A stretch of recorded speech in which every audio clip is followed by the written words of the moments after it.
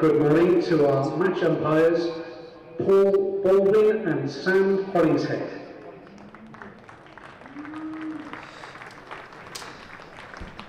Good morning, everyone. Welcome to Safari Gardens Cardiff, where the news of the toss is Yorkshire have won the toss and have elected to bowl.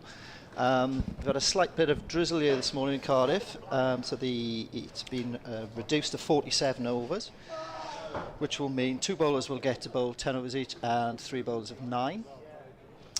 News of the teams are Glamorgan are Smale, Tribe, Carlson, North East, Ingram, Root, Kellaway, Douthwaite, Van der Gooten, Govin, McElroy.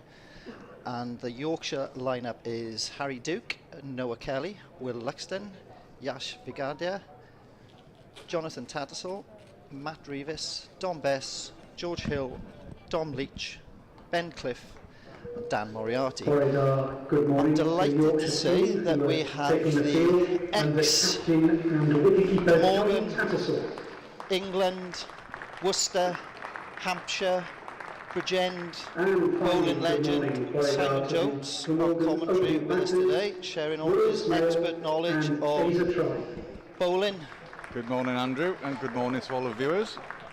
Good to have you here, Simon. Nice journey in this morning? Well, it rained all the way in, so I was a little bit apprehensive about whether we were going to get a game or not. Yeah. It's nice to see the rain's cleared up, yeah. And we're underway, or shortly underway. And you had a tough night with the cats, you said? Yes, Andrew, I did. Let's see, pets. I'm more of a dog person myself, Simon, cats. But I know you've got issues with dogs as well, so we won't go into Yeah, I'm not a massive fan of dogs. There we go. Right. So who have we got opening the bowling? Opening the bowling from the river end, Ben Cliff.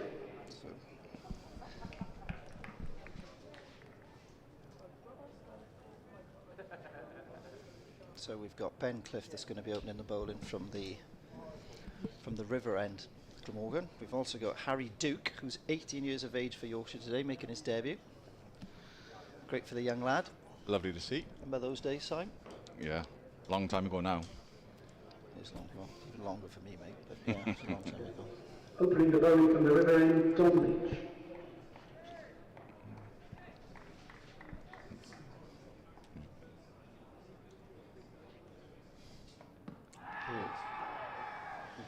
It's a good start. Lovely start from Bancliffe. Oh, this is, sorry, changed it here. Oh, it's Leach. Moved it, Leach. Dom Leach. That's a good start.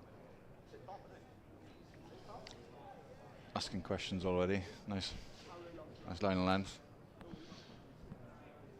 So he started off with 2.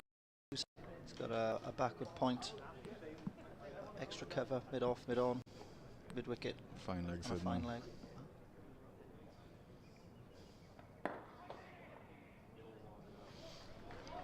Okay. And Smale is away with a well run 2.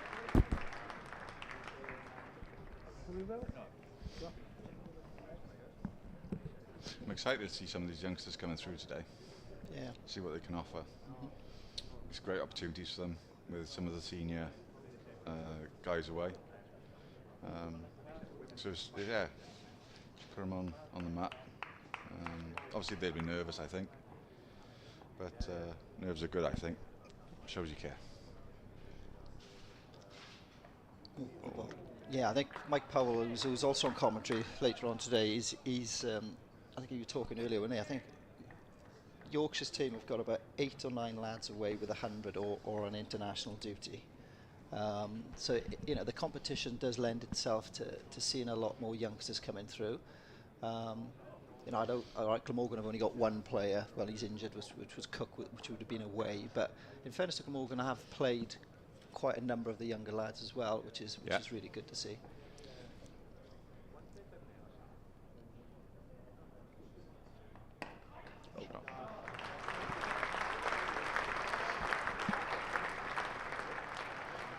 Lovely square drive from Smale there. Got on top of the ball.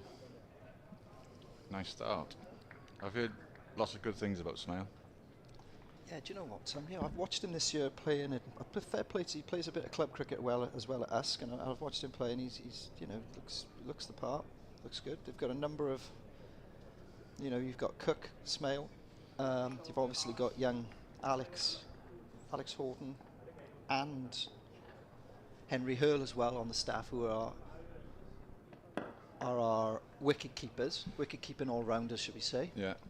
So we're blessed to have quite a number of young wicket-keeper batters coming through. What I like about him, he looks as if he's got a confidence about him. Doesn't look phased. Yeah. Now you can look at him and think, right, he thinks he belongs there, which I think is great for a young lad coming through.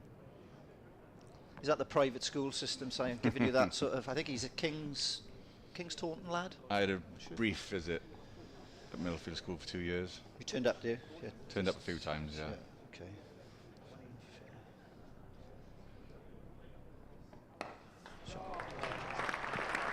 Great shot. Good shot. Great start for Smale. It's 10 off the over. Good start. Leach just got his length slightly too full there, didn't he? I know there's a tinge of green in the wicket. Yeah. So you think you might get a little bit of nip, but I think from our experience of playing at Glamorgan, if there's a tinge of green, that generally means it's going to have a bit of carry and pace. Yeah. It can be deceiving. Yeah. But look, he's a young lad. He's, you know, hopefully someone will have a quick chat with him to adjust his line, pull it back slightly, hit top of off, hit the sticker, as they say. Yeah, certainly when he got it in those areas, it carried nicely through to the keeper. And when, look, like you've just said, we've all been there where you can get carried away a bit and chase a bit, but as you get older and experienced, you sort of think, certainly in one-day cricket, my mindset was probably slightly different to yours, Simon, that my aim in one-day cricket was to hit the stickers as hard as I could, decent line, but every dot was a win. For some people it was, do you know what, I'm just going to get wickets, I'm going to try and get as many wickets, chase the wickets, whereas I looked at it slightly different.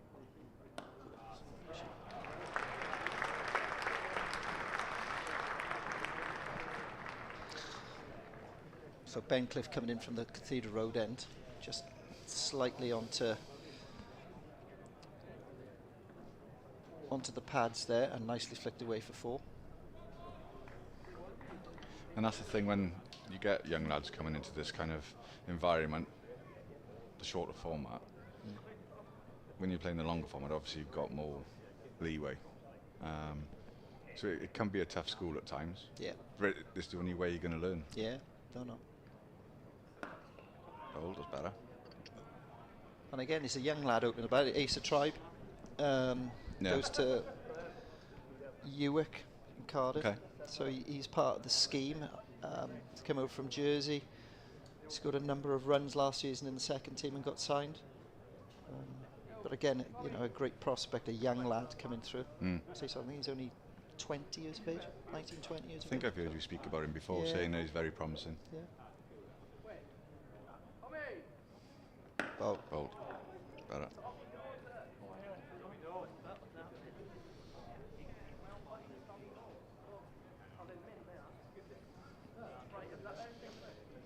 Hopefully the ground will fill up more as the day goes on. I think the rain will have put some people off.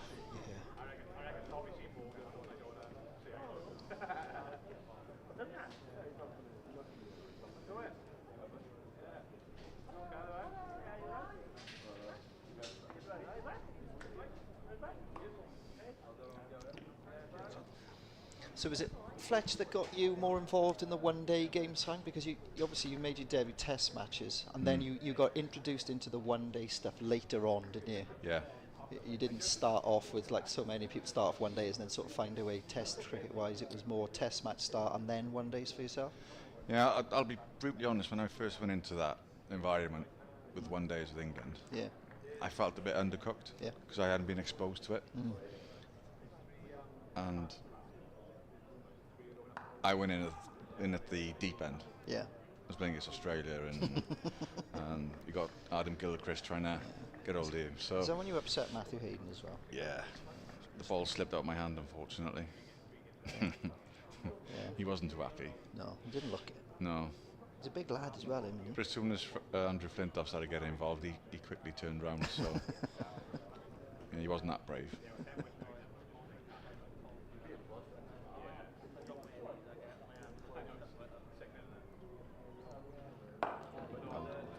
And that was going back to the point you made about Duncan Fletcher bringing me into the one-day squad. As I said, I hadn't honed my skills, so I would have liked to have 2 or 3 years to do that. Yeah. You can hone your slower ball, your Yorker, you hit the stickers ball. But it's great to have the opportunity and to play in that a couple of series I played in. It was epic, but it would have been nicer if I could have had some experience, or more experience. I mean, I'm a massive fan of the test match. I mean, look, test match cricket is everything, and I think certainly the way Rob Key is setting his stalls out with McCullum, that's really important. And look, it should be every young cricketer's aspiration to go on and try and play for England test match cricket. I still believe that, no matter how much money's coming into the one-day game now, where you can travel around the world and play 2020s, etc., etc. But you know, I can't come in myself. Obviously, wasn't really good enough to play a lot of first-class cricket, but I really enjoyed, you know, the one day turning up at this ground, which it wasn't like it is now, but turning up where you'd have 5,000 people watching, it'd be packed. It felt like 30, didn't it? It did, yeah. But for this sort of competition, this is a great environment for the younger lads to almost get their foot in the door and get exposed to it. Yeah. What cricket is really like when you play it at a higher level. What I liked about Test cricket though was you'd always have the best team winning. Oh, that's close. That's his length, isn't it, son? That's why I'd be a terrible umpire. Well, you'd be a bowling umpire, wouldn't you? That'd be. Yeah, good game's a good game. The fastest finger in the West. Yeah, that's his length he wants to hit. Just that in between length, you know, the magic length where you don't know whether it's close, you know. It's a good shout, that. That's a very good shout. That's a good shout. Full ball. But that's going to give him confidence now as well. Oh, ball. He's got a really. What do you think of his action, Sam? Nice. Nice. He looks tall. Got a pair of shoulders on him as well. Lovely run up. Runs in with. When you see people steaming in, that obviously suits them. But I'd just like to see more of a balanced run up. So you almost think more control at the crease. With some younger bowlers, you can almost try too hard. He looks as if he knows what he's wanting to achieve. I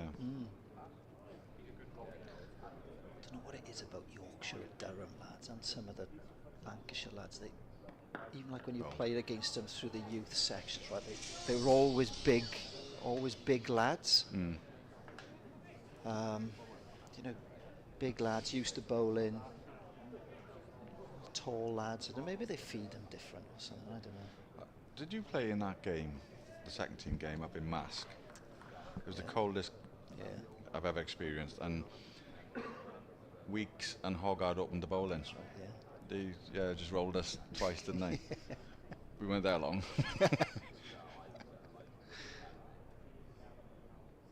That's well bowled again. Wow. He's found it now, hasn't he? Yeah. And that's the beauty of bowling. You have to think on your feet. Yeah. I think, right, that was a little bit too full in the first over. Yeah. I'll adjust now, and he's done it brilliantly, hasn't he? So this is putting pressure on the batter now, where he's got to try and invent a way of dealing with this. And then it's a risk, isn't it? Yeah. Yeah, he's keeping him honest, Simon. Isn't he? As bowlers always like to see.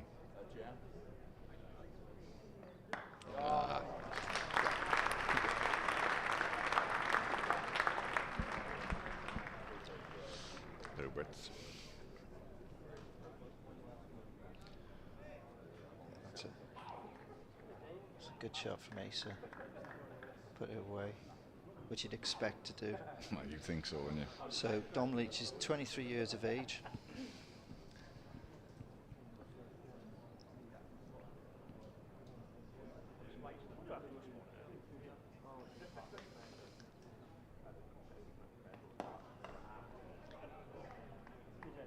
Got a little bit floaty there. I think that was in his head then. Right, I've just gone for 4.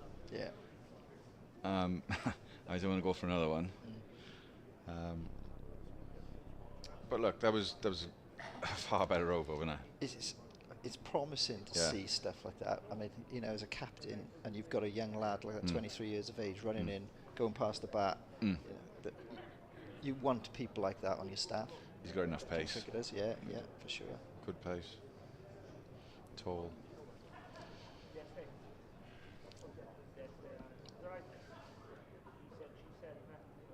Yeah, the Durham, all the guys up north seem to be quite decent. I mean, you get some lazy ones, and we had one year, didn't we? You come down, what was his? He was Nicky Penn, wasn't it? He come down from Durham, he was about 6'5", and I'm just going to bat. I'm just going to bat, Penn. Great shot. Lovely Great shot.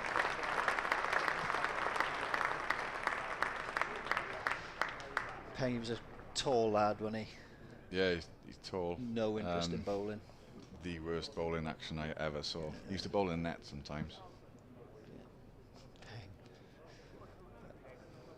That's a great shot of that from Smaley there. Balanced at the crease, isn't he? Yeah. Lovely, yeah, nice.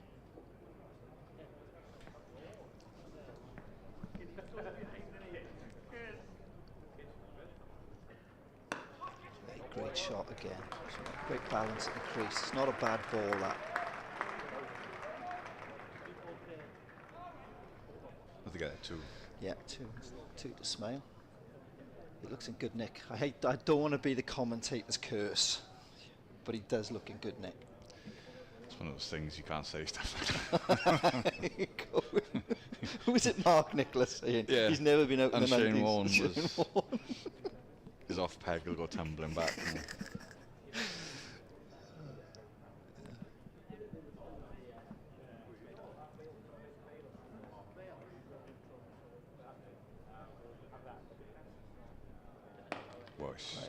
It's a bit of a change today, going with Smale and Tribe. I know the last couple of games you've had, probably Byram's been forced, he's out injured. Tom Bevan's had a little go up top as well with Kieran, with Kim Carlton, so it's a bit of a change. Be interesting to know why. I didn't see the previous games, but I like the way these two look. Yeah. They kind of complement each other. Yep. Bold. Right.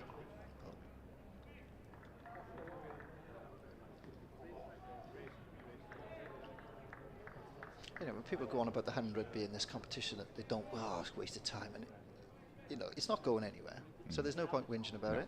It's going to stay. Look on the positive side of it. It does allow counties to play and have a look at their youngsters as well. Yeah. So There's massive opportunities for them.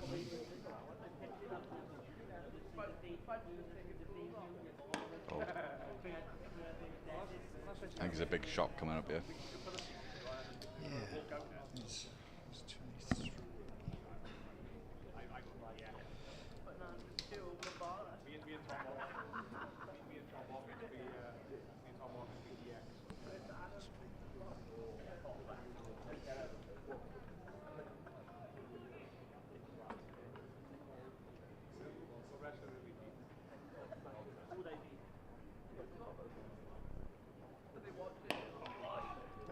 Ball Slipped. End of the over. Glamorgan are 26 for none. Nice solid start this, Andrew. Yeah, they'll be happy with that. Definitely happy. Another good over from Cliff there. He's just 20. He's only 21. See, look at the bowling attack here. There's a 23-year-old lad and a 21-year-old. There again, bowled with good pace. The conveyor belt of Yorkshire cricket. It is a big county, mind. It's enormous. Lots of people there. Enormous.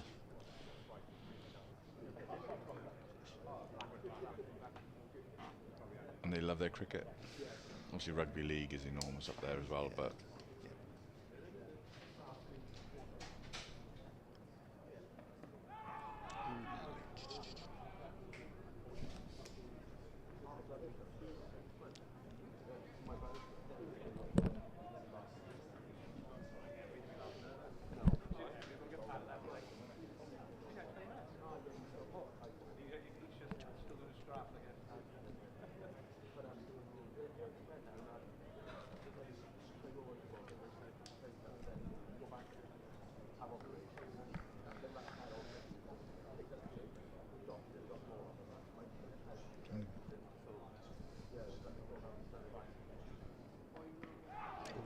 Good shot. He's hitting his straps here. He's hitting good lengths here.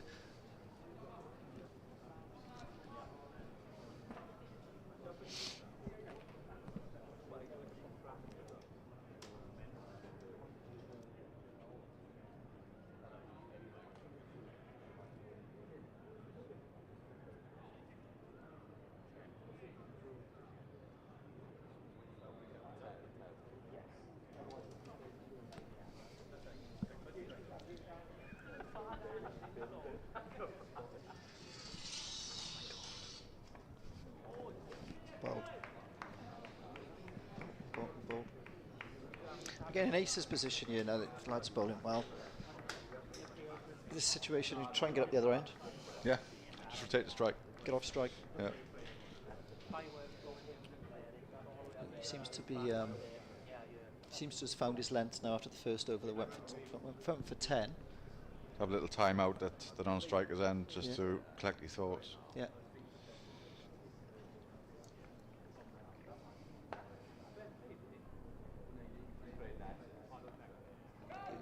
Carry again. He walked it in then as well. See, that's what pressure does, isn't it? When you're hitting that length. Yeah. You're forcing the batter to try and invent something. So would you change anything then, Simon, if you were bowling and say you're bowling well and you know, does your mindset change from going, do you know what, do I just stick in you and just keep it in my lengths, or do you think... I'd stick at hitting my lengths for now. Wait to see what happens.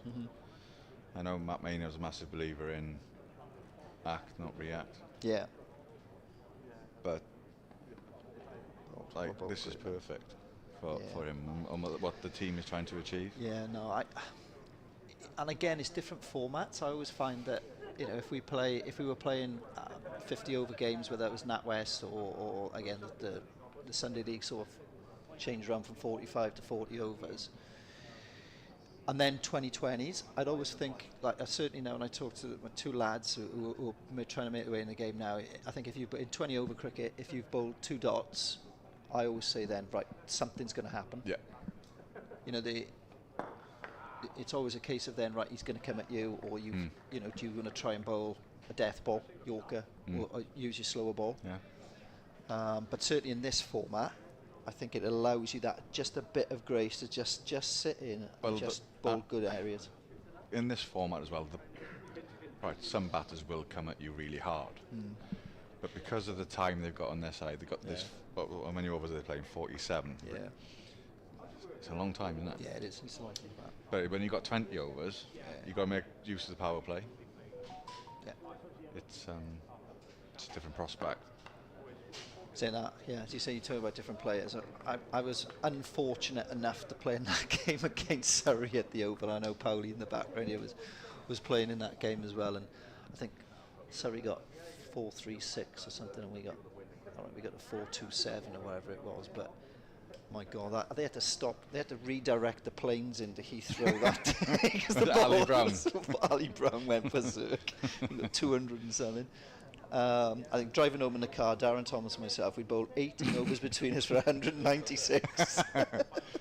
That's a long day. Oh man, honestly, I can't remember. Oh.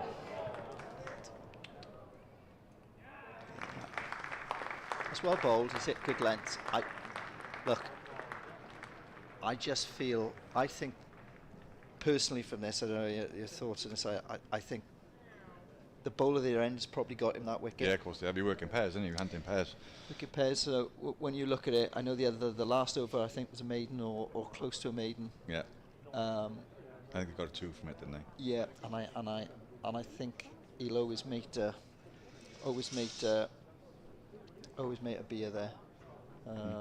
Because certainly the over before was an exceptionally good over, and Smaley was probably looking to get on with it. And he forced a false shot just from being disciplined and hitting your length hard. Yeah.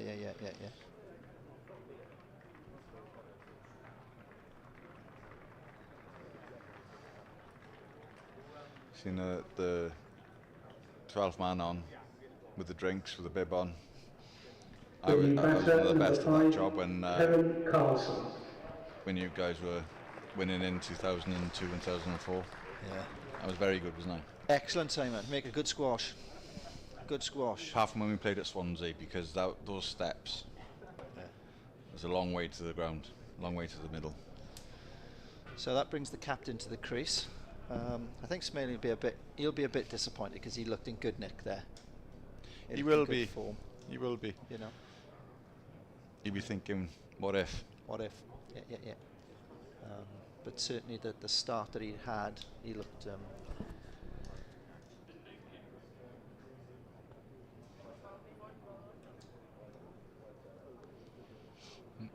For 16 runs.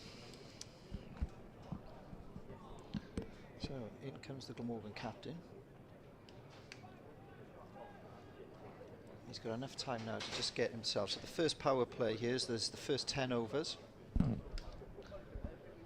with the reduced overs to 47.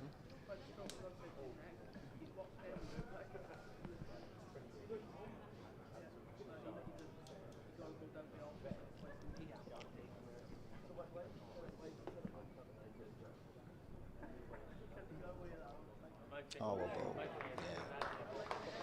I always find as well, right? If you get a wicket early as a bowler, just makes so much difference, doesn't it? Of course it does, yeah. I think it's the same as if you're a batsman, you get off to a flyer. You get off to a couple of good shots away. The ball in the middle of the bat, feel good in your crease. Yeah.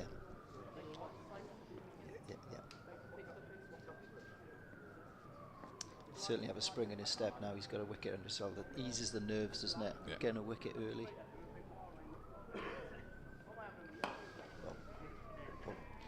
So it was great to see Otis Gibson earlier. Yeah.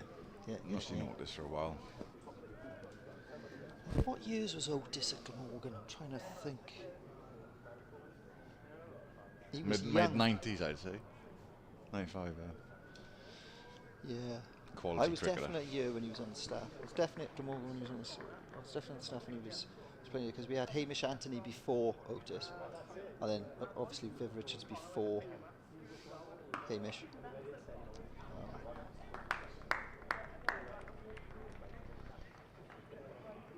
I think, was it all out this year that David Hemp upset? I think we were playing Leicester in a championship game, right? And I think we'd won the toss, batted, and we got bowled out towards the end of day one. So there were only a few overs left in the day, and Hempy sort of suggested to Otis that we'd already got 2 spinners in the team, and if he could potentially just bowl a bit quicker than what he had been bowling. And he bowled the speed of light in the night. Good old Dave. Hempy was a special character, wasn't he? Oh, yeah. And his brother Tim as well. Yeah. Loose is the word I'd use. Loose cannon. There was... I always remember another great time with David. I can't remember it. When Saurav Ganguly was over playing for us, right? And we had Kent in a championship game here. And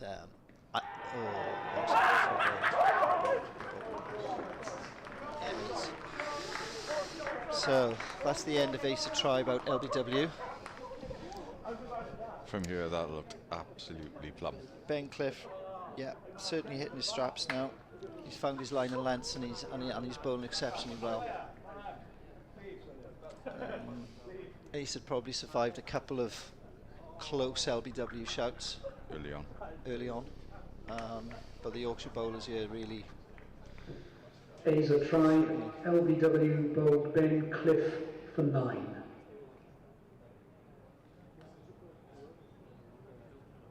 Yeah, looked pretty good. That was missing leg. Smash in the middle one. And smashing middle.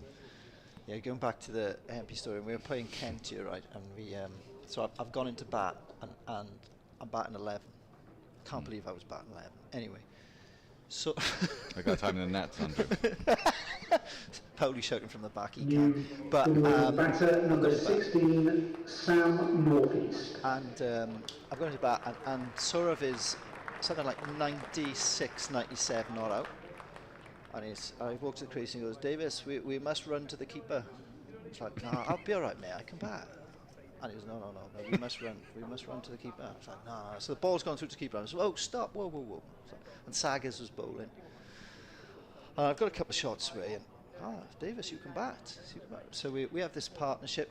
Saurav gets 100 and whatever it is. In the change room afterwards, Saurav's giving this speech, right, to the batters about how it's important to get stuck in and stuff. And he's gone, and the rest of you left-handers, obviously David Hemp being a left-hander, you must watch Davis bat. Oh, it was gold, mate. It was brilliant. I always remind Hempy of that. Hempy's face. Yeah, it was. He was eating some cereal or something at the time, right, Dave? Cornflakes flying everywhere. Cornflakes went everywhere. Hempy, you must watch Davis bat, right? Hempy, if tomorrow, mate, get here early, I'll give you some throws and we'll just go a bit through it. Just see how you're shaping up a bit. Brilliant. Thanks, Saurav. I remember a net session with Saurav, and he'd only just got here, and he walked in, and we were all stood at the top waiting for him to come in, and he didn't have a helmet, and he said, no bouncers today, please, guys. So what do we do? Bowled him a bounce the first ball. He just walked out the net, got in his car and went home. We were just looking at each other going, oh, right, okay. Good old days. Anyway, on to more pressing things. Let's talk about the cricket. Yeah, Carson's.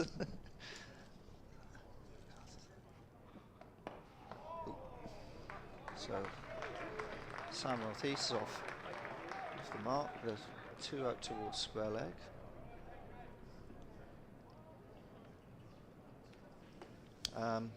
But yeah, I think the Yorkshire bowling attack will be really pleased with how they've started here. I think the stats are, from what I've been told, I've spent a bit of time in and around the challenges this year, in fairness, and they go into great detail on the stats. And I think if you take 3 wickets in the power play, it increases your chances of winning the game by something like 73%. Really? Yeah.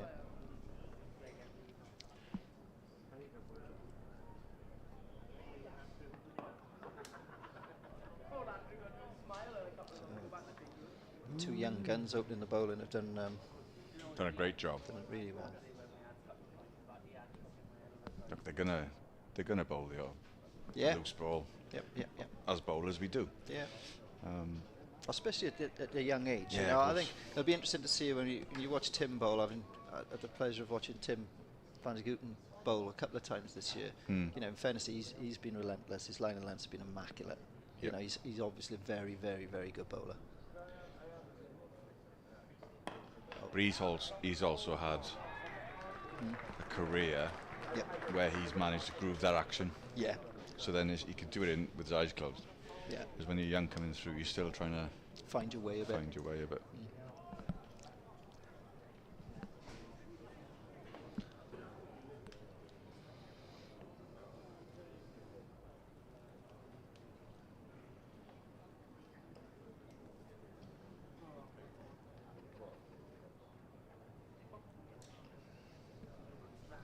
This will be a big partnership now. 2 senior players at the crease. Bowl.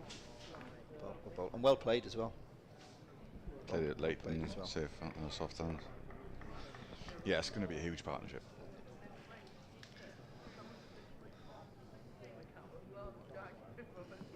But then you look 2 still to come. Ingram still to come. Root still to come. You know, I think I've looked at some of the 2020 games this year. I think Root could have done a job in the middle there. And a few of the games that Glamorgan came up short. He's a talented cricketer. Yeah. I certainly think he could have done a job in the middle there for them.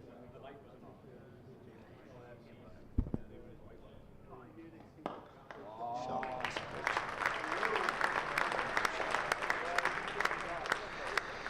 Right, I'm going to depart. I'm going to pass over to Mr. Powell.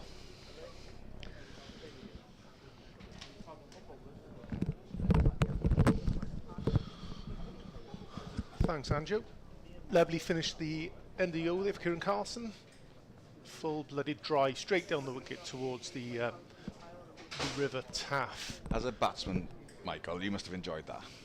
Yeah, Hitting yeah, it it back was. past Yeah, the bowler. yeah, good question. That was pretty much what I built a career around. was hitting the ball straight back past towards the bowler. But it's good.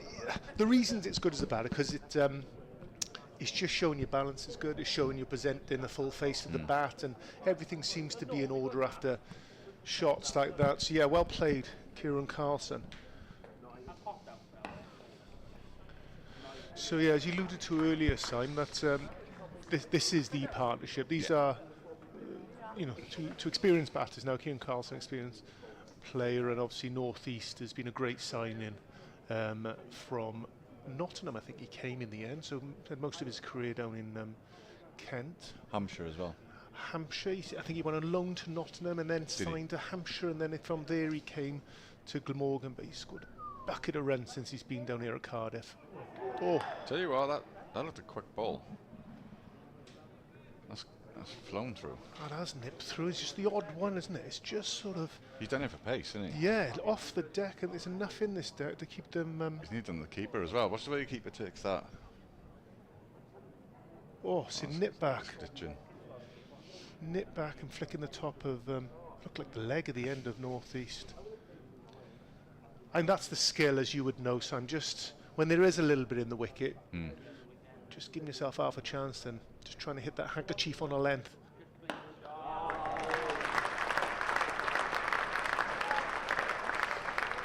Lovely clever drive North East there. The other thing with learning your trade as a batter or a bowler, right? As a bowler, you want to use the crease, change the angle on a batter, Yep. lull you into. If you look where his feet marks are there, he's landing in the same place constantly. You could go slightly wider, drag him into a drive. Yeah, I suppose that's that fine balance, isn't it, of the previous delivery as perfect line length, nipping back, carving northeast in half and ball going through to the keeper, and then just Cliff just overstretching himself looking for the same delivery and serving up a nice half volley. Oh, that's well bowled. That's the thing, is you learn as you get further into your career, is patience, isn't it? Yeah. It's interesting you say that. When you play, we used to play against some of the senior fast bowlers who may have come back in a little bit of their pace when they were younger, but the skills they acquire along the way and they wouldn't give you much. That's the thing, they don't give you very dry. But so that ball is perfect from Cliff there, just on a length again. Northeast not knowing if it's going to nip around off the seam. Good call that. Again, tentative from northeast on that drive. Not knowing that ball that jagged back. I think the second delivery of this over. For a little doubt. Oh, huge doubt in the back. Because a seaming ball, you can do nothing. As a batsman, you can't control that. With a swing, you can see it early and you can move and adjust for the swing. But seam, absolutely no chance. Oh, ball. Oh, my word. What a catch. Oh, my word. What a catch. That is unbelievable. Wonderful bowling from Cliff. That length we were talking about, I think that one possibly nipped away off the seam. We'll see in the replay here, but Northeast just fending that ball and getting a thick edge, the diving slip fielder. Wonderful bowling. That's just, yeah. We look at the replay. Length ball, nipped, top edge, diving one-handed. What a wicket. That's one for the highlights. Do you know what, though? Northeast, it's a good ball, isn't it? He hasn't done anything wrong. He hasn't done anything wrong. He hasn't anything wrong. There's not much more. If you gave that ball again, I'm sure he'd do a similar sort of thing. Good length, just hitting the top of off edge of northeast bat. What a catch. Northeast caught George Hill, bowled Ben Wonderful Cliff catch from a for diving seven. hill to his right hand side. Yorkshire just on top here, 40 for 3.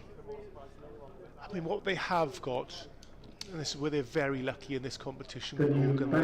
They have got a number of, I've got a number of senior players in this team, and you know, we have just lost Northeast, 30, mid-30s, maybe a little bit more than that now, who's just departed, but a very experienced Colin Ingram. He's played around the world, international cricket for South Africa, obviously Glamorgan legend down in these parts, the amount of runs he scored for the club, and playing the IPL, so he brings all that experience to this team, which other teams in this competition But it also calms the dressing room. Absolutely.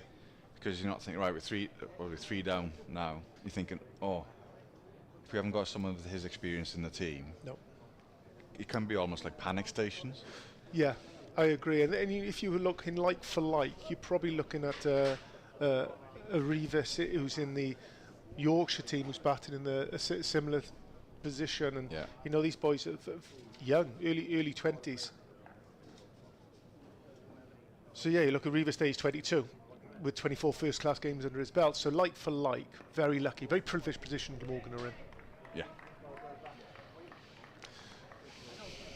Yeah, so in other competitions, Northeast has got a lot of runs this year in the 4-day competition. He's got big double hundred and triple hundreds, and he's done really well. Ingram's done the same, Kieran Carlson. Just looking at that replay again.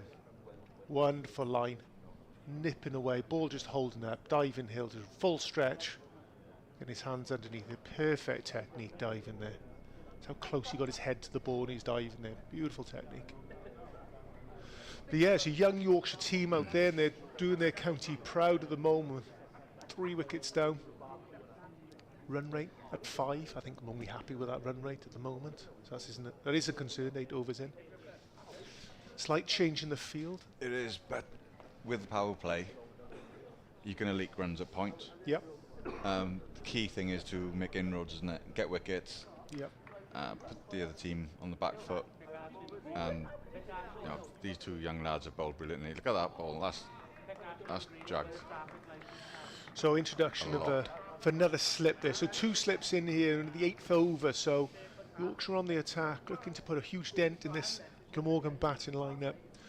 Just like changing field with that second slip in place. You've got a 3rd man with the 2 fielders out. You've got your 3rd Man down on the boundary, and they've got deep square on that shortest boundary out to the main stand here at Cardiff.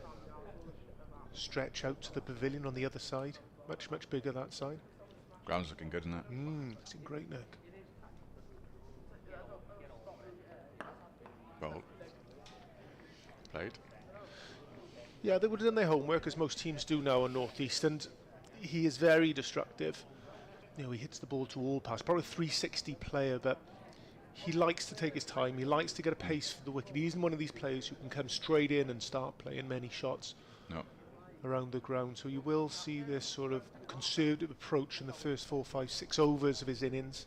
That's possibly why we've got 2 slips in at the moment, hoping to get that edge of Colin Ingram's bat.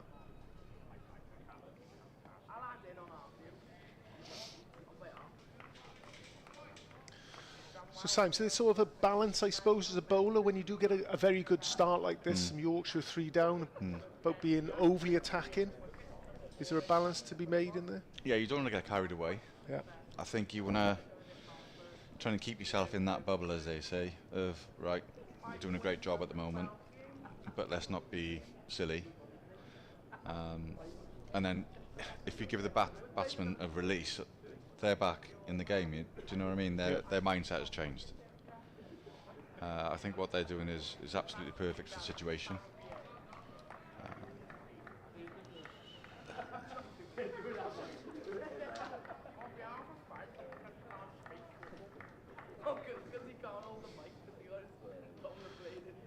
Yeah, so another good start here. Yorkshire coming off the back end with a good win. Previous game against Warwickshire, who are second in this Group B. It's 50 over competition. It's a good win for them coming into this game against Glamorgan, who are sitting at the top as we stand.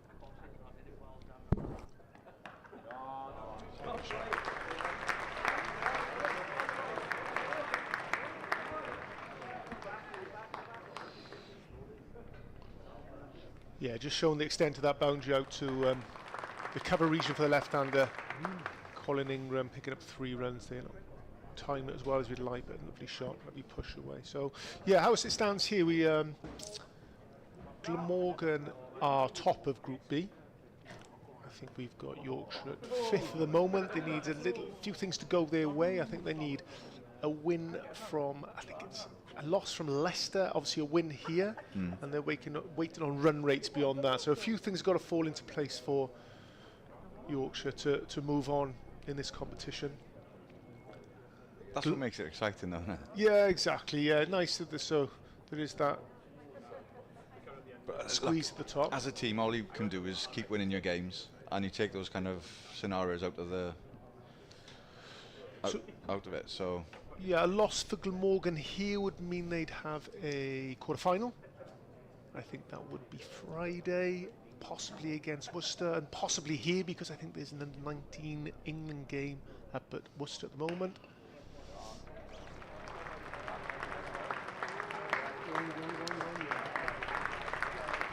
Square drive from Ingram there. This is the thing, you can tell when you've got experienced players at the crease that they wait for the right ball, don't they? They don't try and force it. No, overly hard. A little bit floaty from Cliff there. You compare that delivery to the delivery he got northeast. Now, maybe it's that left-hand, right-hand combination. Maybe he's more comfortable. Try to swing it in, maybe? Yeah, more comfortable to float the ball in rather than hitting that deck on a length, which has served him so well with his wicket.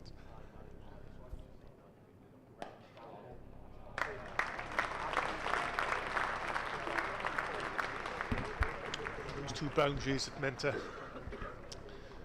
change in the field, taking that second slip out and giving himself just a little bit more cover in that cover region. Haven't seen any swing today. No swing. I agree. I think it's one of those old school hit the deck and let the ball do the talk. Yeah, rather than trying to swing a batsman out, hit the deck and that ball. While that white ball's still nice and hard, and that seems hard to move the ball around. Yeah, I was just saying, so it looks like Glamorgan loss will take them through to a quarter-final, which possibly will be against Worcester, which possibly will be here rather than away because their ground's been used for Friday. if they win, I think it gives them a straight bye to the semi-finals, and obviously we're unsure to what that draw will be. So they're in a good, strong position. Either way, they're moving on to the next stage, being top of the group. I'm glad you talked about that and talked us through it. Because it could have been absolute gobbledygook if I got involved.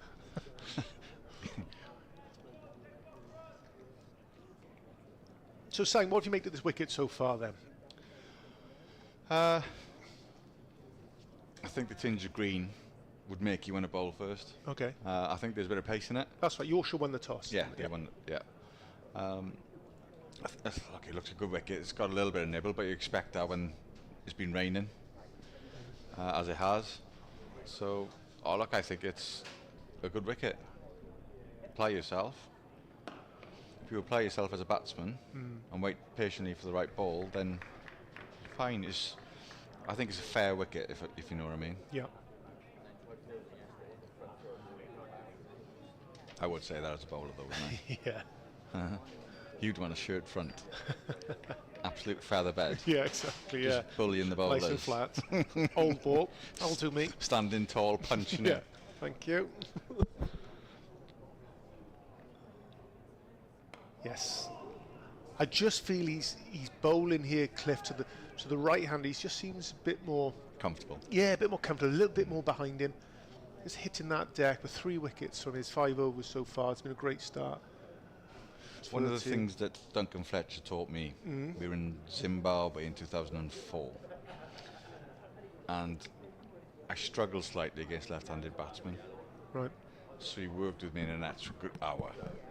And all we did was adjust my signaling the end of the first step wider, and then what he wanted me to do was run in at the batsman's off stump. Got you. So then you're not looking to force it out George off stump. The natural angle will take it across them anyway. Got you. So when you watch bowlers and they haven't done that, then you can see them erring onto the leg, which batters love.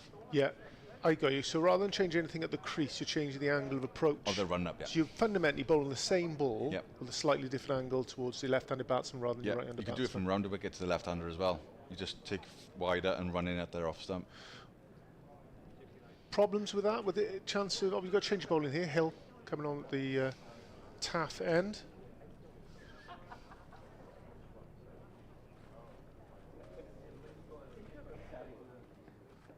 Oh, squeezing the leg side. Start with a wide. But Hill, another young lad, they're 23 years old. He's 44 first-class matches to his name. So he's been around 28 list days. So he's played a number of games in Yorkshire. He's going to be nervous, isn't he, first ball? Yeah. Product at Sedbert School, same as Harry Brook up there. So Nice. he's used to cheering out quality Yorkshire cricketers. Gold.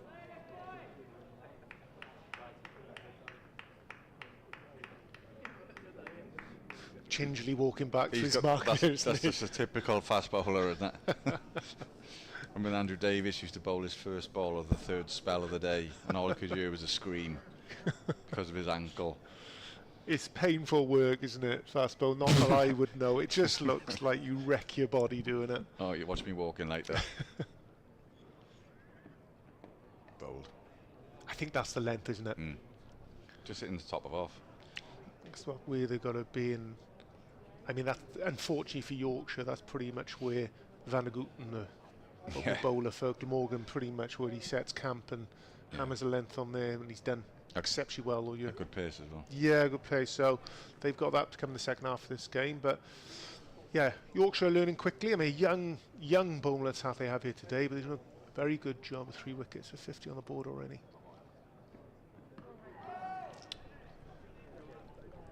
Again, just that movement off slightly back of a length.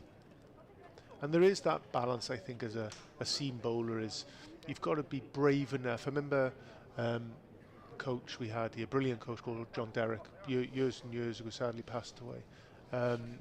He said when he is moving around, you've got to be brave enough to be hit for a half volley. You've got to be brave enough to be cover driven, because that's where you're going to get your nicks.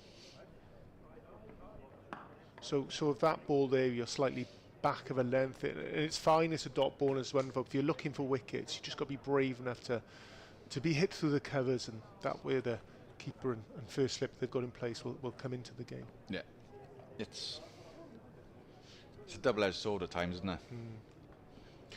But he set the field up for it. He's got the slip in He's got place. his Obviously, cover. he's got a cover out deep cover. So he's got that as a backup. And he's bowling a couple of balls down leg side. Yeah. So Hill, a genuine all-rounder, bats and bowls. He does it all. I mean, that game against Yorkshire we talked about, a very good win for Yorkshire. Previous game picked up 6 for 28. So he was the man who brought the game home for Yorkshire. So he's in good form coming into this game.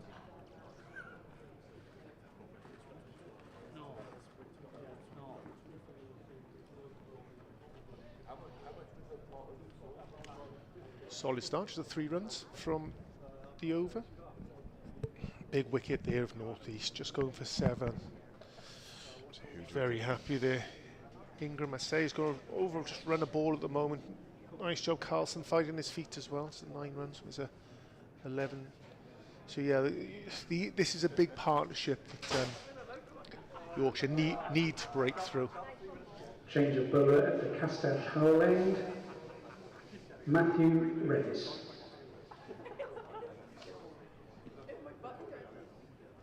Matthew Reeves coming on to bowl here, the Cathedral Road end, another young lad. Do we know much about this guy? Yeah, another Yorkshire product, Steeton, West Yorkshire all-rounder. Played a similar amount to Hill, his 24 first-class games, 23 in list A. Say list A, that would be covering your 50 over competition, and yeah, he's got top score of 100 in the championship, so yeah, an all-rounder, big, tall, running in, trying to hit the deck, trying to hammer that length and make life awkward for the left-hander. But yeah, Hill and Reeves not straying quite a bit on the leg side here, and like you said, haven't quite made their adjustment to the left-hander Ingram.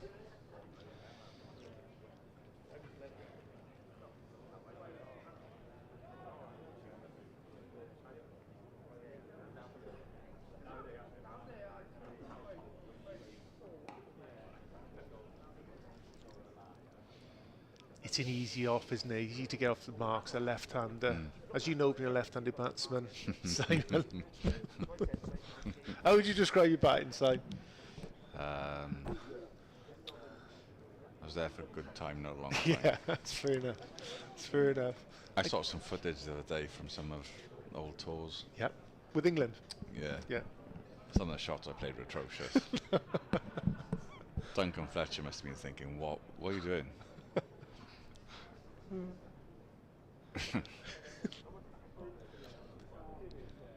Oh, perfect. The thing was as well, on that footage, I saw, like, obviously Graham Thorpe batting. Yeah. Under the news of him passing last week. Terrible. He was amazing on tour. Was he? Yeah, he looked What was he like? What was he like to play with then? So how many tests did you play with Graham Thorpe? 13. Really, that many? Yeah. So most of your From my tests was debut with. to just before the Ashes. I remember you saying on your debut, Lords was a debut, wasn't it? Yeah, India. Against India. And you said, I think Graham took you under his wing, didn't he? Look after you? He did, yeah, and Craig White. Good fielding down there. So what was that like? So obviously, talk us through your call up to when you arrived, to how did you feel? Oh, I was terrified. Were you? Yeah. Was it a surprise to be called up, or not really? You expected the call up? They'd included me in a couple of squads, Yep. just to go in as 13th man to get to adjust to the dressing room and the people there, the legends that were there, like Alex Stewart and Nasser Hussain. And you played in the game. We were down in Cheltenham, and I had to leave straight from that game. Yes, I remember to that. go to Lords. Yes, I do remember that. Remember when Kaspovic knocked out Ian Harvey? He bowled the speed of light, didn't he? Yes, he did, yeah. And yeah, so I got to the hotel, and I didn't know anyone. Just seen them on the TV. Okay. Did you have a team meeting? Was it something like that? You got together, or a team meal, or? Yeah, I was sat quietly in the corner, Right. Okay. and we've just sat just having a chat. All the lads introduced themselves. Went to training the next day. Walked into the dressing rooms. Literally didn't know where to sit. So who? National saying captain. Talk me through the team. Who do you have on the side? Do you remember? Oh God, Crawley, Thorpe, Butcher, Nass, Stewart, bowlers, myself, Hoggard, Flintoff, White, Spinner, Giles, Vaughan. It's a good side. Very good side. And they produced the slowest, flattest wicket I've ever seen. It couldn't have suited India any better. My first ball bounced 3 times to Alex Stewart. I was like, This is not how you envisioned it. Wasn't supposed to go like this. but when I first walked into the dressing room, I didn't know where to go. And I was just looking around and I could see all these players. I was thinking, what do I do here? Just stood there. And Alex Stewart moved all his kit. He said, come and sit next to me, it's fine. Nice. He regretted it after 2 days. Yeah. Because he's the tidiest human being that's ever lived. Yeah. And I was just, my kit was Chaos. everywhere. Yeah, organised chaos. But it was a great experience to play against Tendulkar and Ganguly, Laxman, Dravid. Unbelievable, man. Oh, that was a... I remember playing. We were just trying to get constant updates. John Derrick was our coach at the time. That's right. We were on the field. We're seeing as you bowled. Have you got on? Have you been selected? Are you playing? Yeah. So the boys were really proud the fact that one of our mates is playing for Yeah. England. It was awesome. We were all living it with you.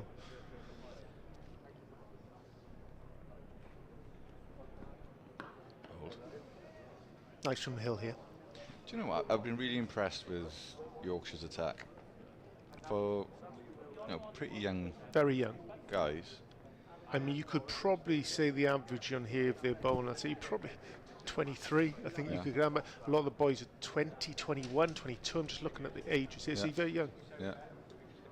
And as you were saying earlier about the first class experiences, not overly much there, is there?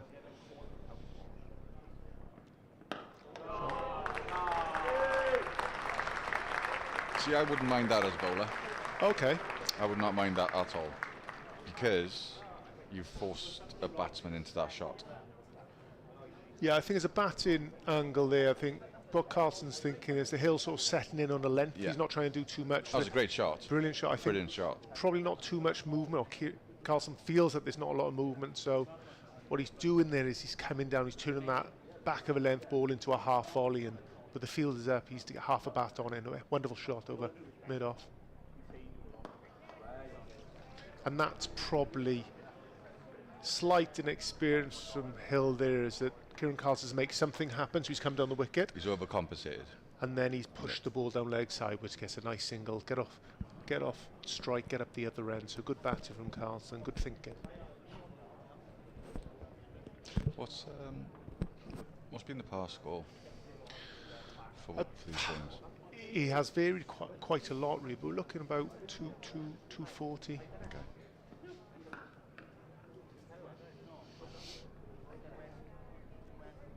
But it definitely brings in a slightly different audience. There's a reasonable crowd here in Cardiff who turned up to watch this game. I think just the slower, leisurely pace of this one-day format. I think there's a lot of people who quite like it rather than the razzmatazz, the T20 and the 100. I think it does bring a slightly different audience. Traditional. Yeah, it's traditional, and it slightly ebbs and flows a bit slower than the other formats.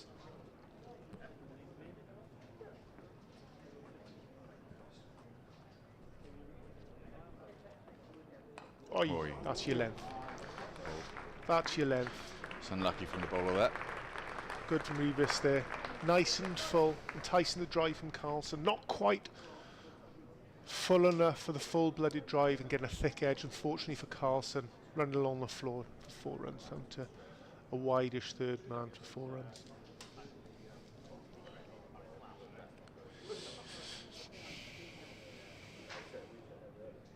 Right, Michael, you're captain. Go on then. If you win a ball in this length, would you bring in second slip?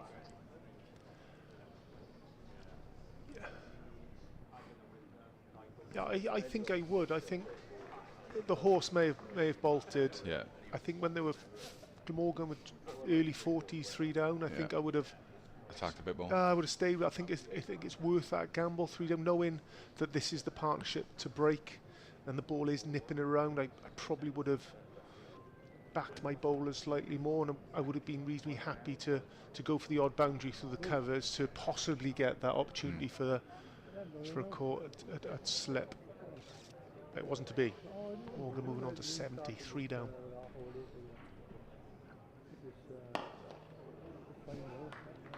Yeah, so shots like that I'd be happy with as captain. I don't mind that. I you know, if you want to bring another drive man in or whatever you do, you know, you can set your traps. I'd be asking my bowlers to borderline be driven. And I'd be quite happy. I think that would bring, especially with the ball, if it is still nipping around. We've got a great angle from where we are getting this commentary, but if it is nipping around, I'd probably persist with that second slip for slightly longer.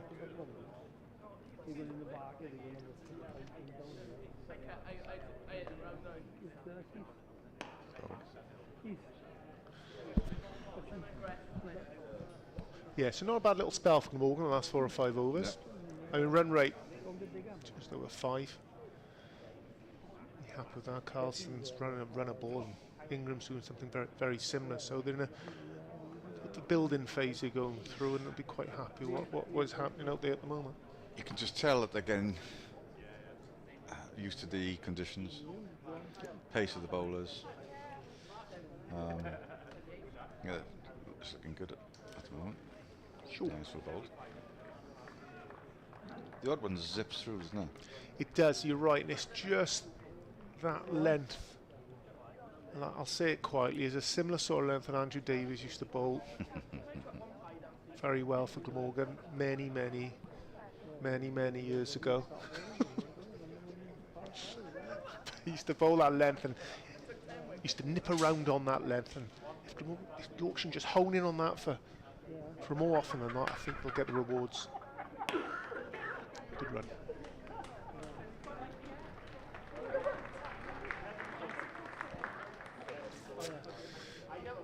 Another good set from Reeves there. It's 9 runs come from 2 overs. We'll have a changeover in the commentary. Thank you, Simon. No problem. And we'll introduce back into the mix Andrew Davis, ex-Glamorgan, ex-Bridgend, ex-Ennisgowan. Neath, Ponta de Lace. Whoever would have him, basically. Yeah, anyone will have me. Highest bidder. No. No. Don't say that. No. Please, never do that. So they've recovered quite well, Glam. Still got a decent-ish run rate. Be too disheartened by that, will they? No, I was saying earlier, 5 and over, you know, with the ball nipping around. Yeah. More than happy.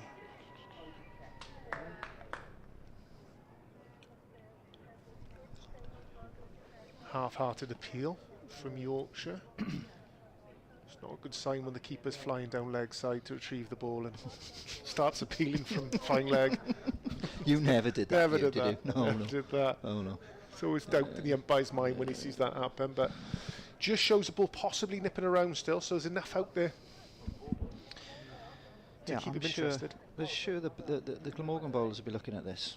Certainly Tim van der Gooten and Jamie McIlroy, the 2 opening bowlers, will be thinking, right, okay, well, you know, there's definitely enough in it with a new ball.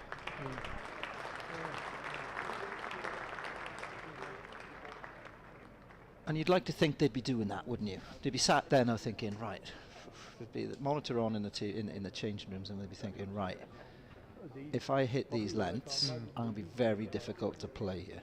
Yep. You know, I used to admire the fact that you know, you used to watch England in the Test matches, and they wouldn't have such a great morning spell, and then they do an analysis at lunchtime of how the bowlers have been slightly too short, and then they'd come out after lunch and get 4 or 5 wickets straight away. Broad, Anderson, by just bowling that yard further up the pitch and just getting the next. Because you know, there's obviously a skill in the coaches and the bowling coaching staff to recognise what isn't quite going on at them. And there's another thing, having enough skill to Yeah. execute that and change. Yeah. I mean, and that's why they are there playing for England. Yeah. Yeah. I made the analogy last time I was on commentary. They were good. They're good, aren't they? And Alan Jones saying to me, "See, I'd have had to play that one." Yes, Andrew, that's why you were sat here, and they're playing for England. Thanks, Al. Yeah, a couple of wraps on the pad here for Carlson. Hill not a million miles away. Just trying to sneak one through, possibly looking to nip one back towards Carlson. Unfortunately, so far I think those going down the leg side, so slight adjustment, get it outside off stump and nip it back onto that off stump if you can.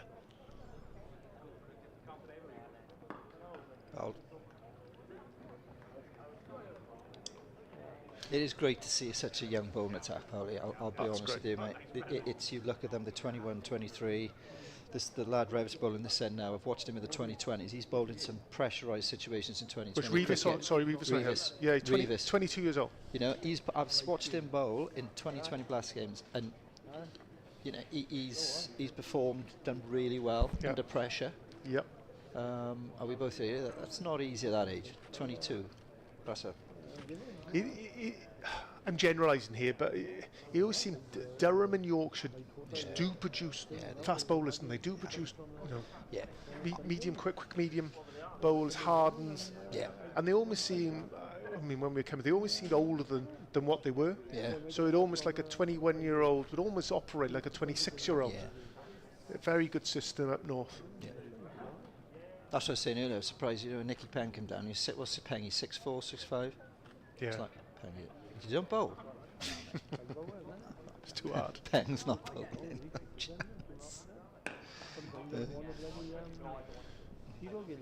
Yeah, credit Carlson Ingram. They've rode this little tough period, and they're rebuilding. What I quite like as well, we saw a couple of overs ago, when it is nipping around as a batsman, probably the worst thing you can do is to try and hit boundaries.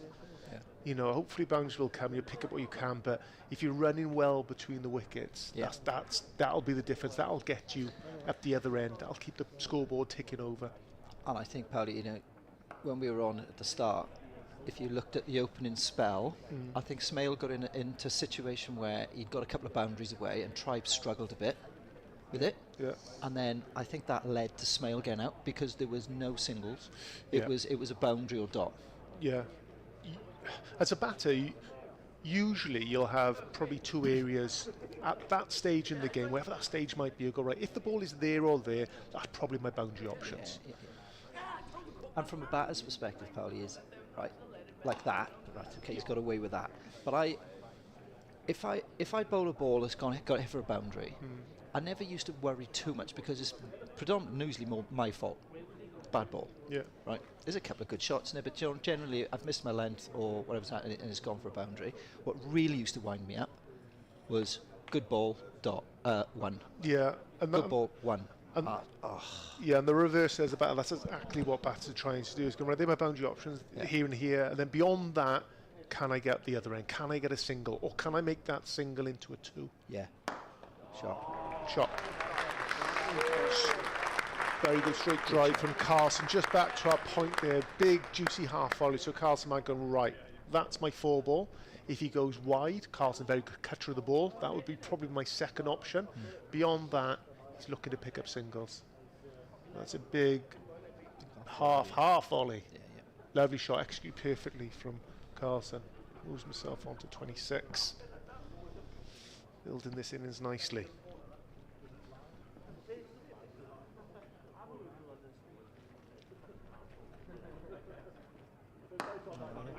Again.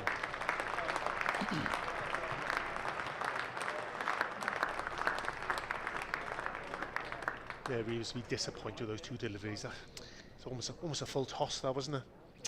Very full, very wide. I don't know. He doesn't look too comfortable, Paulie, bowling. I'm not sure if he's struggling with an injury or he certainly doesn't look overly happy at the minute. I know he's been stretching his lower back there, and he is now again. And Does he just doesn't look happy at all? You're right. you know,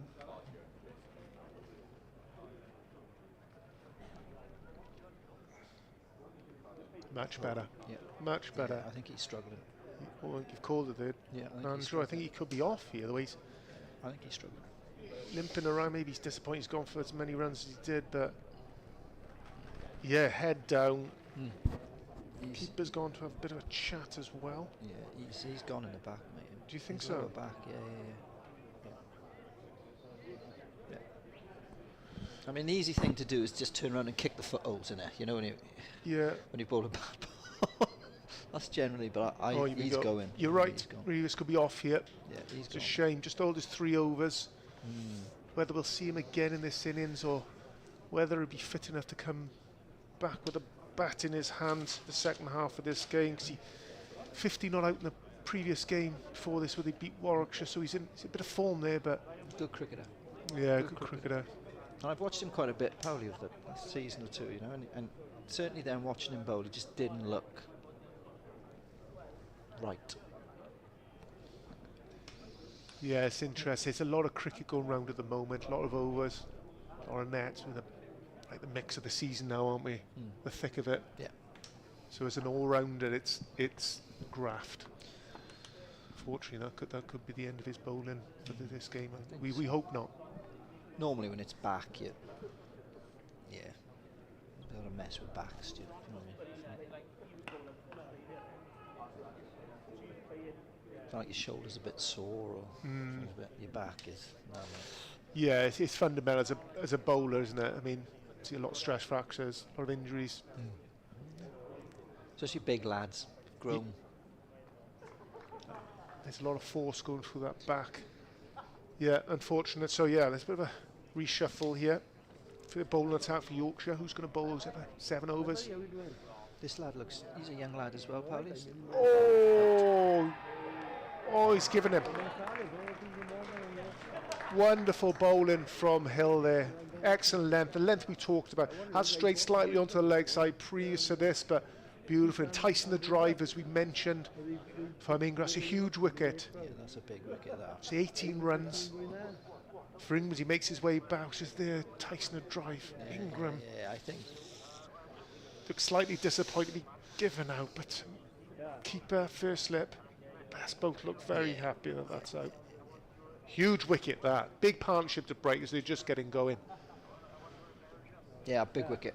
Well bowled. Get the ball up there. I think he'd been driven a couple of times in the air. Colin Ingram caught Tattersall's called George Hill for 80. But this competition, as we said, there's a number of players out involved in the 100 at the moment, which does give opportunity to other players who haven't featured so heavily in the championship and T20 for their club. So, you know, the fact we got Root here, we're not seeing a lot of Root this year. He's not been involved as much as he has in previous years. And Kellaway, another youngster on the Morgan staff and Chepstow product. So, you know, with these players, there's many overs left. There's 30 overs left in this game. Give these boys opportunity to see what they can give to the club. Oh, I mean, this is a perfect opportunity for Root coming in. Now, you know, you've got plenty of overs still left to bat. He's got time to get himself in, and he can score quickly anyway. And he's one of those players that will turn the strike over. I was saying to Simon earlier, I think I watched quite a bit of the Blast this year, and I thought he could have done a job in the middle. Glamorgan team Root, yeah, in the Blast. I think what he does with both of these very quick between the wickets. So we talked about picking up those singles and twos and threes. If these two spend a bit of time at the crease now, you'll see that happening. And he can play 360. Yeah. You've seen him play innings. Yeah. In the past, it was at Worcester last year. But he got a big 100 at Worcester last year, maybe in this competition or. Yeah. And again, he went all round the ground. So you can certainly play those shots. If people say, "Oh, on the Blast, he only really is a dabber." He's certainly not. I could be wrong. I think obviously he started his career up in Yorkshire with his brother up there, and then he moved to Nottingham for a number of years, and that's where Glamorgan picked him up from.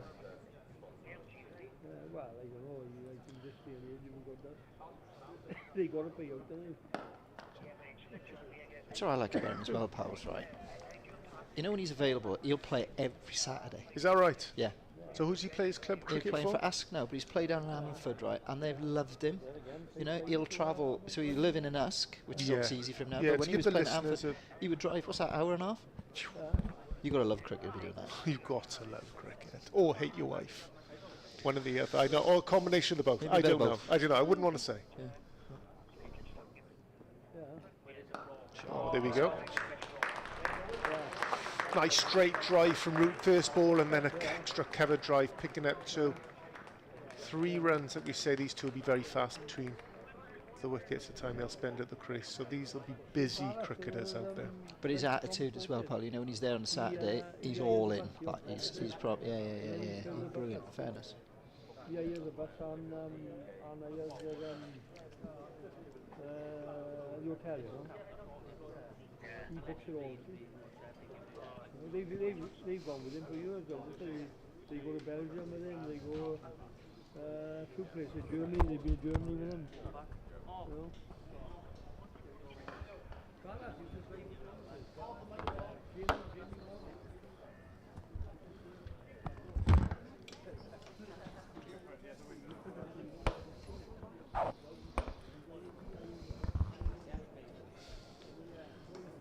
Just trying to sort that sound mic out. We seem to have a full conversation. What sounds like Dickie Bird out there in the crowd.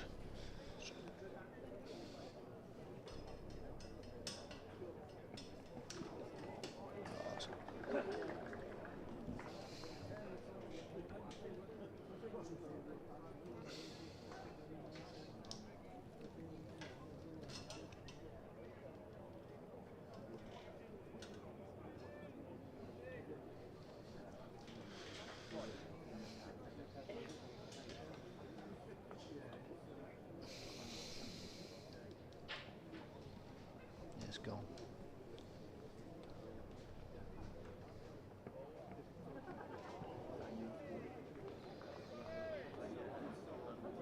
So a dot ball to finish from Hill. So it's 4 overs, gone for 15 runs. Picked that huge wicket of Colin Ingram, very happy.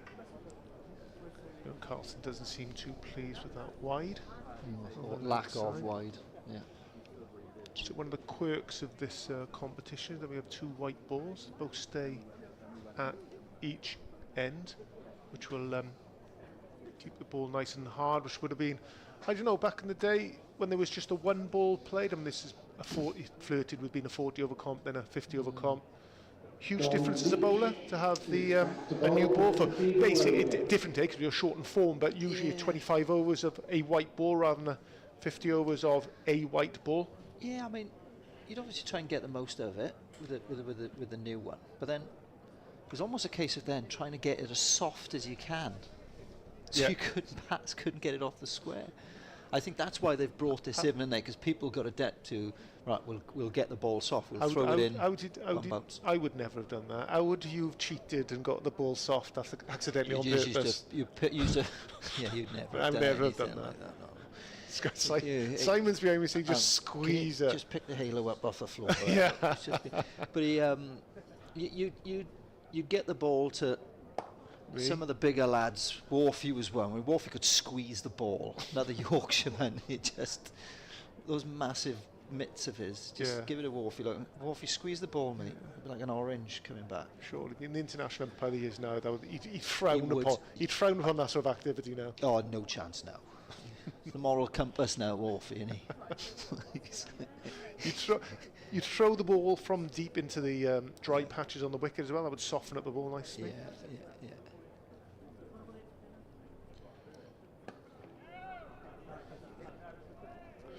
So yeah, this is change bonus. This has brought Leach back on.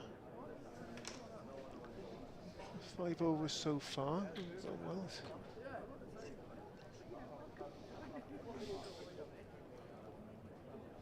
Operating quite nicely. Obviously, we need to find some extra overs from Revis taken off the field because of his back. So Yorkshire still want to persist with seam bowling because it is nipping around out there at the moment. I think they're probably thinking about if you look at the attack, look at Glamorgan's batting lineup. If you just think if we can get rid of Carlson and Root now, then with all due respect, They're still good cricketers, of course they are. Callaway, Douthwaite, Van der Gooten, Gorvin, Mountlaw. They probably think if we can just get one more, you've got a bit of inexperience coming in then. You know, they've got a long time to bat then. So Callaway, very exciting young batsman from Yeah. Glamorgan. Hopefully he can spend a bit of time at the crease today. Unfortunately, I'd like to see him in early. I'd love to see him in earlier. I'd rather than leave him as late as you can. But you know, it's one to nurture and look after for the future. What do you make of him bowling left, right-handed, Pals? Yeah, I quite like it. Apparently he started it about 3 years ago. I think he had COVID, yeah. Yeah, he had problem with his elbow, I think. Right. I'll just give it a go. And yeah, he's basically got himself in a position where it's not as good as his normal right arm off spin. And throws his left arm sort of conventional spin there as well. But it is an option. I think it's more than anything, it's a talking point, isn't it? Yeah. I mean, it sticks you out amongst the crowd. Yeah. He did it against the right team as well, didn't he? Who You're going to do it against Surrey, mate. He's definitely going to do it against Surrey. Yeah. But yeah, we take nothing away from him. I mean, it's not a novelty. He can generally bowl with both hands, but he's an excellent fielder and he's a really exciting prospect. Yeah. So yeah, he's one player definitely coming through. Ambidextrous bowler. Do you know? Simon Jones is exactly the same, but from a batting point of view. Right, he took the mick for years, Horse did. He's got the highest score in a Test match for any Glamorgan cricketer, isn't he? Was it 40 something? Yes. Batting left-handed. Was that your debut? 20. What do you? 40. 44. 44. Right. So he says to me about 18 months ago. He says, "And I'm going to take up golf, mate." I said, "Really, Horse? I don't know if you've got a temperament for golf, mate. You can't go swearing around the course and things like that, right? You can't. It's not really the done thing." No, I'm going to take up my job. He says, "I've got to play golf." It's all right, no worries. I said, "Don't go buying your set of golf clubs now, right? Use my left-handed golf clubs, right?" So, well, how'd it go, mate? "Mate, I'm dreadful." He said, "It's hard, isn't it, golf?" I said, "Yeah, it's difficult game, mate. You've got to play it all the time, you know. It's not something you can just pick up and I'm terrible, but you've just got to play it all to keep going." So he's playing away now for like 8 months, 10 months goes by. Get any better, Horse? "No, mate. I don't reckon it's for me." It's just embarrassing as well. You got clients, you know. I'm taking about 15 and stuff like that. It's dreadful. So anyway, last time he calls. He said, "Can I call in and pick those clubs up again? I got a game tomorrow." "Yeah, right." Calls in. He said, "All right. How'd it go, Horse?" I said, "Different, mate. What's the matter?" He's gone, "Right. Sorted it. I played the first 9 left-handed, dreadful. Played the back 9 right-handed, 2 birdies and a par." And I went, "Mate, can you imagine how good a cricketer you'd have been if you batted the right way round? You'd have been an all-rounder." Brilliant. Golf completed it. And he's still playing right-handed now. Work that out. What? Taking a mick, wasn't he? Lovely clean shot from the root to the cover. Very similar to the other boundaries hit in that area. Hill just floating it across the left hand. They struggled to left-handers today, Yorkshire bowlers. Much more confident against the right.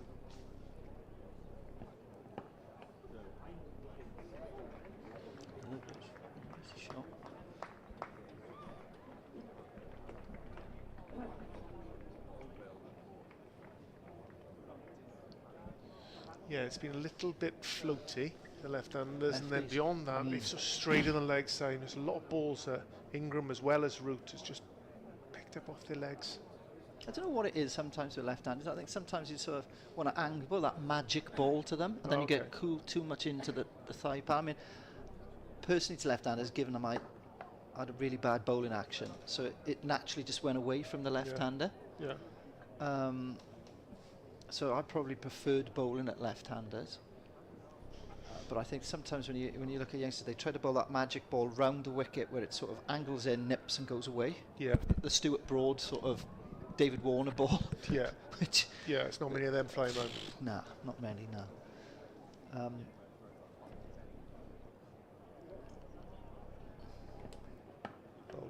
So I think he's better bowling over the wicket. Yeah, exactly. I was just going to say the same thing. Stay in there for a little bit. Yeah. I say if you want to hit a cover drive from there, crack on. And you know what? If he misses it straight, you've got him sort of LBW, that sort of thing. Then if it does go away, you're in the game both ways. Yeah, you can both sides of the bat. You're in the game there.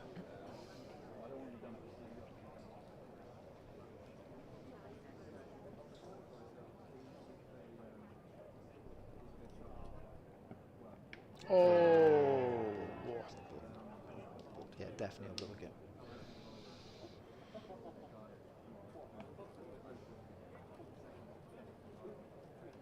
Just as you said there, Andrew, you know, he's just staying there. Something will happen.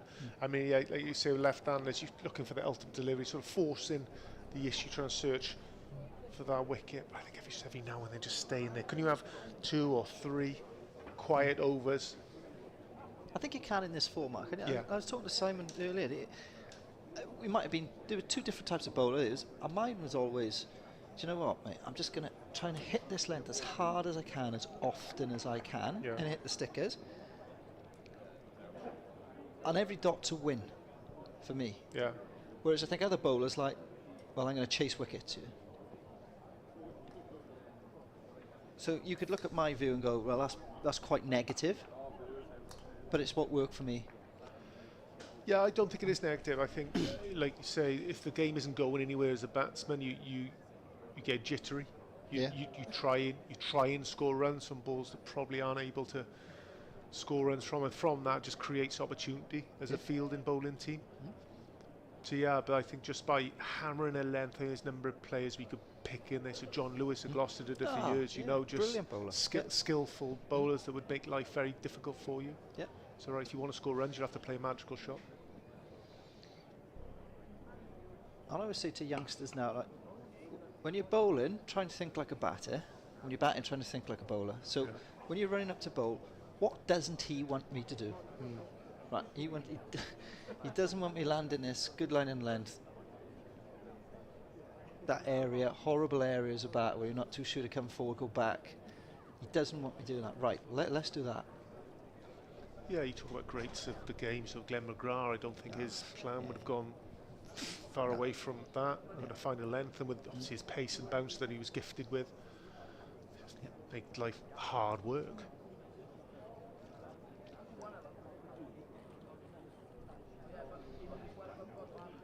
You know, I was fortunate enough to travel as well with Crofty a fair bit, you know, and you listen to Crofty talk about bowling, cheap as wet. You know, he was brilliant. Just how, I was talking to him recently, and it was, you know, about young spinners, and people come up to him and go, right, what a young spinner? Master the art of bowling your best ball as often as you can. You know, it's that, right, your line and length, the pace you bowl, be able to do that repetitively over and over and over and over again. You know, I know now with one-day cricket, more so 2020s, etc. People feel that's a great shot. People feel like they've got to have a variety of different balls, but you know, as a seamer, you've probably got to have maybe a couple of slower balls, and that's it. You talk about John Lewis. John Lewis was, you know, he used to use the bouncer quite a bit, but he used to say, look, I know I'm not quick. And it's not, if I get it out the ground for 6, I don't really care, because it's the follow-up ball that he knows now I'll bowl it as well. Yeah. So.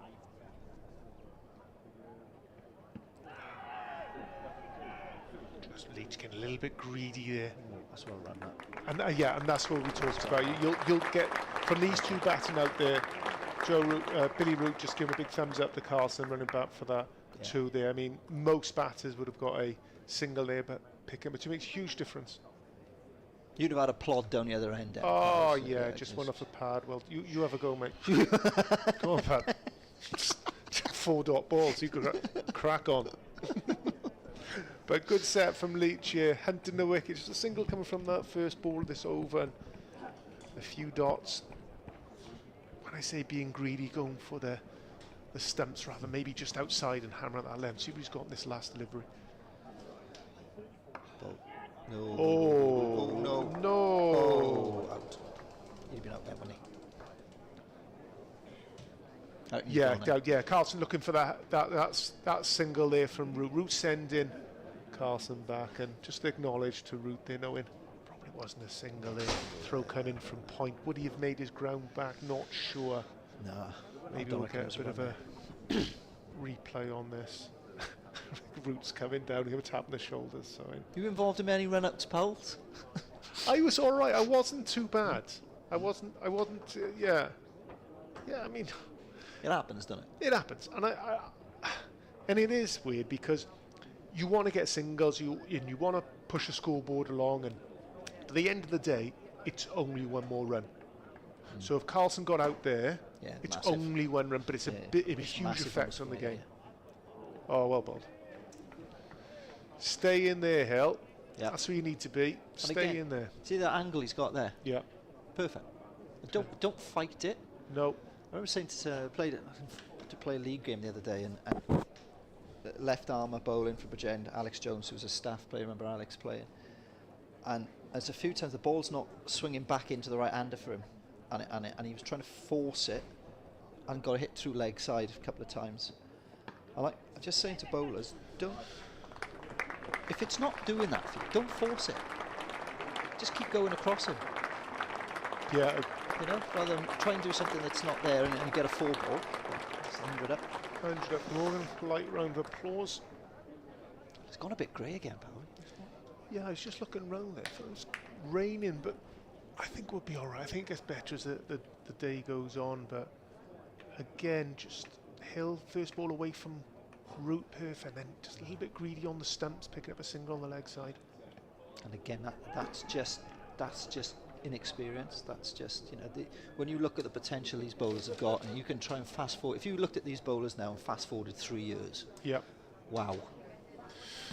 Yeah, they've got a lot of talent on show here, Yeah. and you think about the players who are missing for this team, and it's just a couple to highlight. I mean, not just players who are, these are international, but you've got Root, Bairstow, Lythe, Brooke, Rashid, Milan. I mean, they're very, very good. I've missed off a number of players there, I'm sure, involved in the 100. So yeah, but the players they're missing is quality they're missing from this Yorkshire setup. But you know, but this 50 over, it creates opportunity. Yeah, it does. And I'm sure from this, might not be next season, but it might be the season, or definitely the season after that, that the experience they have over these years would just bode so well, not only at this level, but possibly above it as well. Yeah.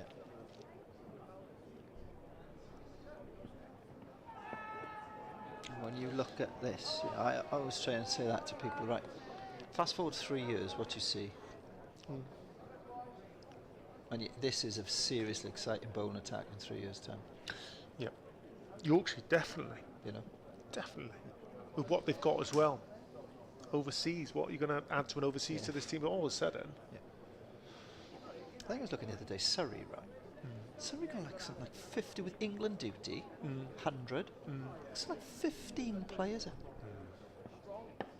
Yeah, special club. And they, you know, still top the county championship. Still. Yeah. Yeah, they're not bad, are they? No. Bad, are they? But it was good. I mean, you know, remember Chris Taylor? He's our age, Yep. Chris.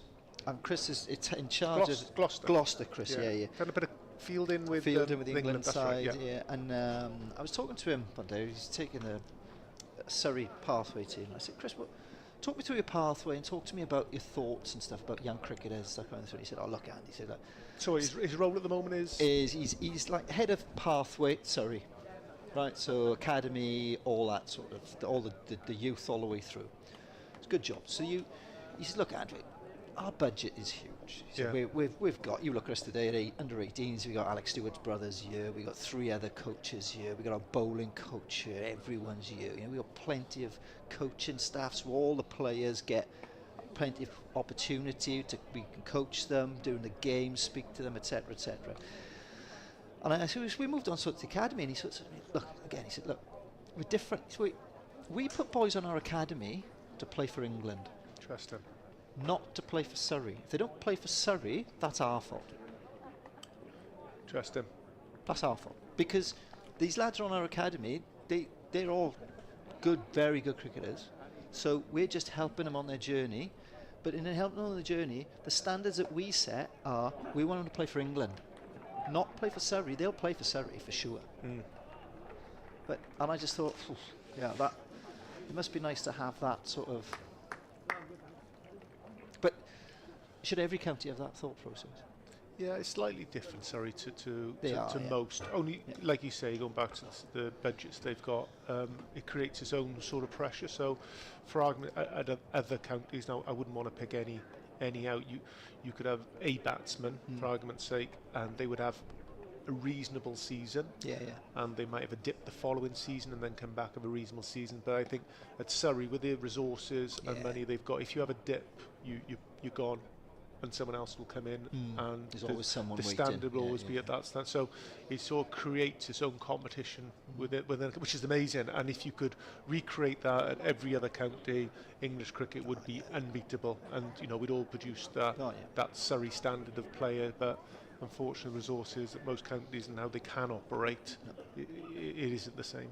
Shawsey made a really good point to me. Adrian Shaw made a really good point to me a couple of weeks ago, and he said, "Look, Andy, the other thing we're battling with in Wales is that we've got one facility now. I mean, I don't know how good Ebervale is now indoors.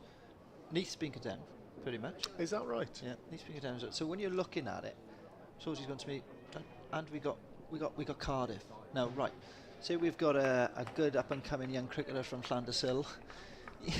He got a 2.25 hour drive from Llandyssil on a Tuesday night for some coaching. That's not realistic. No. It's very difficult to operate. I think I was Dan Cherry, the CEO of Glamorgan, recently. I think Dan's been in 6 months. Has he been in the role? Yeah, he's going to do a brilliant job. Has done already with the stuff he's done already at the club. I think there's plans in place to develop Neath indoor school down there, which has done which has produced many players over the years. I mean, it's been there 50 years, I think, so it's been there a long, maybe even longer.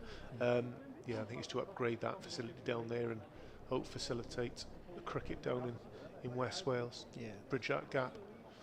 But the point Shawsey's making is, it doesn't matter.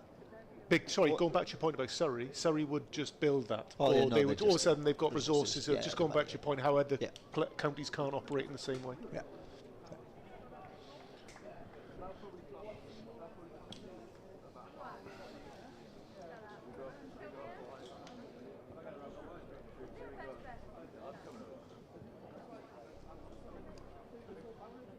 Oh, yes. Well bowled, H. Very well bowled. Last ball of his 8 overs, just 32 runs, picking up a very, very important wicket of Kieran Carlson, just reaching 31. Slowing down his run rate there, coming off best part of 50 balls, but Leach, wicket to wicket, just trapping him on the back foot, not going over. Yeah, Kieran Carlson shaking his head in disappointment. He should have got a bit of bat on that. Unfortunate for him. Lights are on here. Maybe that's make the effect. Difficult to see into the gloom. Who knows? But that's exactly what Yorkshire need. 5 down now. Glamorgan for 103. Needed that, didn't they? Yeah, they did need it, pals. But again, I can't speak highly enough of this bowling attack. When you look at how they started, okay, and they the odd 4 ball and they chased it a bit. Yeah. All of us, they've learnt very quickly. Yeah. And we spoke off air, I think, of it earlier. But the players that go on, again, and you look at club cricket, and then you look at national counties, and then you look at professional. The guys that go on and play professional cricket, you tell them once or twice, they learn, and it doesn't happen again. Yeah, fast learners. The ones who tend to stay club cricketers, or you're still telling them 2 seasons later. They've learned, and this young bowling attack here, they've all got together and spoke about their lengths. Their lengths have been immaculate. They've bowled really, really well. I mean, there's not too many. We've been hit down the ground a couple of times, haven't they? Which, okay, you as a captain, you don't mind that because you were asking them to bowl a bit fuller. Not at all. So you don't mind that. And since we haven't seen a massive amount from the early overs of cut shots, back foot punches, we haven't seen any of that. Nope. So they've learnt and just bowled fantastically well.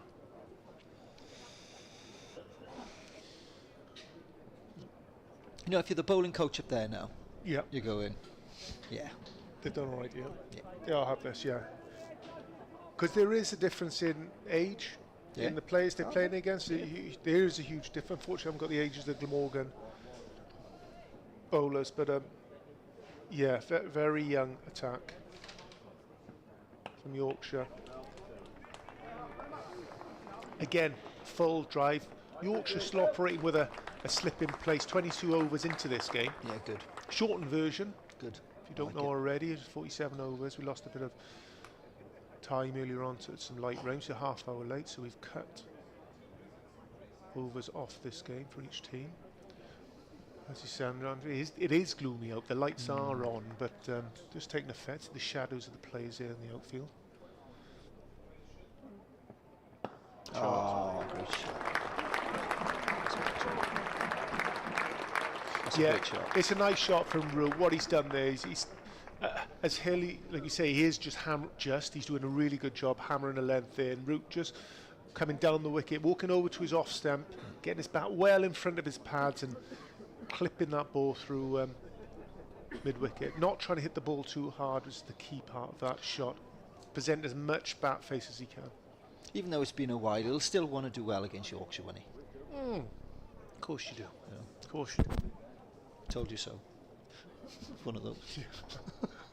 Should have kept me and my brother. Yeah, told you it was bad. Just fair then. 150 test. Well, should go with the left hand. You should have had left hand or right hand in Root. I remember having a conversation with one of my mates on, and I think Simon was involved in it, right, on WhatsApp. And he had the audacity, right, to say, Root isn't world class. Like, you what? What? Hey, he's not world class. What do you mean he's not world class? He's not. How many test matches he won England? What, out of the 12,500 runs he scored? Great, isn't it? Brilliant. It's great, man. What planet are you on?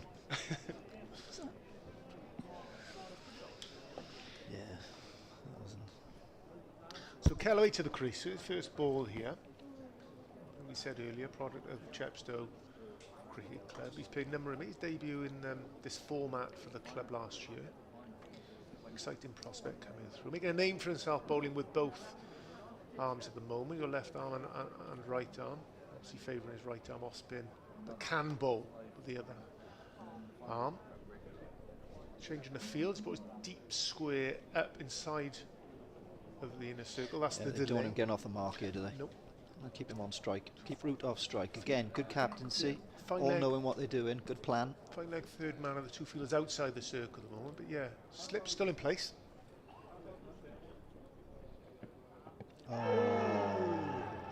Just going down. Again, though, Pally, right? Look, this is what's great. They're a young team. Right, you're saying you've got all those senior players out. I'm not saying they haven't got senior players out, but they've got all those senior players out there, right? And straight away, they've got a plan. And they all know what's going on. Yeah. So yeah, saying Hughes Gibson must be very happy up there. I think this is his last season at the club. I think he's being replaced for next season. Wonderful coaching career. Played Ben. Right, well I'm going to hand you back over to the capable hands of Simon Jones, and I'll see you in about half an hour.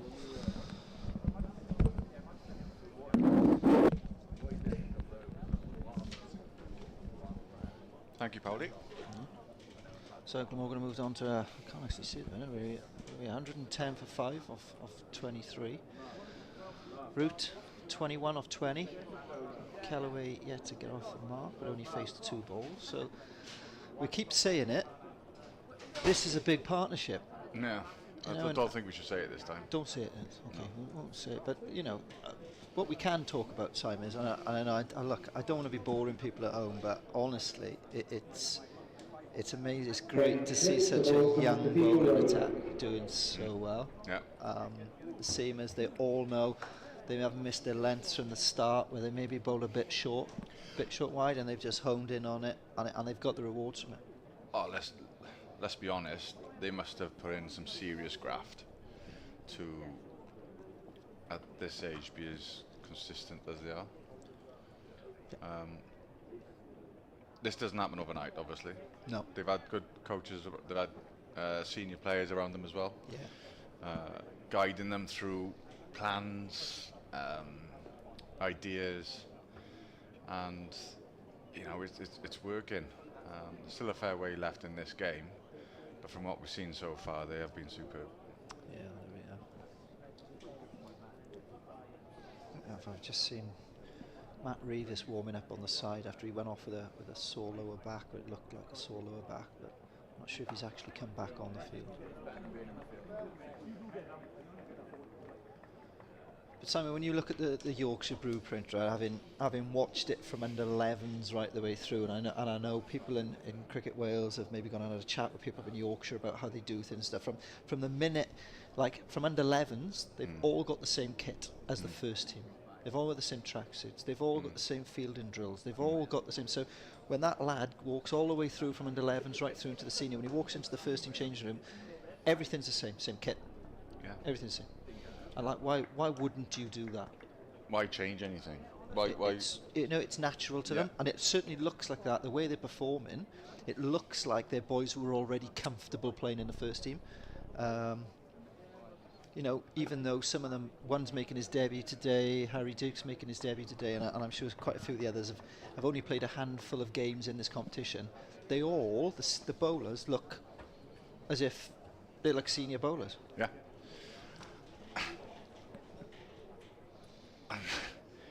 You think about what kind of futures they could possibly have if they stay injury free. I was just saying to Pauli, if you take this bowling attack fast forward 3 years, wow, it's you've got a serious attack in it. Sharp. Great shot. Slowing up. Run, Ben.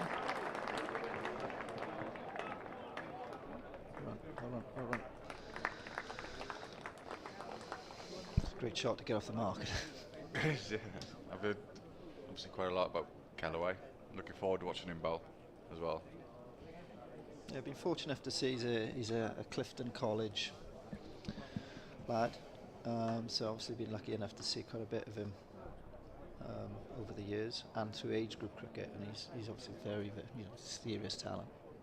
What's his personality like? He's bold. He's a confident lad, Yeah. which you want. Yeah.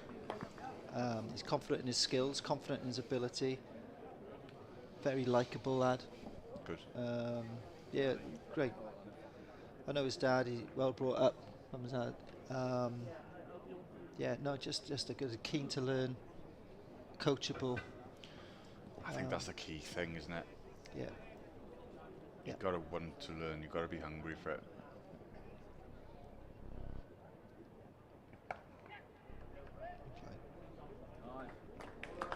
That's what when I started nets with you guys when I was 16, 15, 16, my dad would always say to me, Simon, listen to the senior bowlers. Listen to the advice they can offer you. And I remember I was playing at Warwickshire, and I was warming up in the morning, and my hero came over, Alan Donald. Oh wow! Yeah. And he spent 30 minutes with me. That's nice. Yeah. And I was just like, it was There was that. Troy Cooley made a heck of a difference too, didn't he? Troy was. He did little. He tinkered slightly. There wasn't any big changes. Yeah.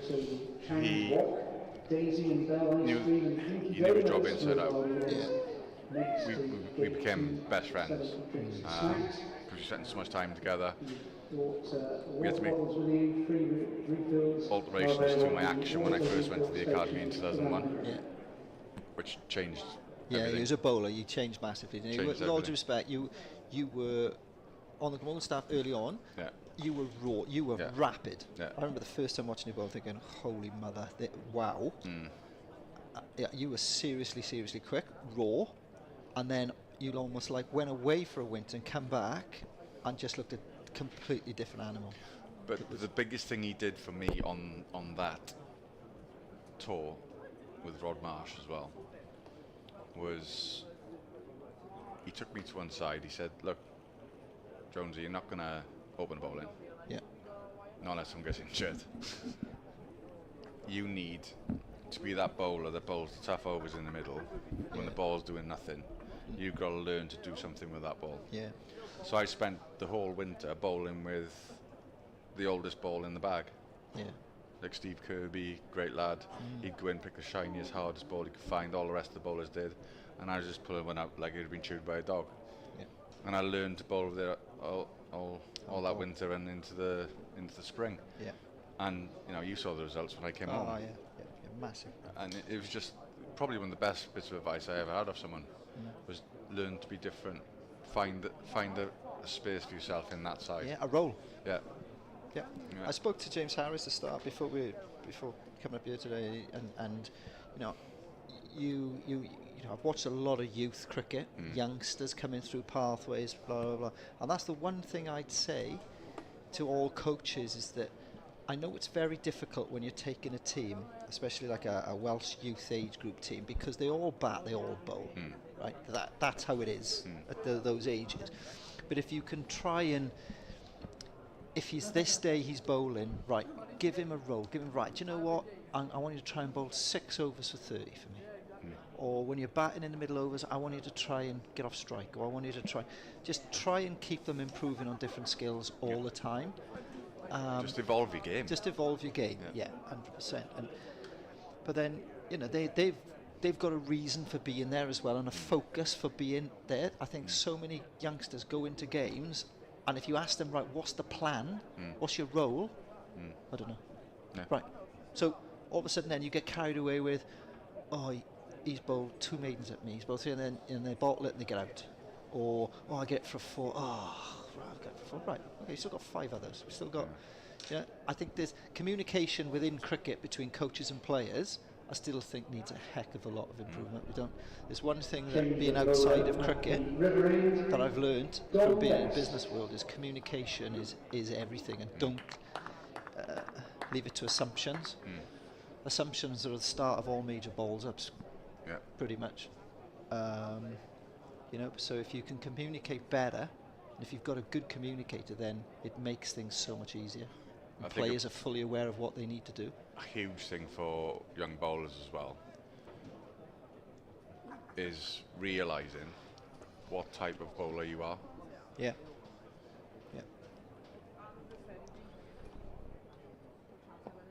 Are you a hit the deck bowler? Are you going to try and swing it? Find your niche. Don Bess into the attack. So we've had a little drinks break. Into the attack comes Don Bess.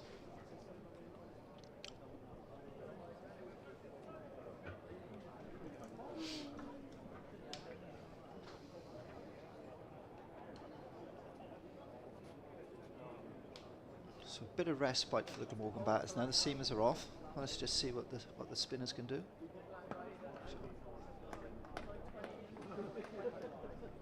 If I was going to say anything about Ben, and I don't want to curse it. I'm not going to say it. Good player spin. Don't say it. Is he? That dreaded curse we were talking about earlier.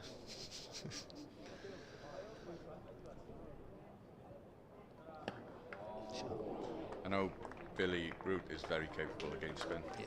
He's got great wrists and hands, and but he'd grown up facing his brother as well, wouldn't he? Wouldn't he? When you think about brothers, like, can you imagine how many arguments those two had? Oh yeah. Oh well. Back garden cricket.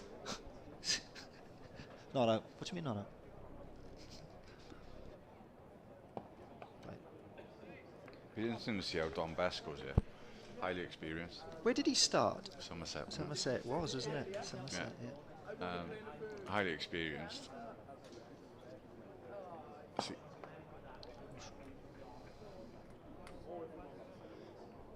And this is a proper challenge now against these two boys who are, as you said, good players for spin.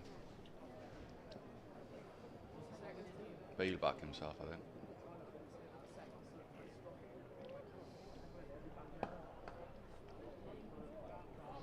Yeah, with 22 overs remaining. Morgan 119 for 5. Come on, what's your score prediction? Let's have it. 22 overs left. Currently going at just smidgen under 5. I hate this. Sorry, 20 quid on it.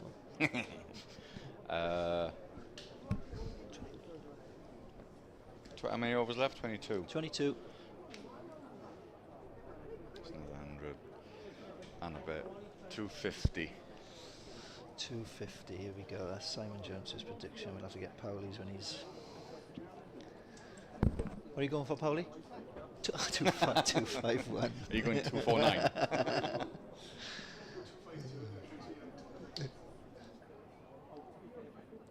Bowl. Played bet. Stuff.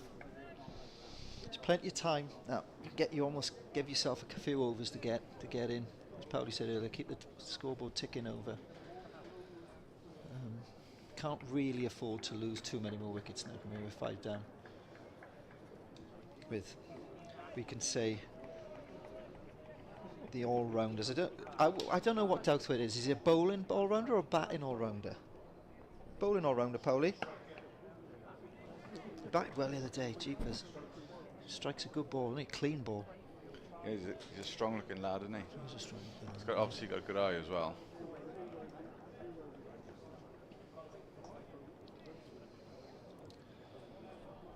And then we're definitely in to the bowling all-rounders. So we can't. We need a period now. We need to. I think Ben and Billy will be looking at maybe getting us through to the next. We've certainly got to bat the next 10, 15 overs. Right. Plenty of time. Actually, I might change my score. You can't know once you've said it. That's it. That's not fair. Money's on the table. You can't.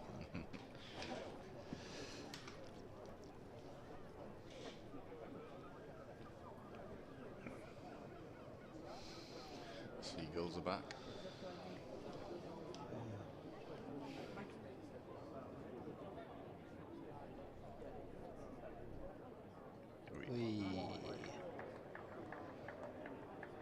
That's your one. Angry ball out, wasn't it? You were like that all the time, weren't you? Just angry.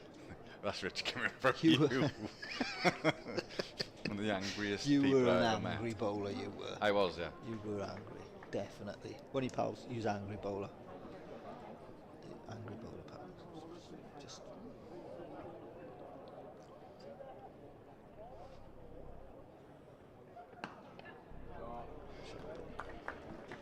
I tell you what, he times the ball so well, doesn't he? Jeepers. Remember that time you hit me in the head indoors? I started laughing. Like, you're supposed to be one of my good mates. Right, I got blood coming out my mouth, and you think it's funny. But you ducked into it. I That was your fault. I didn't see it, right?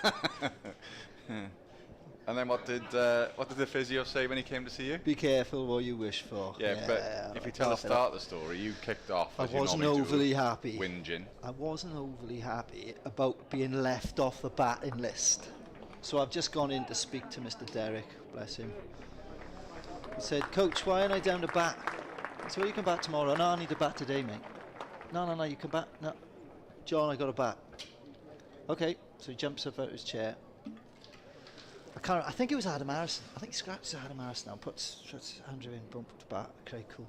I remember batting in the next net. I was on the bowling machine and Tom was in, Darren was in facing you a lot when he was you, Wolfie, and he said, "And what's the speed on that bowling machine?" I've gone, it's about 84, 85. He said, "Mate, you need to turn it up a bit, mate." And I said, "Shut up." He went, No, seriously, turn it up a bit. Anyway, the first one, flown past. I thought, what? And then the second one, you've just hit me in the head, and I just thought, right. That'll do. I'm all right, Coach, thanks. I'm good. I'll net tomorrow, yeah. With my bust lip. Yeah.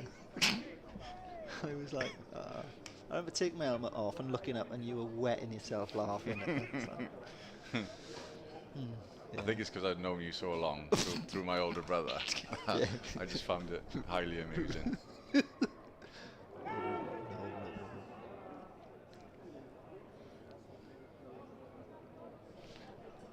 a decent shout, that.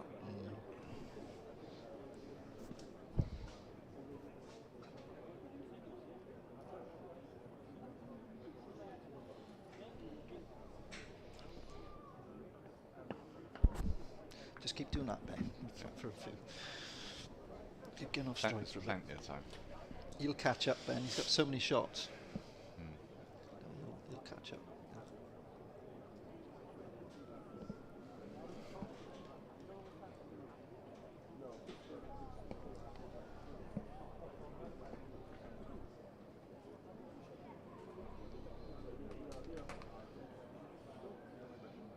Yeah, there were a few around when I didn't fancy it. Me being one, didn't fancy the quicker stuff. Really. No, No one really liked it, did I they? think anyone says they enjoy it, they're lying. No one really likes it, do they? Right, but obviously, right, there are people that don't like it as much as others. I was batting at Lords in the Ashes and Brett Lee was bowling speed of light. Nah, I wouldn't go in. It was horrific. I wouldn't go in. But I was batting with Kevin Peterson. No, at Lords. And Kev was playing it quite nicely, and he does that noise when he's hitting the ball. I thought, it can't be that bad. So he got a single on the 4th or 5th ball, and I went down. I didn't see it. All I heard was just noise go past me. And Brett Lee was chuckling, and I thought, I could die today. And I looked at the screen, it said 96.4. Oh, I was like, oh. You're all right. All right, so we've got a change of bowling at the Cathedral Road end. Can't see that far.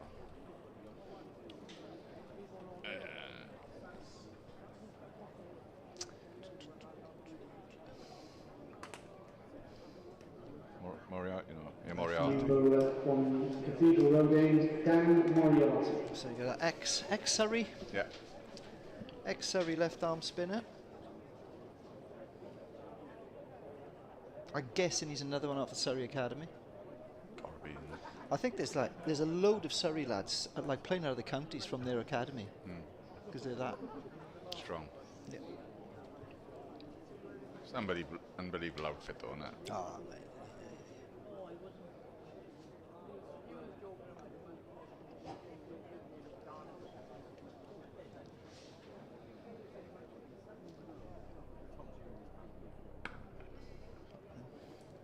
Start. Yeah, going back to that, right? I remember us playing up in Durham one year, and Harmy bowled the speed of light, right, real quick. And I remember Mark Davis, nice little bowler as well, Mark, good cricketer. And I remember I faced a couple of balls at Harmy, and I was thinking, oh my word, I literally could die. And then I managed to get down the other end and facing Mark Davis, right? And Peter Willey was umpiring that end.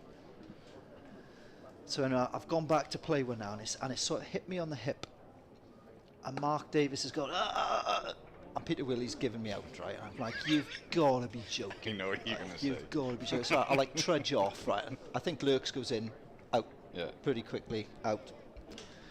So Peter Willey's walking up the steps at Durham, right? And he goes, where's Andrew? Where's Andrew? Get him out of the change room. Get him out. Oh, come out of the change room. I'm flipping out, Peter. Says, hit me on the hip, mate. He said, you owe me a drink. Like, what do you mean, I owe you a drink? I said, I've never. And he's gone, yeah, but Harmy was going to kill you, mate.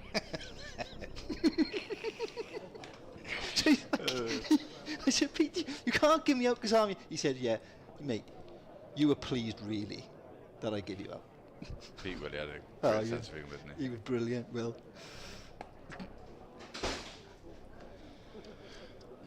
Brilliant. And he wasn't wrong either.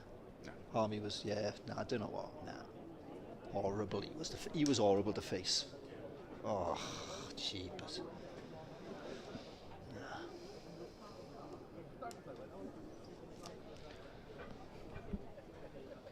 Oi, bit of spin. What's that going on with the arm?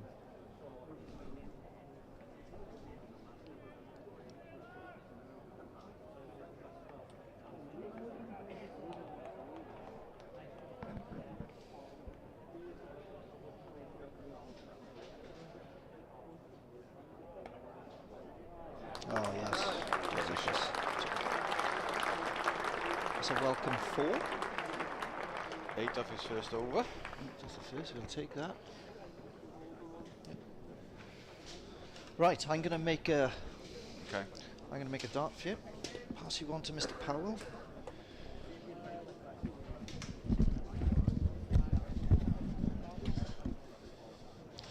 Thanks, Andrew.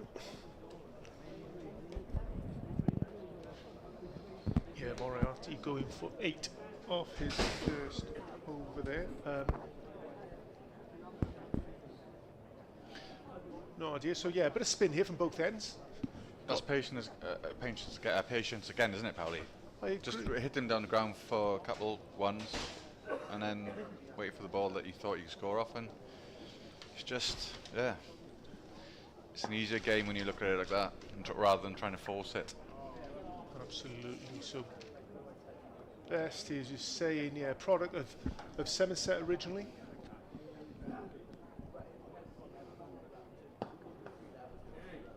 Not a huge spinner of the ball. 14 test matches, believe it or not. Where was his first tour? Where was he? You've done me this, I'm not sure. 14 test matches. Might have been a subcontinent, surely.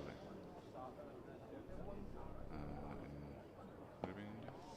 I haven't got my phone. Product of Devon done this. So Somerset 2016, 2020. I think he went on loan up here to Yorkshire, and then on the back end of that, I think he signed a 4-year contract, a long contract.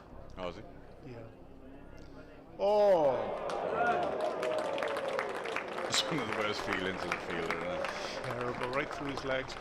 Yeah, not ideal from the fielder there, but credit Kellaway, put a bit of pressure on. As soon as he hit that, he set off for a single.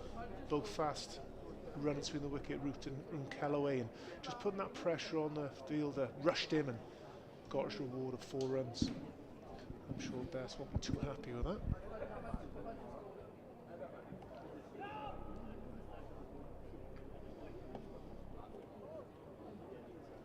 Yeah, it doesn't seem a lot on offer for the spinners out there at the moment, is there? No. There's not much spin. Variations in pace of the gear. I agree. That was a bit slow, wasn't it? Yeah. And Kellaway comes with a big reputation of being a very good player of spin and using his feet, and he does come out of his crease a lot, much more than most batters. So I was the umpire. drop the ball like That's why he's an umpire. That's why he's got that colour kit on.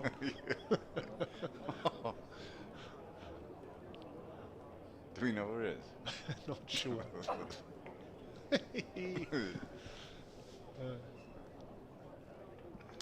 So Moriarty coming back for his second over from the Cathedral Road end. 8 runs from his first. Tall off spinner. He's got him. Bit of extra bounce from Moriarty. I think that's with danger of this wicket. You are susceptible to getting the outside of the bat as well as the inside of the bat. Little bit of extra bounce. Kellaway giving himself a little bit of room, forcing the issue and got a skinny edge through to the keeper. Just see his left arm spin outside of the bat. Celebration. I was looking forward to watching Kellaway bat. Yeah, that's unfortunate. He's a very good player of spin, but wasn't his day today. Just 19 runs with 23 balls faced. 19. Yeah, so Moriarty, interesting background. Moriarty. He's actually South African, played for South Africa under 19s and found his way into the staff at Surrey and then moved his way up to Yorkshire. Last year signing a 3-year deal at the club, so Yorkshire obviously excited and keen to keep him at the club for some time. He keeps on bowling deliveries like that. You can understand why you've signed him. So, but you think as a club, probably, if you can get a select few or like a nucleus of bowlers that you can have in your squad, like you've got these young lads who bowl today. They're going to be a massive part of their future. They've made, good signings in Moriarty and Bess. They can obviously advise some of the younger ones as well. So it's a great way of getting your squad to develop naturally, internally, rather than relying on coaches all the time as well. Yeah, it's interesting, especially like you say in this competition. It's sort of a hybrid competition, is it? It gives opportunity to some of your younger, lesser ability cricketers within your setups, and how you use this competition is really interesting, and how you develop your next group of players coming through and playing at this sort of level. So I just think Yorkshire are doing a very good job of that, and also doing a very good job of this game at the moment. 141 for 6. Brings Gorvin to the crease. You might be struggling with our score predictions, Yeah, interesting, Gorvin. I thought we probably would have seen Dan Douthwaite out here this time, but obviously Giving the opportunity to go and get out there. Maybe a slightly better player. The spin. Who knows what the plan is? But coming a little bit earlier than he normally comes to the crease. Think they're allowed to keep it for the latter overs though? Pardon? Keep Dan for the later Possibly, overs? yeah. There's a lot of, like you Give say, him the freedom just to free his arms. Yeah. With ball strikers like Douthray, I think when there's less overs to play with, I think they possibly play better. Well, you think about it as well. If he's in and he's got what 17.4 overs, there's going to be one ball where his eyes light up. Yeah, and there's a lot of time, for that. And maybe Govin's the kind of player they need at the crease at the moment, working with Root at the other end where they can work it around. Yeah, work it around, pick up 5, 6 and over. Yeah. You know, nonchalantly rather than looking for the boundaries. Might not be that style of wicket. And that sort of information gets passed from batters when they get out, and good players use this information and good coaches listen to this and adapt accordingly throughout the game.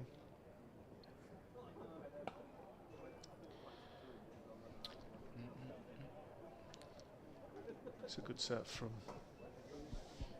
Yeah, it's a very tidy over this one. Yeah, no runs off it. Wicket in there as well.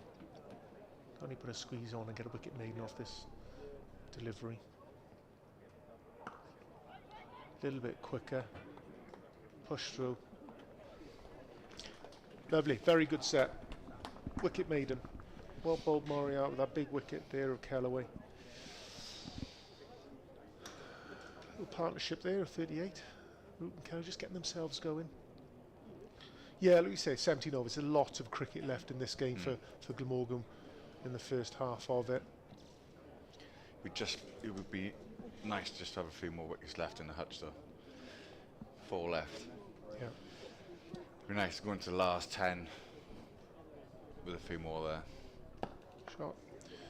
So like you say, to come, there's Douthwaite, there is Van der Gooten, and there is McElroy.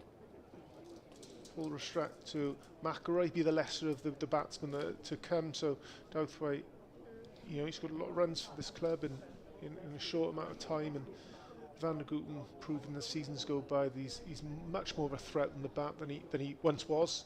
So it's a dangerous batter to come in there as well. But yeah, there's a lot of runs left out there for Glamorgan. I mean, like you say, if they can get another 100 runs on top of that, 16.4 overs left to get another 100 runs, and they'll be very happy with that. What they don't want to do is fall well short of that.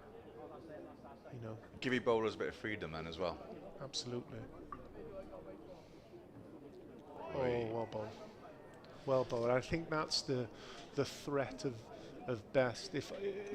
If I was facing Best, not a big spin of the ball, it's a little bit of a tinged green, so it's not really a spinning wicket. I think it's more threat of him doing a right-handed batsman the outside of his bat. The slip's in place for that delivery. So I think that would be my main concern. But Robin looks a bit slightly uncomfortable here, doesn't he? Yeah. With that little length that Best is bowling. Yeah. Doesn't know whether to come forward, back. Yeah. A little bit nervous at the crease. So yeah, good captaincy once again. Slip in place for that outside edge. Mid on, mid off, up inside. Just dropping that mid on back now. With 1 ball left in the over. I mean, happy to give away a single and get Govan back on strike for the next over. And that's exactly what's happened. Good cricket. Good cricket from Yorkshire. Good cricket. Because there we are, the Root, obviously the recognised batsman at the moment with 34 to his name off a similar amount of deliveries, and Yorkshire's job here is can they bowl as many balls in the foreseeable future to the lesser batsman, the fresher batsman, Govan. You know, he's had 1 run off 10 deliveries so far, so if they can keep that trend, Yorkshire will be very happy. It was always great when you had spinners in your team who could whistle through an over. Yeah, you're absolutely right. Danny Briggs was exceptional at it. Yeah. Unreal how quick he'd roll an over. And tell then the batters are thinking, where's it gone? Where's the overs gone? I tell you what Briggs did as well. He's down there at Hampshire with you down there. He rushed you as well. He got to the top of his mark really Very quickly. Clever bowler. Oh, skillful. First time I met him, I called him Dave. I don't know why. I had met him. Like any of the team. Like some only fools and horses. Yeah, so I saw his initials on his tracksuit, and I thought it's David, isn't it? So I called him Dave, and he said, "What?" So I call him Dave every time I see him. He loves it. Yeah. Nice. Loves it. He's a lovely bloke. Oh, what a bit of bowling there from Moriarty. That is Ultimate left gripped. arm spin. Slightly angled in, gripped. Slip in place. You deserve those edges if you're keeping a slip in place. In the 31st over. Excellent bowling from Moriarty. In and out. What's done from there though, Powley, as well, is the bounce. He's a tall bowler. Yeah, absolutely agree. And bounce always gets, good players out. Yeah, and you played a lot with Giles with England. Yeah. And again, another left arm spinner, very Tall. very tall. Yeah. And it wasn't necessarily the spin it was the bounce that would catch the top of your bat. And that was a classic left armer's dismissal there for Moriarty. Gorvang leaving, just a 1 run from his 12 deliveries. Things have changed dramatically now. So gamble hasn't quite paid off, No. and Gorvang coming into the crease earlier. I'm not sure this is yet. Douthwaite coming to the crease here. Batter number 88, Dan Douthwaite. So he'll have a different approach. I'm sure he's very aggressive batsman, Dan Douthwaite. It's pretty much the way he bats. I've not seen any different approach to the innings he's had for the club in all forms of the game. So yeah, strong player. I mean, I think if you got your mid on, mid off up, he's the kind of batsman that'll take on that challenge and try and hit over the top. 100%. He's he backs himself, doesn't he? In a sense that he knows he can clear the ropes. It's just at times when you watch him bat, you'd like him to be a bit more selective. Yeah, But that'll come with experience as well, won't it? I know he's been around a couple of years now. yeah. But he's got a lot of time, 15 and a half Yeah. overs to play here. So there's lots of runs out there if he applies himself here. So yeah, he's got an opportunity, get himself a score. But yeah, as I say, he's probably the kind of batsman who Mid-off is coming out. yeah, mid-off going back. He's the kind of batsman who likes to come to the crease where it's quite a simple task. So when I say simple, as in I need to score runs and this is what I have to do. Great. Plans are clear. Yeah. Where here it's sort of rock and a hard place at the moment. There's no real reason to come out all guns blazing. He's got a little bit of time to give himself in.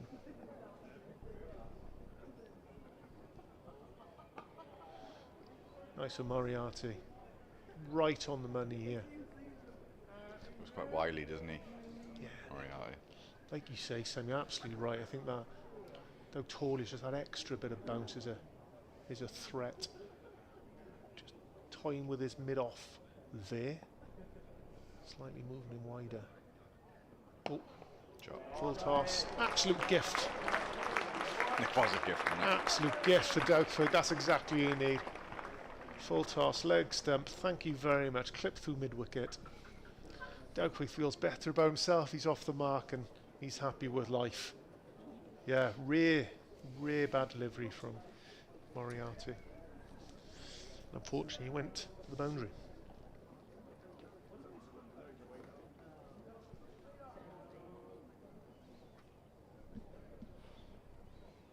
Oh.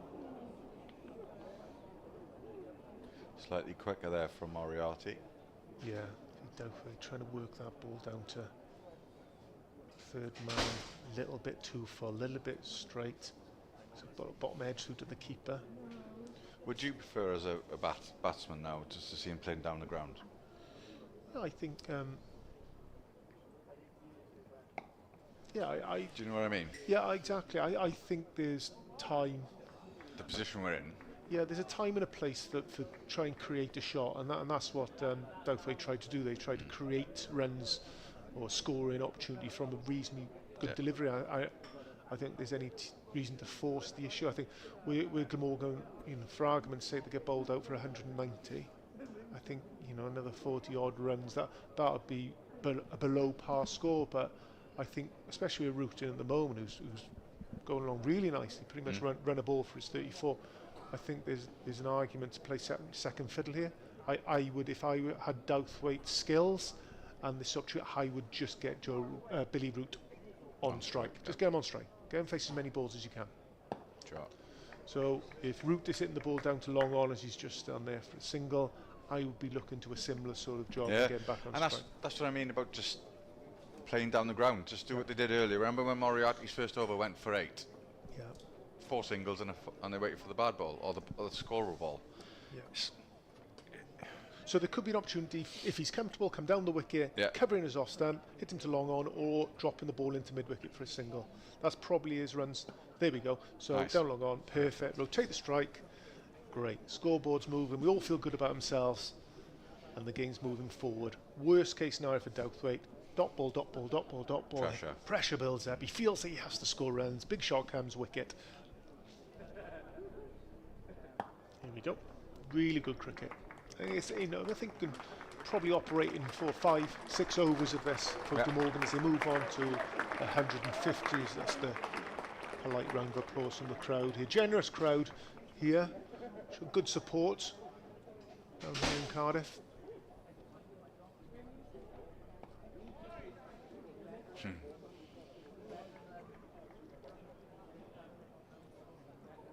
If I was the bowler now, I'd lob a few up just to test him out.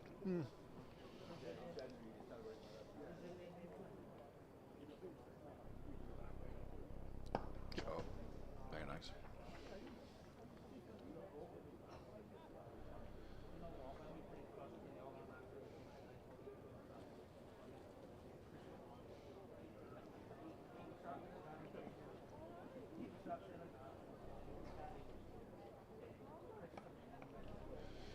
Yep. Good set. Good set from Is that Morgan. 5 off the over? Yeah, 5 are pretty low risk. Just take along now. Yeah, I think there's probably 25, 30 runs of that in the next 5 or 6 overs. I think get himself up to like a 181, possible 90. You know, there's still 9 overs remaining. Both these batsmen who can strike the ball to the boundary. And all of a sudden you're in a different position. You know, 185, 190. They're both in. 9 overs to go. Right, here we go. We've got a good opportunity with the likes of Van der Gutten to come in behind who can also strike a clean ball. So, yeah, I think that's probably the game plan for the next 4 or 5 or 6 overs.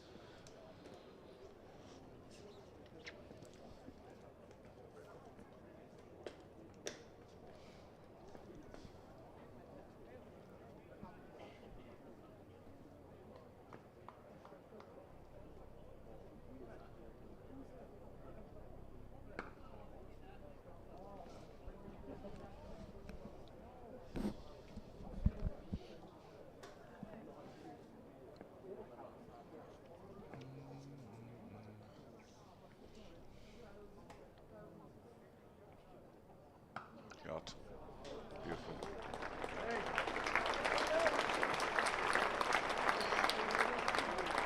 Yeah, classy from Root there, isn't it? Little bit more flight. Only slightly short. Root quickly on that back foot. Giving himself a little bit of room and punching that ball for the vacant sort of extra cover area. Racing to make that shorter boundary. The main stand. Oh! Stopped in the wicket a little bit. Didn't it? Just plug slide, didn't it? Almost punching that ball back to Moriarty. That would have been a disaster, wouldn't it? And Billy Root is staying as long as he can.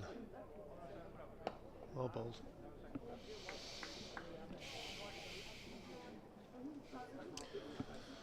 But yeah, 4 off the over so far. There's 2 balls remaining. I mean, fundamentally, they've got the runs from this over, so there's no reason to force any issue at the moment. Good. Prefer to see Billy Root facing the next over. Yeah. As you said though, Powley, Yeah. Dan's job at the moment is just to take over. Yeah, there's a job to done. Is it play like second fiddle to Root? Get himself in. Get used to the wicket. Yeah, good. 5 off the over again. Move on. Couple of 5s in the last 2 overs. Happy with that. I think Glamorgan will be happy rather than Yorkshire being happy. Those 2 overs, 10 runs. Yeah. Yeah, you can just see the batters in the middle of the wicket there, Root and Dan Douthwaite just having a look up the scoreboard and assessing where they need to be. Run rate just dropping down to just over 4, just over 4.5.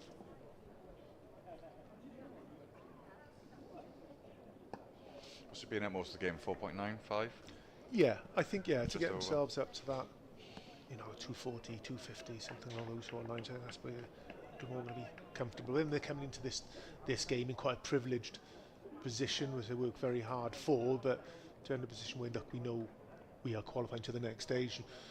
Obviously don't know what that stage will be if this game goes their way and end up in the semi-finals. You get a bypass through the quarter-final route. Worst case scenario, they end up in a quarter-final scenario. Given, if they handed that at the start of this competition, I'm sure they would have bitten your hand off. Oh yeah. And it's good to be put in these situations where a game does matter. Yes. Can Yeah, you I develop agree. you, I agree.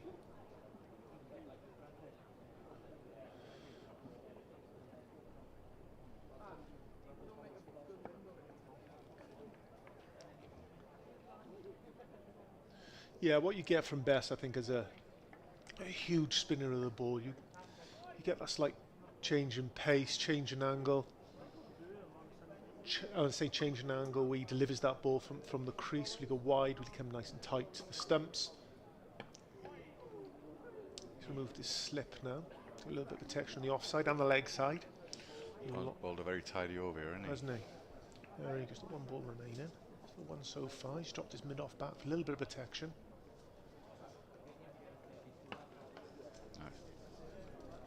Dan Douthwaite manufactures that ball down to long on. Good cricket all round. Yeah, I think I just get that feeling from Root and Douthwaite. I think they have recognised where they are in the game, and it seems at low risk for the last 3 or 4 overs. Happy to take what's on offer. Hopefully as well, which I think he will be because he's got a good cricket brain in him, that Billy Root will be talking to Dan constantly. Just keeping him even keel. Yeah, on task. Right, come on, mate, we've got a job to do here.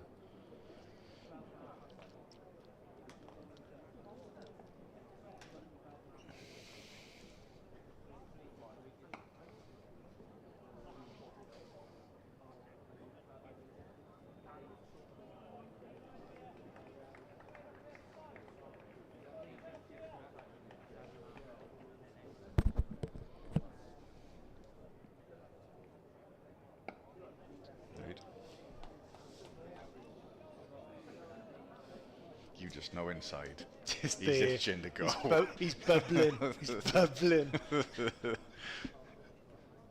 It's a big vacant sort of deep mid-wicket area.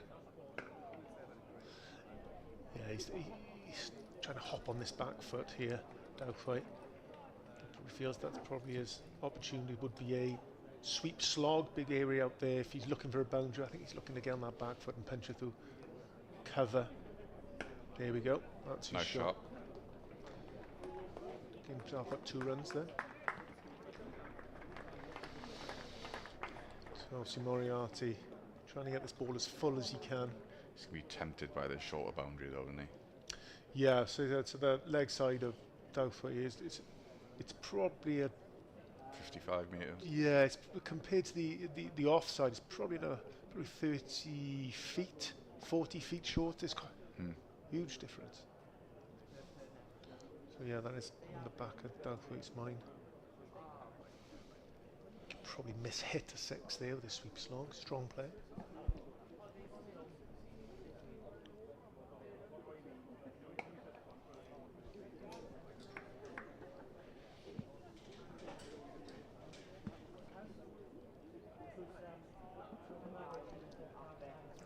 Yeah, so just the 1 ball remaining. A little bit of extra protection in the extra cover region there. Slip's gone out into that vacant area. Oh, well bowled. Another good set. We move on. Just the 2 runs from it. Moriarty done very well. So 19 runs coming from his 5 overs. 2 wickets for him there. So here was the captain's got some choices to make here, isn't it? Just 2 bowlers can bowl their 10 overs, a 3 bowling 9. So we need to find another 11 overs from somewhere. the opening bowlers have got 5 between them if they want to. What else have we got there? It's a cut off. They've got 47, 48 minutes to bowl is 11 overs. I'm sure they'll complete that quite easy with Moriarty and Best, so that isn't a concern for the fielding team Yorkshire.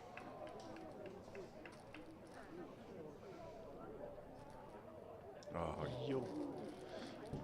Yeah, Douthwaite a lot more comfortable on the back foot, looking to score runs than he is on the front.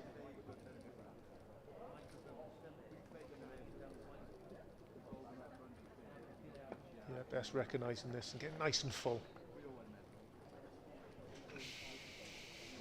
Yeah, so Best, he looks a little bit disheartened there, but I think every dot ball you're winning, I think, is a fielding team in one-day cricket.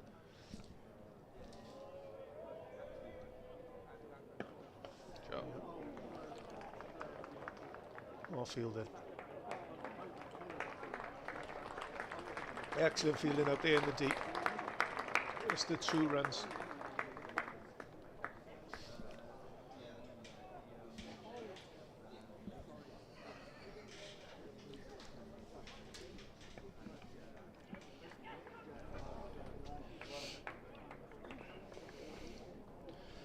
Off this over so far.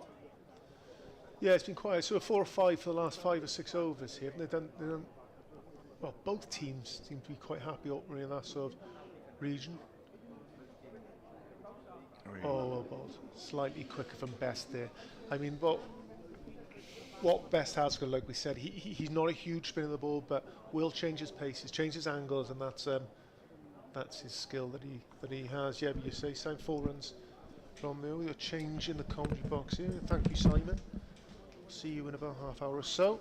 We'll bring Andrew Davis back into the chair.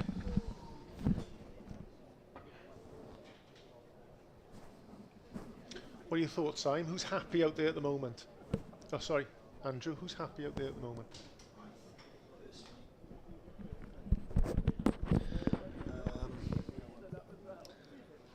I'd be quite happy if I was the Yorkshire captain. I'd be the happier, I would say, of the 2 at the minute. I'd be certainly looking at if I could get another.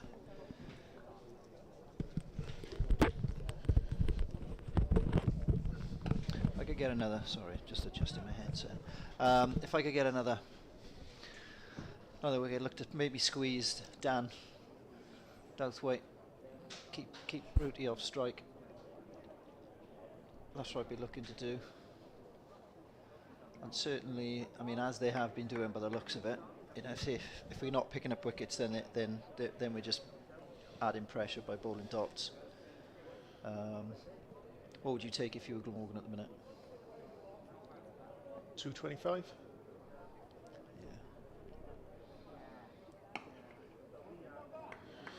Yeah. Yeah, I'd take 225 and over. Something along that sort of region. 5, 6 and a bit of flurry at the end. At the moment, you know, we're looking at 4s comfortably. At 4s. Oh, no. Yeah, unfortunately for Douthwaite there, back foot punch ended up to extra cover. Hit straight at him, hit forcefully, but straight at him. Yeah, disappointing way to get out, isn't it? It is disappointing, and you know, again, some people around the ground, and so, you know, some people play a bit of cricket, they look at that and they'll go, "Oh, it's a great catch." No, know, and it's not. Catch. No, it's you've hit a ball waist high into a first-class cricketer's hands who and catches 100 odd balls a week.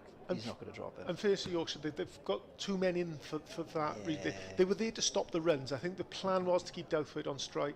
I think the plan was, which I think's worked, to get Douthwaite on strike and bowl as many dot balls as he can to a batter who likes to score runs and likes to get off strike. And that's exactly what happened.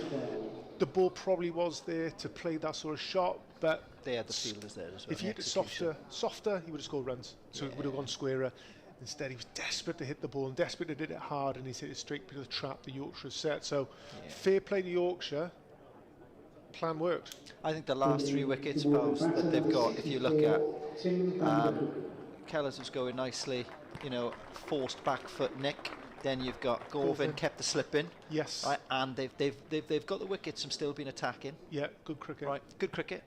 But what I liked about them is, you know, I think Ruti's played brilliantly. Yeah, we just needed someone to back with Ruti. But what I love about this side is, you've just nailed it. The plan. Yeah. They know the plan. Yeah. They bowl to the plan. It's all pretty simple, really, but they've got a plan. How many times do you watch games of cricket and you're going, right, I'm not too sure what they're doing here. Yeah. You know, the bowler's landing halfway down, he's getting pumped into the stand, and there's all his field is set at slip or. So, look, they just look a well-drilled outfit. Yeah, look very well coached. Don't they? Yeah, very well coached.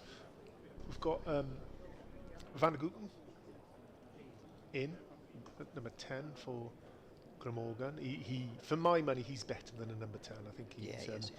I think he's. Unfortunately for him, playing in the teams he has at Glamorgan, a very, very good batting setup. They're missing the likes of Chris Cook, who excellent batters. They're missing people like that, but unfortunately he's found himself at 10 in this game, and he's better than that. He's a very good striker of the ball, and not dissimilar to Doubtfire in that respect. So you could easily swap those two around, and you'd probably get a similar result. But he's come to the crease. We've got 9.2 overs to go, so there's a lot of batting to be done. Right, and Skip. Yeah. Do you bring your seamers back? No, I think the spinners have done a great job in slowing this game down, and in finish they've picked wickets up. I think with pace on, I think as this ball's to be bowled, I think there's more opportunity to score with seamers on this type of wicket. You know, if we had world-class seamers, I think that's different. But they're not bringing world-class seamers back. They're bringing young, good seamers back in. But I think best is their international bowler. Yeah. On you go. And I think Moriarty's doing a very good job here. So, no, I think pressure would build here. I definitely leave them on and bowl.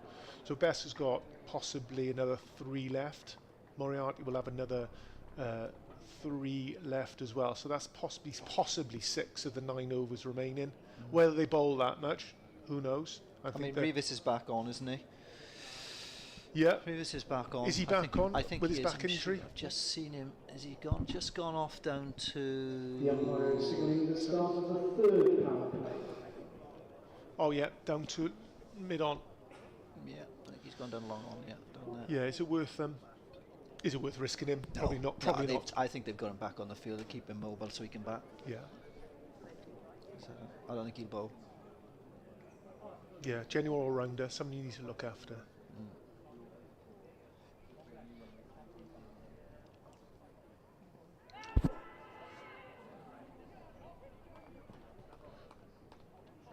Yeah, half did appeal there. Didn't really look. No. Show anyone really serious and smart.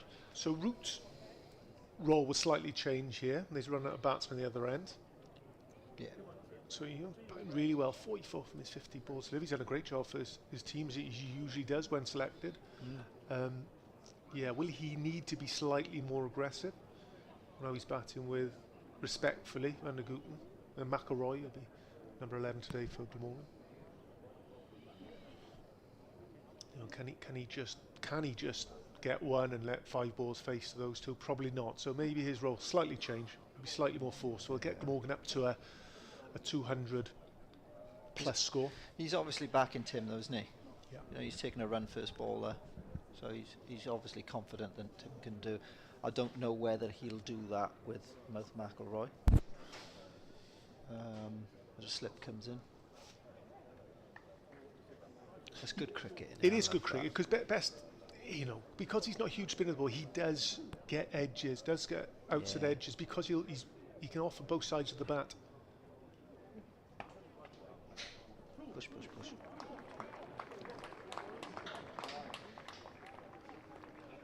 There we go. I think 220 would be competitive, probably. I agree. I think we're in with it. I do think this wicket suits Glamorgan's bowling more than it does Yorkshire. I think Van der Gooten would be hard work on this. Yeah, he'd be like, yeah.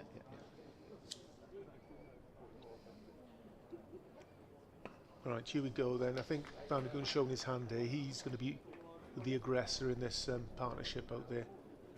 Possibly Root will get him on strike as much as he can. It looks like Van der Gooten's going to be the man who's going to and push this in and put a little bit more pressure back on the Yorkshire bowl attack. Ooh, 2 in there as well. Just the 1 mid-wicket. Did it too well, didn't he?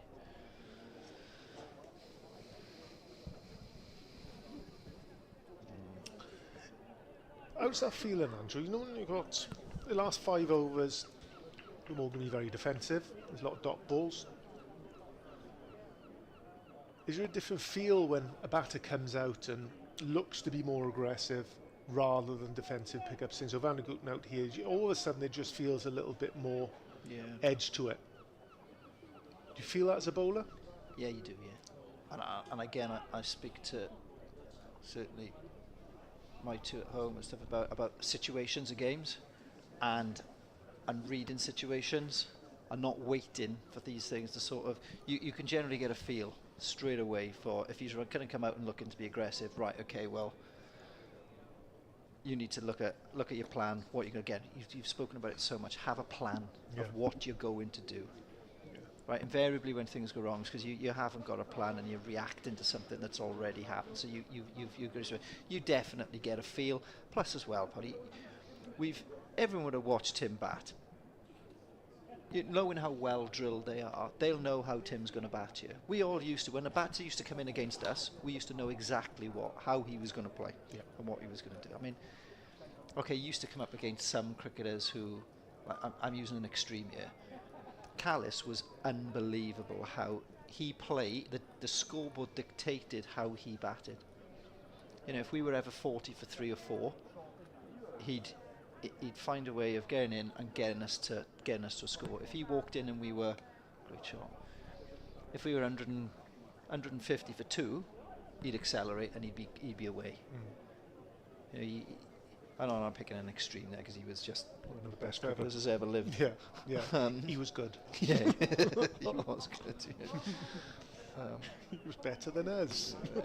He's in the same team as us. He could do things we couldn't. Yeah. Class. But he could do. That's the thing. There's not many people batted at 3 ball 90 mile an hour instead of first slip there. Yeah, no. Yeah. Anyway, school. He didn't bowl that quick. Who? Yeah, he did. Yeah, no, yeah, unbelievable. Unbelievable. We were lucky to have 99. We had him here at Glamorgan, and I think 2001 maybe. I'm not sure. It's gone back a long way. It was only the 1 year, wasn't it? He signed for 2 years, and we tried to get him back a second year, and he didn't actually come back for the second year. Yeah, you're I think right. It was just the 1 year he had with us. You're right. Yeah, he signed at Glamorgan and didn't play for a number of games, and drank cider for a best part of those 3-4 weeks he didn't play. Introduced him to cider and Cardiff nightlife, and then very quickly ended up with the nickname Scrumpy. That's maybe why he didn't come back for that second year. He played. Yeah, that's the shot down Douthwaite. Possibly could have played. Yeah. Slightly softer, big vacant area at point. Oh, good shot, Van der Guggen getting off strike. Again, another good over for Moriarty here so far. It's 2 runs coming from it, bowling beautifully for his club.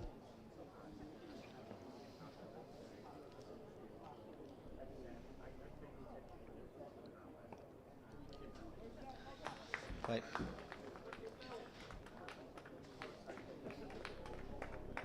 I mean, it's imperative now. They've got to bat the overs, haven't they? Yeah, 7 overs. You think, what can you get? Even if you stick another 25, 30 on it, right? Yeah. You're 200. Yeah, okay. You know, you get somebody then 20 for 3. It's going to carry. Look, the wicket wouldn't have changed. It will not have changed. The ball will still be hard. There's 2 white new balls out there nipping around, and Glamorgan have got an experienced attack in these conditions at home. So, yeah, I think 200 will be competitive, and it is a score. It could be a lot more than that. These 2 get gold, and we could end up with a 220. Could be 4 of them. Oh, well fielded. Wonderful fielding out there in the deep.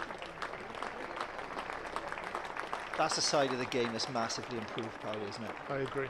You know, the fielding is now spot on. Yeah. Yeah, fielding has moved forward as players become more athletic, as there's more coaches around, specialised fielding coaches. Billy moving on to his 50 there, wonderful knock. Just the 56 balls. I mean, he's almost got that 50 under the radar, isn't he? I can't really think of any large shots that he's played. No, he's played. That's fantastic. He's hit some beautiful shots through that vacant mid-on sort of mid-wickety sort of area. Yeah, it's exactly what the Glamorgan needed, and he's delivered here today. There's more runs out there for him. So 6.5 overs to go, and can he just open himself up now and hit a few boundaries? Yeah, going back to your point, yeah, fielding's hugely improved, and most clubs carry a fielding coach around them now, and it's analysed and in depth and filmed, and they're heavily linked to their strength and conditioning coaches as well. So, yeah, that part of the game has moved forward leaps and bounds. Here we go. There we go. It's one for the newts in the taff. That's gone. That's out the ground. New balls, please. And that's what he's capable of, Van der Booten. He's a strong from the crease. That's a clean hit, that. He's not come down the wicket, he's hit that from the crease. He's a strong man. Look, as we all know here at Cardiff, boundaries are short, straight, and he's hit that straight over the bowler's head to the shortest boundary. Yeah, it seems like a bit of a plan here, isn't there? I mean, quietly 4 or 5 for the last 5 or 6 overs, and then all of a sudden, right. Yeah. 6.5 overs to go, right, let's go now. Yeah. We're going to be all right. Let's get ourselves up to maybe a 215, 220, 225 ideally. 225 would be a great, yeah, they'd be happy with that, I thought. Yeah, and that's the question, do you bring the seamers back on? Possibly. Yeah, earlier I said when you're batting, think like a bowler, and when you're bowling, think like that. Yeah. If in all honesty now, if you're Tim Van Goon, who would you rather bowling at you? Yeah, possibly, I think, yeah, but... I know there's this other gentleman in the room that's been commentating today, right? He won a spinners on every day of the week and twice on a Sunday. And I wouldn't be too far behind him either, right? But Moriarty's done a great job at the other end. He's only got the 22, so there's no argument. Yeah. They've done their job. Yeah. They've done their job, but This now might you're be- thinking, right, do you know what? This might be the tipping point. Yeah. He'll strike a spinner. Yeah. I'm not too sure he's playing that shot off, one that's going past his... That might be best. So there we are, best ball 9. Yeah. That might be him done there, possibly. Yeah. Moriarty. Looks as if he's bowling another one, doesn't he? Moriarty can bowl another 3. Can, which would see him right through. Sorry, another 2, which would see him pretty much right through. Whether he does that or not, who knows?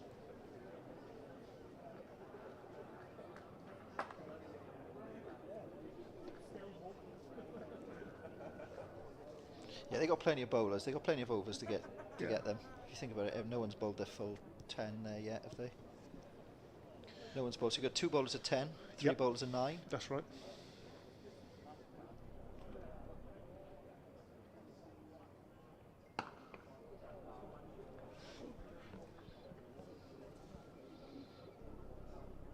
So when you look at that shot, how he's just played there, right, in fairness, if you took that shot, a lot of club cricketers are hitting that right out there to that man.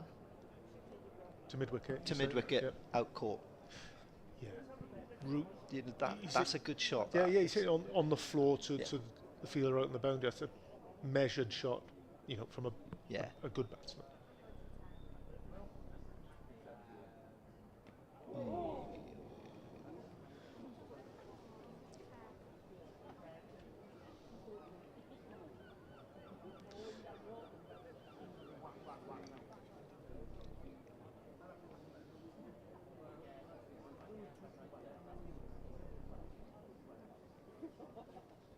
Yes, could be a handy walk. runs.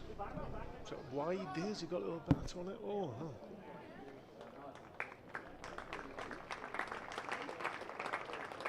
Oh, Bat. Little edge. Have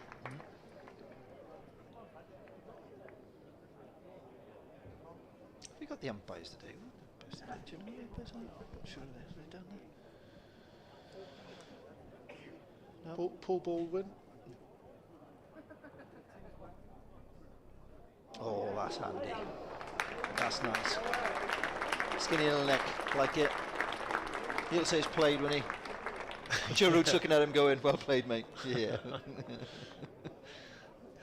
Yeah, nice. Little bit. I think that's where he wanted the ball to go in that general area, but not as fine as that. So, yes, it's an edge, but it got the desired result, didn't it? 4 runs.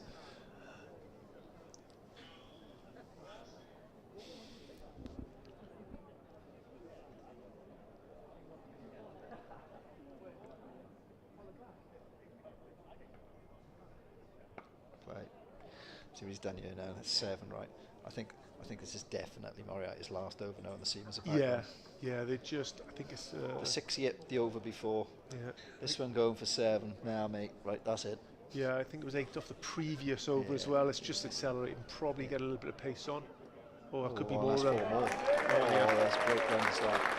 11 off for the over. That's a very good over for Glamorgan. He's doing a very good job. To 20. 20 off 19. Yeah, he's doing a great job here. Job. Like I said, he can bat. Don't be confused by him coming in at 10. He's a better player than that. Yeah. Yeah. So all of a sudden, the Morgan shoot up to a 193 with 5 overs to go. It's even at Spinner still on. 5 and over, 6 and over again, up to a pretty good score. Again, built round Billy Root's innings of 51. Oh, this is what I meant about the blast. But I still think we missed a trick not picking him in the blast. I think he can do a job in blast. Oh, more runs. Just give himself a little bit of room there, Root, and bottom edge. Keep us no chance of stopping that, and ball racing away. Best, a little bit more pace on it. Is this 1 over too many from Best? Yeah, edge through the keeper's legs there. Fortunate for Root. Doesn't matter how, it's how many. It's another 4 in the book for him.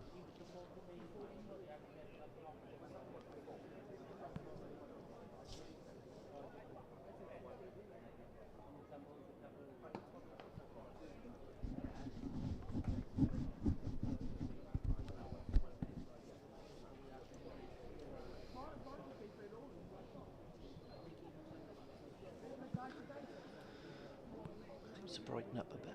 It has brightened up, but I was just going to say, floodlights are still on here at Cardiff, but yeah, you can't see the shadows on the ground anymore of the players.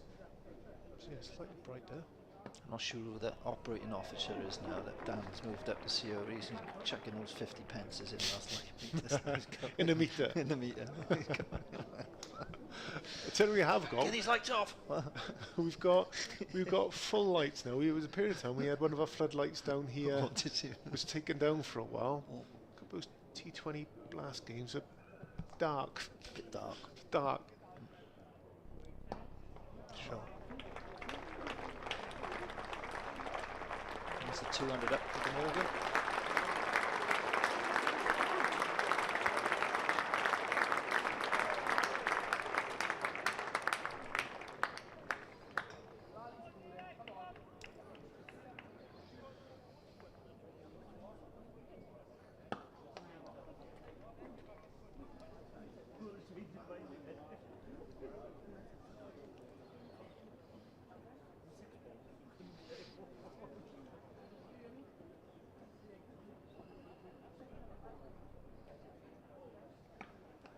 Root just looks like he just loves batting, doesn't he? Yeah. You know, you get cricket badgers, right? He's just like, nah, I'm batting, mate. Enjoys it. I'm like due for 2 or 3 days. I'm not. No. You get the impression, right, that given his brother he is what he is, right? It's like, right, if I get out cheaply, I've got to bowl up my brother for 2 days. In the garden. In the garden, yeah. So if I get the chance to bat, I'm staying in. Yeah. I'm not getting out. Yeah. My brother won't give me a go. No. I bowl for a week. Yeah. I reckon their schoolmates didn't get a bat in their school games. No. Who scored the runs? The Roots. Yeah. Yeah. Yeah. Again. Who got the wicket? The Roots. So Moriarty's going to bowl through, it looks like. It's a good start. Oh, yeah, start with a single, yep. Oh, can you imagine one of them running the other one out? Oh. Oh, carnage.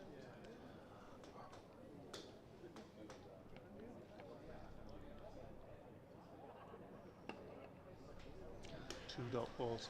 I tell you what they have got in their house, some good bats. Yeah. You reckon he nicks his brothers? I reckon he does nick his brothers. Yeah. Oh. Again, edge from Van der Gooten. Doesn't matter how they come. Another 4 runs.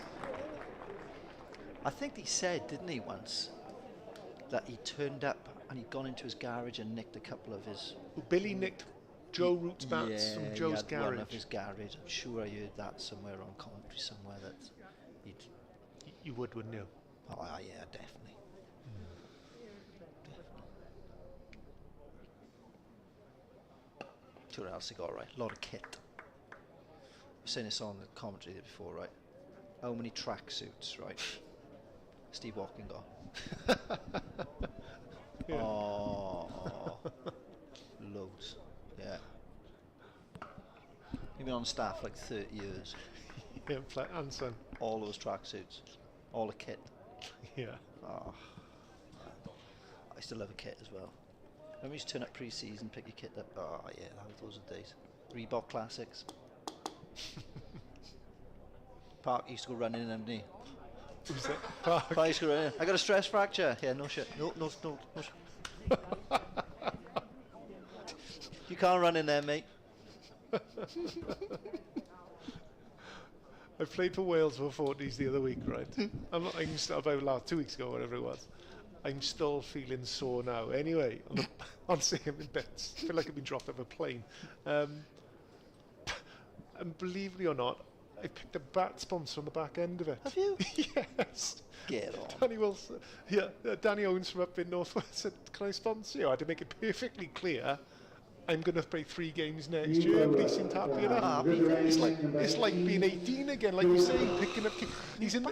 It's in the post as we speak. I'm so happy. I'm so happy. I'm 47 now, and I feel like I'm 17 with kit being delivered to me. That's great. Unbelievable. Love it. Change bowler. Seamer's back on. Yeah, maybe an over too late here. Maybe he should have brought up an over, but Glamorgan found himself in a good position. 3 overs. What would you take here, Andrew? What would you take here? 2 batters in, aren't they? 27, 57. So the boys, great job out there, Ramon. What would you take? 18 balls. 18 deliveries. What would you take? I'd take 25. On top? Yeah. Okay, so you're looking at possibly just over a 230.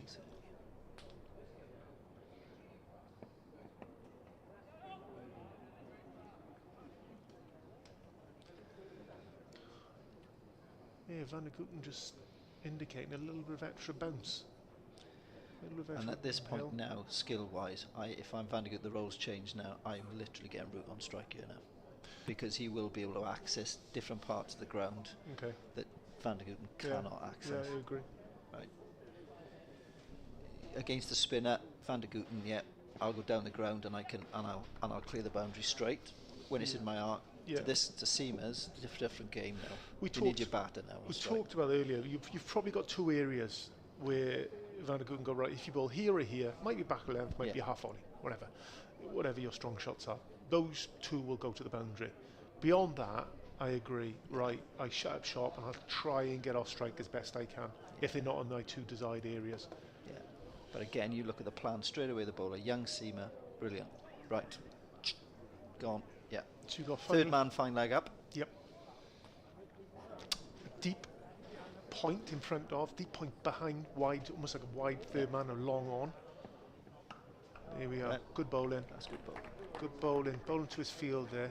Slightly wide, slightly short, which would go to his 2 fielder out there, and I hopefully go for 1. It's exactly happened for Hill. Excellent bowling. He's done a good job so far. Just 31 from his 7.5 overs.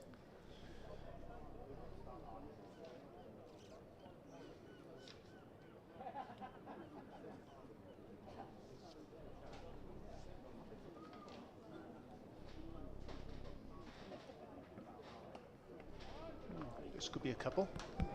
Oh, slipped from Van der Gooten at a non-striker's end.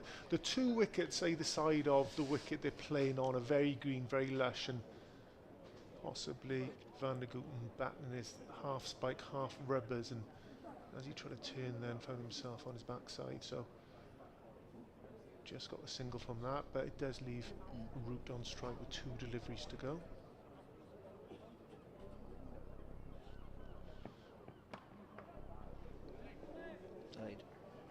Right, again. So free It's hit. not a boundary ball, it's a single. Single, so yeah, Hill, the good still. job. Yeah. 4 singles, happy, 1 ball to go. It's almost a free hit for Van der Gooten here. This will be a boundary ball if he can get hold of it. Where's he going to go? Give himself room at the top of point. Well done, well done. Good.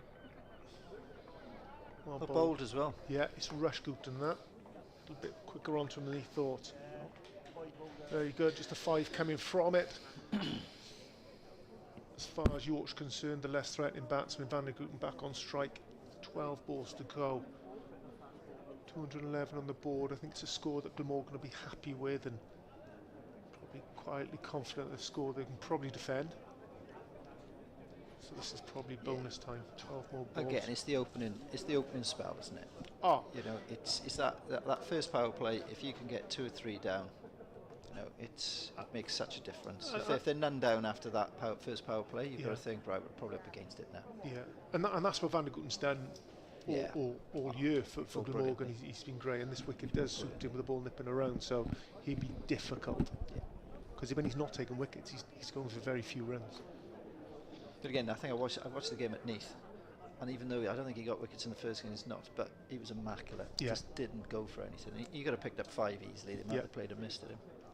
He's been very, very good for the club this year.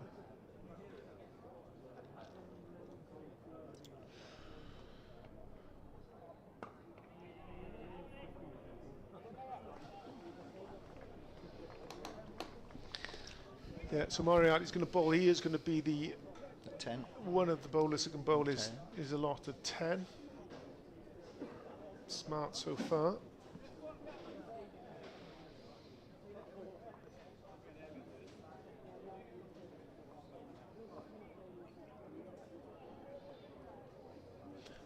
Where's he going here? Yeah, very particular where he's sticking his field. He's moving his mid-wicket slightly more round to mid-wicket, where he was very square before. All fielders back on the leg side. So nice bit of bowling there, very straight. Root trying to give himself a little bit of room and run that as fine as he can. On the leg side, he's got a man up the side on 45 inside the circle, deep square on the boundary, deep mid-wicket, deep long on. So there's lots of options for singles or 2s on the leg side.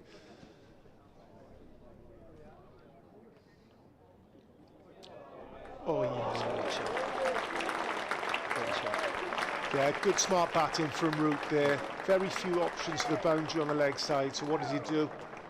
Switch, reverse lap slogs, takes it over what would have been backward point to a vacant area over the top of him. Skillful batting that. So Moriarty's just tinkering his field. There was talk about leaving his 3rd man back on the boundary rope, but now he's brought him back up inside. So what he has done is swapped his backward point inside the circle to in front of point, and a deep point on the boundary well behind square to try and cover that reverse sweep from Root. Into up. And good batting from Root. Takes that single on the leg side. Big option out there, so yeah, good skills from Root. Does sound a good bat, Polly, that one. Yeah, it's his brother's, I think. It's the one he nicked from the garage.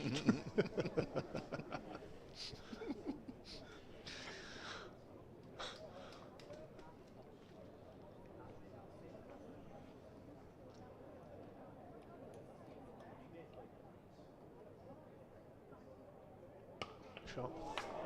Through.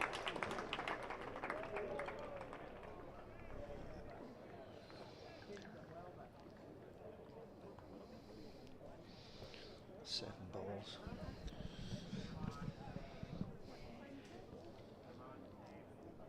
May as well just get a single in a Root for me, unless it's a Yeah, boundary or single. boundary single. Boundary single, getting back on strike. Then facing the last 6 balls. Saying that Van der Grooten operating a runner ball as well. He's done a really good job. Yeah, that's a brilliant 32, coming in at 10. Yeah. It's good all the way, this. Turned in. Oh, yeah, well fielded. Yeah, Reeves out here, underneath us at long off, sliding round. Good from Root, picking up 2 to long on, but he was very wide. Dan Moriarty's bowling figures 10 overs, 2 maidens, 47 runs for 3 wickets. Good ball. Well done.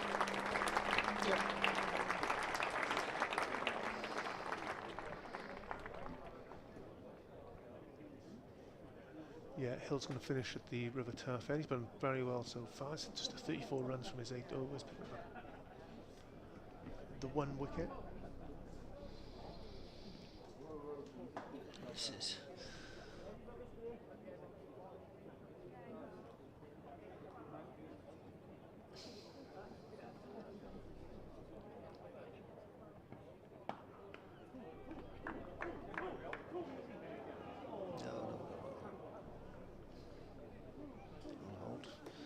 Right, here we go.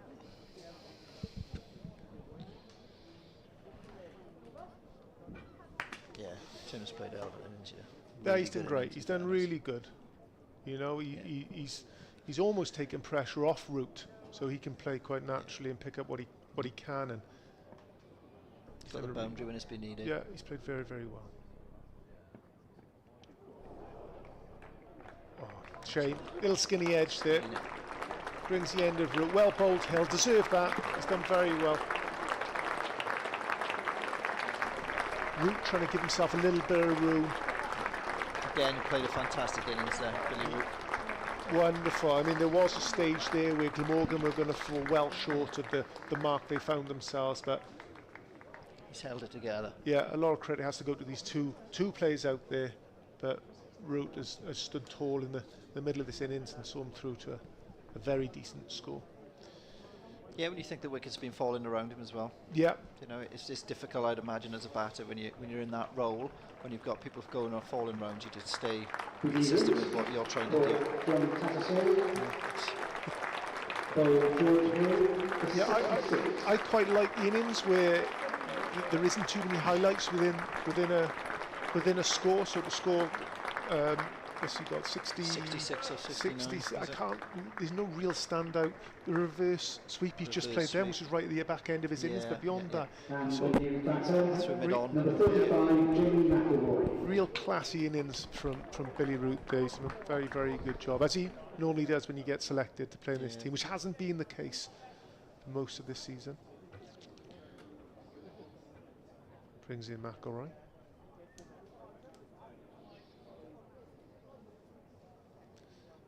Big, tall, rangy left-arm bowler from mid-Wales.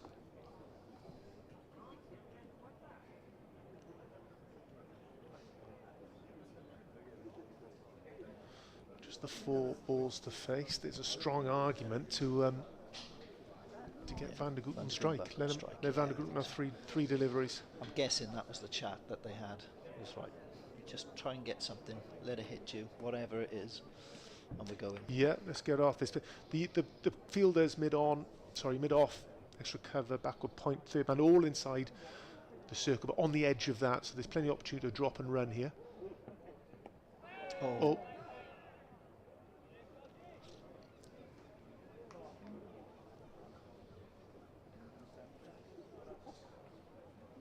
So he's done a good job, hasn't he, Hill? Yeah, he has. Yeah. As I was saying, you know, it'd be boring, but I've been impressed with all of them. They've all done well. They've all bowled well. Yeah, like you say, you can almost forget how young this team is playing for Yorkshire. A real smart, well-drilled outfit in the field so far. In the field, bowling to a plan.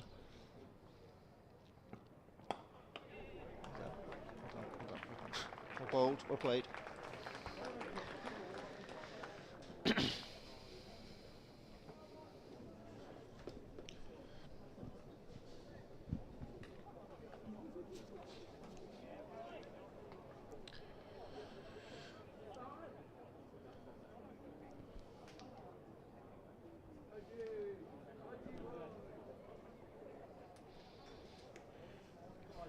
It's just a free swing now, isn't it? Penultimate ball. He's got. Oh, it's got it. He's going to have to come back. No. Well fielded. Well done. Fielded. Always racing down here to find leg. Moriarty picking up one bounce over the top of the stumps. Just 3 runs from this last over so far. Can McElroy finish with a flurry? Can he get a boundary?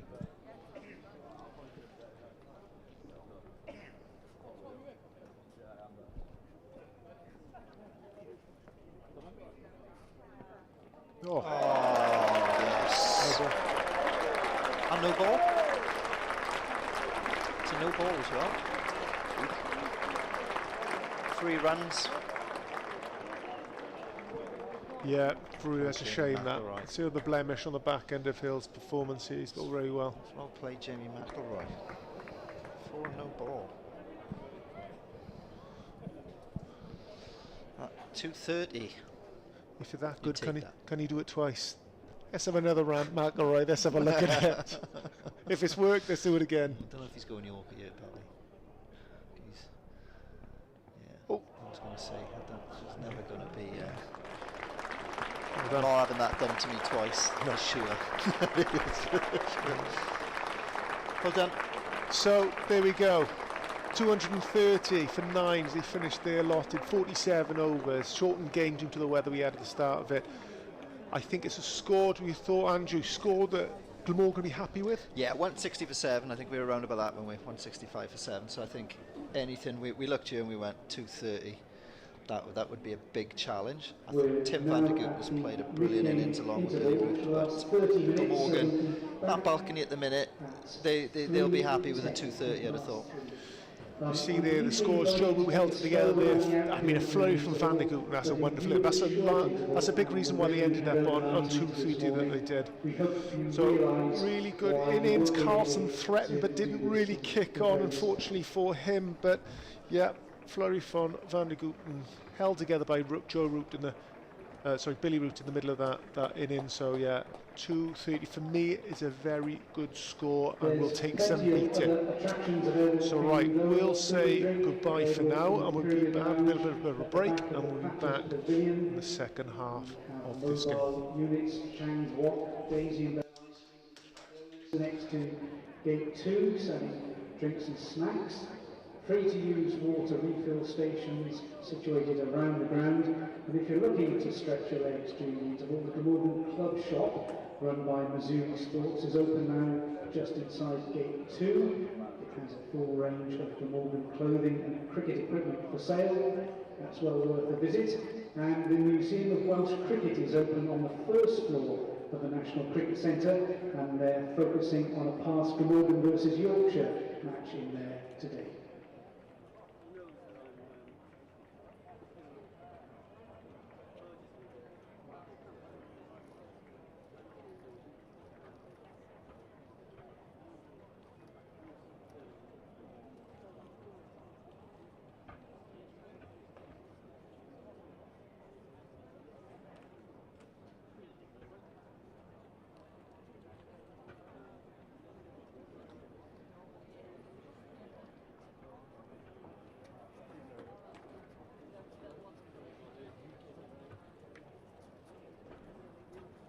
We've a few other scores from other games to catch up with today. The Welsh Fire women had an early start at the Utilita Bowl. They were away to Southern Brave women. Southern Brave women were bowled out for 103 in their 100 balls. Welsh Fire reached their target with not too many problems. 106 for 1 from 74 balls. The Welsh Fire won by 9 wickets. Looking at some selected games in the Metro Bank One Day Cup in Group B, which is our group with Yorkshire. At Rugby School, Warwickshire, who were second going into today's games, were put in. The matches reduced to 48 overs. Warwickshire bowled out for 182. At Bristol, Gloucestershire in 4th place against Leicestershire in 3rd place. They've had a few rain interruptions there. It's now a 36 over match. Gloucestershire put in 100 for 4 after 23 overs. In the other group, Group A, at Old Trafford, Lancashire versus Worcestershire. Worcestershire in second place. That's a 50-over game. Lancashire bowled out for 237. Worcestershire yet to bat. Chestnut Street, 50 overs. Durham in third place against Derbyshire. Durham will put in 253 all out with just a ball of their innings left. And another 50 overs game at Merchant Taylor School, Middlesex against Hampshire, who were fourth. Hampshire put in, reached 276 for 7 in their 50 overs.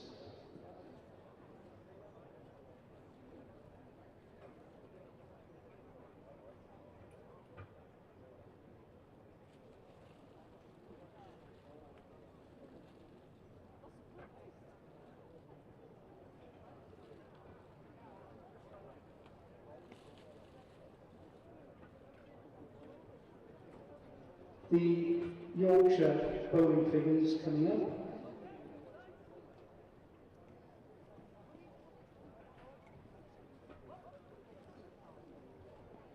Don Leach, 8 overs, no maidens, 1 wicket for 32. Ben Cliff, 7 overs, no maidens, 3 wickets for 37. George Hill, 9 overs, no maidens, 2 wickets for 44. Matthew Revis, 3 overs, no maidens, no wickets for 18. Don Bess, 10 overs, no maidens, no wickets for 47.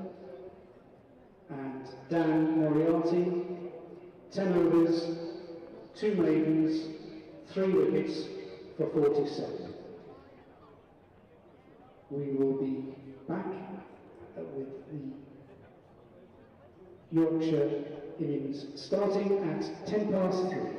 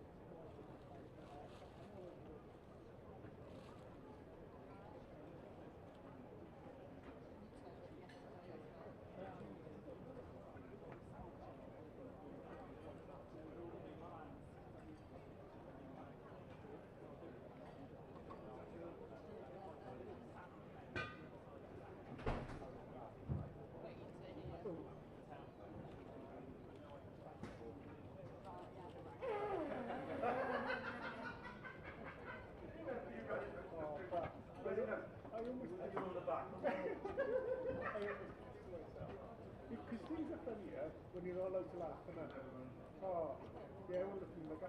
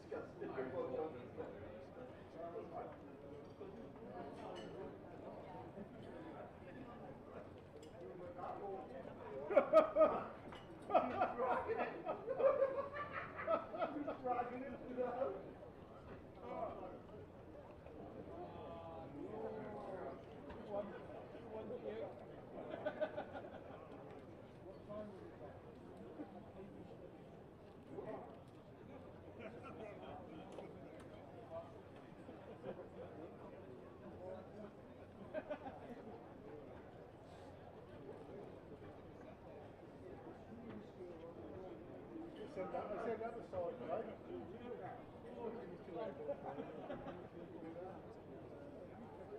So shocking,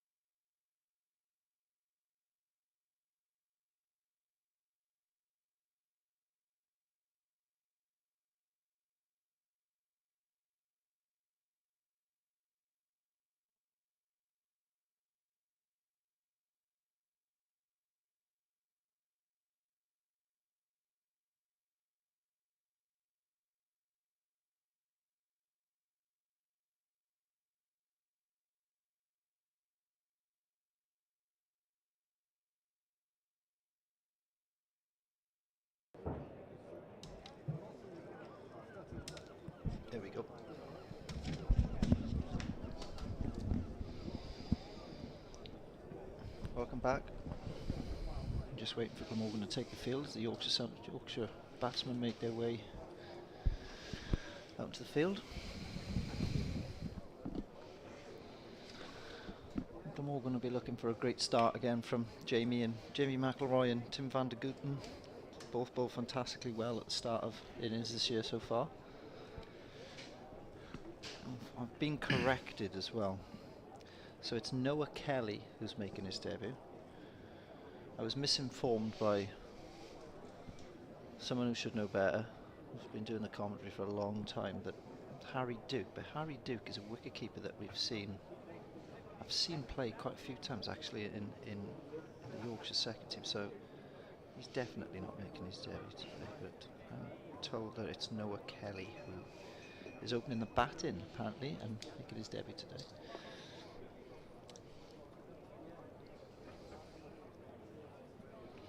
Quite a young, inexperienced side here, Yorkshire. So it'll be interesting to see how they approach this chase. You got Van der Gooten and obviously you said McElroy, two experienced guys. They can hit the deck hard, especially Van der Gooten.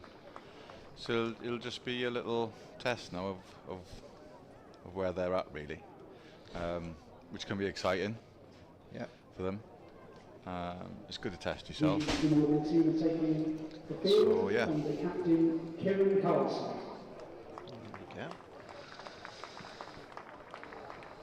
Yeah, so it'll be a good test. And I think, judging by needed run rate, etc., I think Yorkshire are pretty much done. I'm not too sure. I think they've got to win in like 5 overs or something ridiculous to get through. So I'd have thought they'll approach this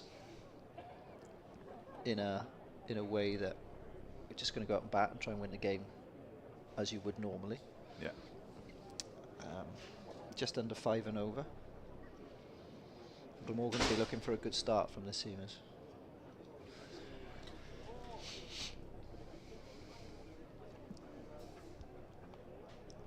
It's all about that old adage, isn't it? Setting the tone.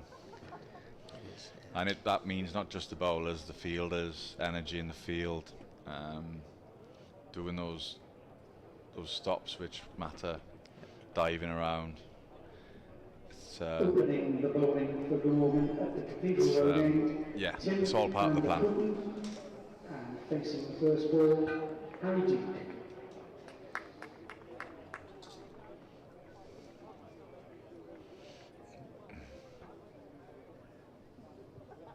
Yeah, there's nothing worse as that. I mean, that's something that annoys me when I turn up and watch some games on a Saturday, and you see an opening bowler or a bowler that's just come on to bowl, and you bowl one down the leg, flick 4. You were expecting to bowl. You do know you were coming on to bowl. You should have been ready to bowl. Yeah. There's nothing worse. The batter's looking at, right, he's going to have a look at you. You're a new bowler coming on. You've got every opportunity to get a couple of dots under your belt or get a wicket, and then you give him a freebie, leg stump half volley for 4 or half volley for 4 or one off the pads. It's not a great start.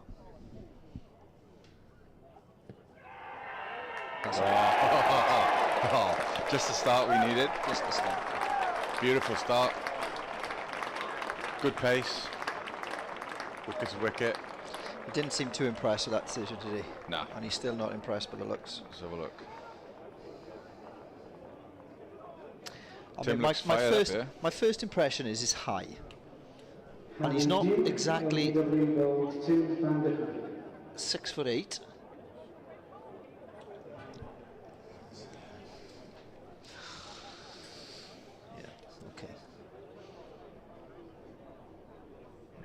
Not ideal, but he's... Well, yeah, and...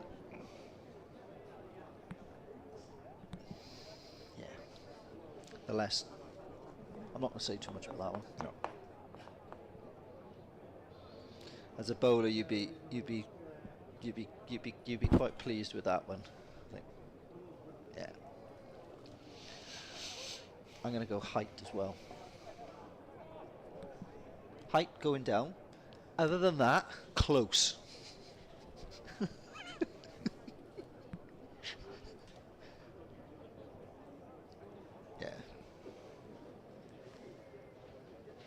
you'd be pretty gutted making the, what is it, 5.5 hours? It's a long old track, yeah. It's a track. Depending on what part of Yorkshire, well, any part of Yorkshire you are, right? It's a track, right? There's no other word for it, really. No, you're an hour by phone away at least. So, you've just kept wicket for 47 overs. You've had You're looking forward to come out. It's a long walk. It's a cruel game, mine, isn't it? And It's a cruel game. It's a cruel game.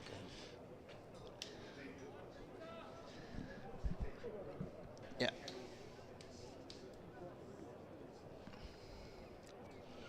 So, Will Luxton's the new batter.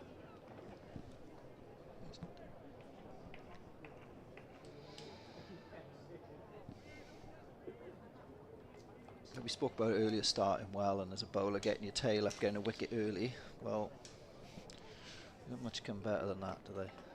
But then the team feed off it as well, and Yeah. it can be a hostile environment to be. Yeah. As a batter of any age, really.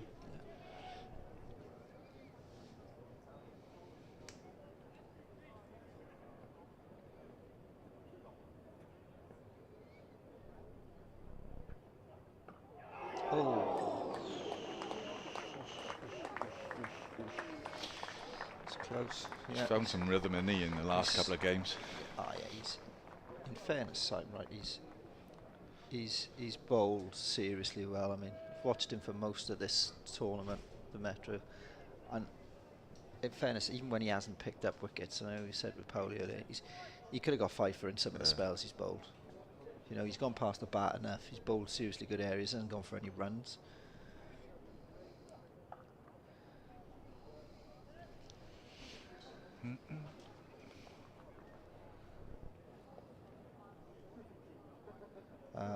You know, and in fairness, Jamie McElroy's backed him up the other end. He bowled well. Complement each other, really. Different bowlers. Yeah, they have. Yeah. One hits a deck, one tries to pitch it up, swing it in, swing it away.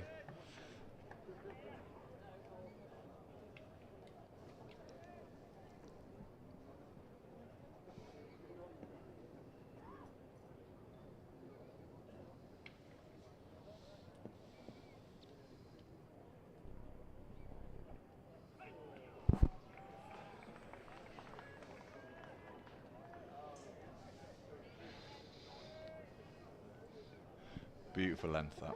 Yeah. I'm trying to think, how old is Tim?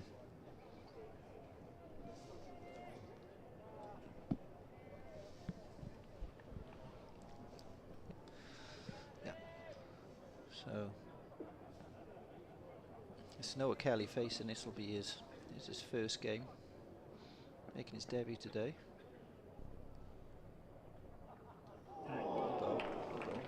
Feeling a few nerves, seeing his opening partner go first ball. He'll be just looking to get through this initial spell, won't he? Just get through these first few overs, get a couple off the bat, get a couple of runs next to your name. He's obviously a good cricketer. He's here playing for Yorkshire, so just got to back himself. He's facing a highly skilled, experienced opening bowler. Just got to try and get through this tricky period.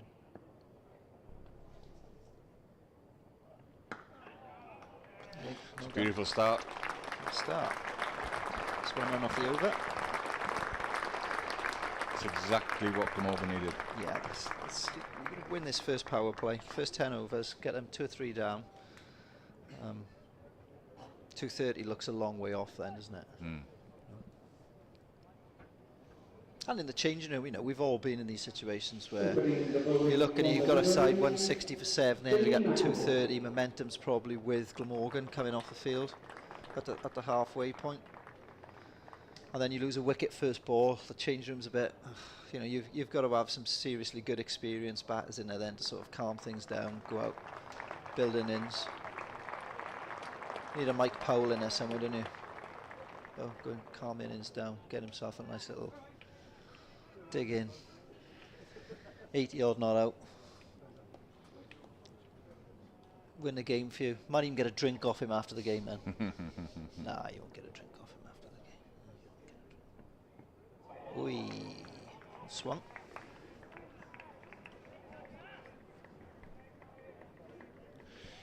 Boys are on it, aren't they? Yeah.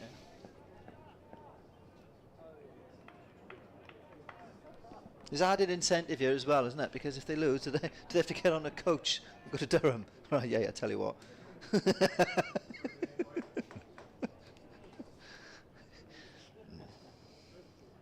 I'm getting a flight then. And you? I'd Best. have to, yeah. It's a long old way. We're talking about Yorkshire Yeah. and some.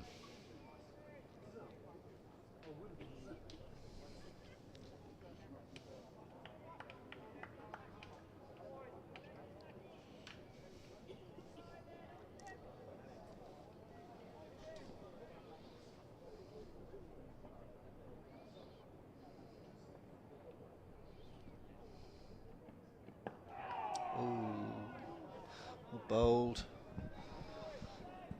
Great start from the man from Bilth.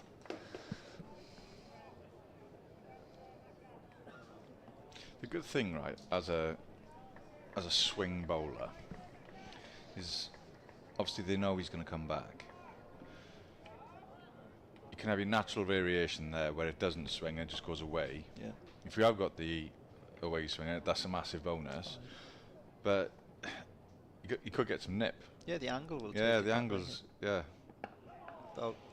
As long as you just keep hitting those areas hard, just hit them as hard as you can, and then the ball can do the rest. Which he has, in fairness to him. Yeah. He's done a good job. He's got a repeatable action. Yeah.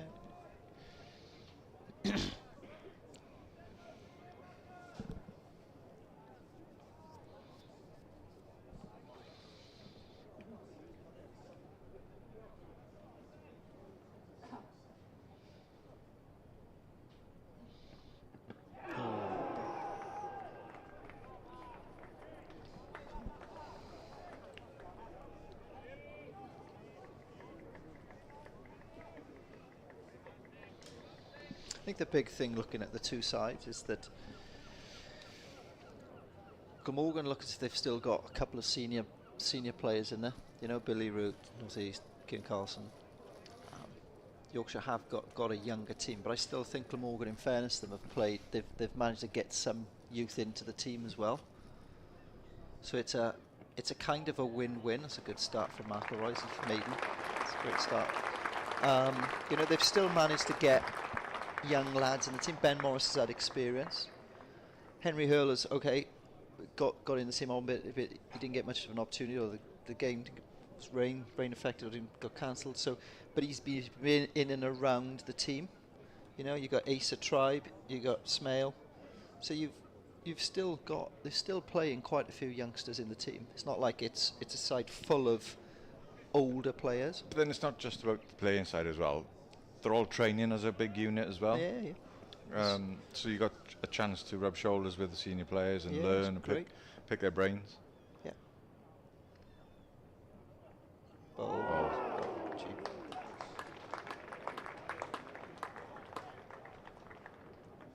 I think he's still got the Yorkshire Young Cricketers helmet on as well. Oh, is he? Yeah. The small bud. Nice. No, no, I think it's a YCC. Oh, okay. Helmet. See, I love things like I love to see a youngster this straight out. Yorkshire Young Cricketers straight in. It's good tradition though, isn't it? Great, yeah, You've got to earn it. Yeah.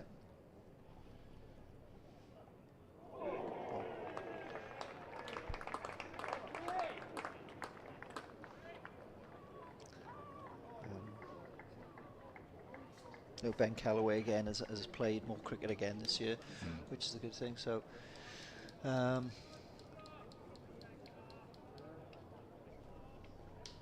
there's definitely the talent there.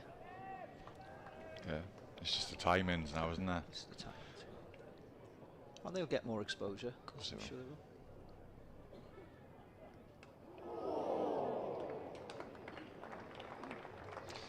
Tim van der Guten's all over him, Ernie. This really, I feel for him. This is a tough first gig for him, this. This will be great experience for him. Great experience for him.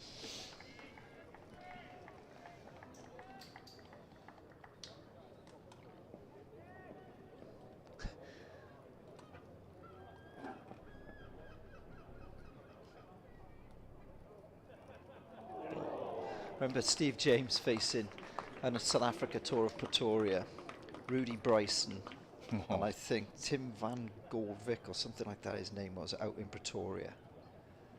And oh my word, yeah, talk about pace, movement, everything, and him and Hugh Morris opened the batting. I don't think for the first, up until lunch, I don't think they got a bat on him.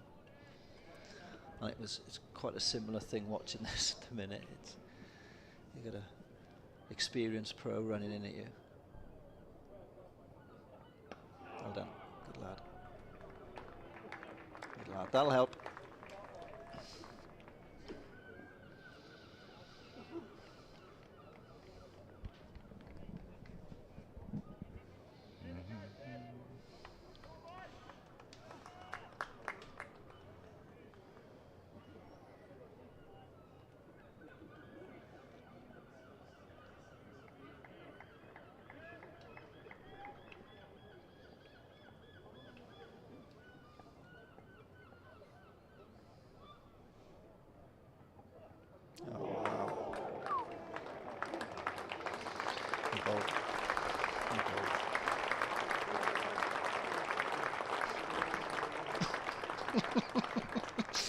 Get him on, Paulie.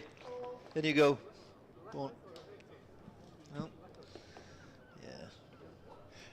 When you look at this, though, as you spoke with Steve James, facing Rudy Bryson and that, he'll probably speak about this experience as he goes on in his career, and we hope he has a long and successful one. But when you're bowling that like this, you don't realise the effect you have as well. Yeah.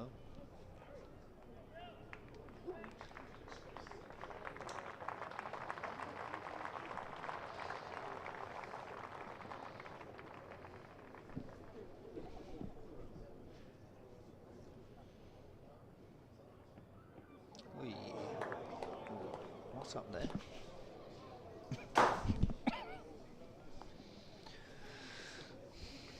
Let me get that one slightly wrong.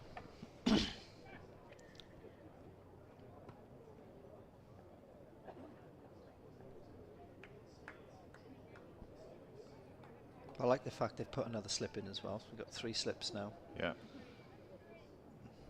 A backward point. Third man. I'd love him just to Finally. run up and just try and just swing it away on that length. He's going for that magic in swinger, isn't he? Feel it. So I'll run. Right.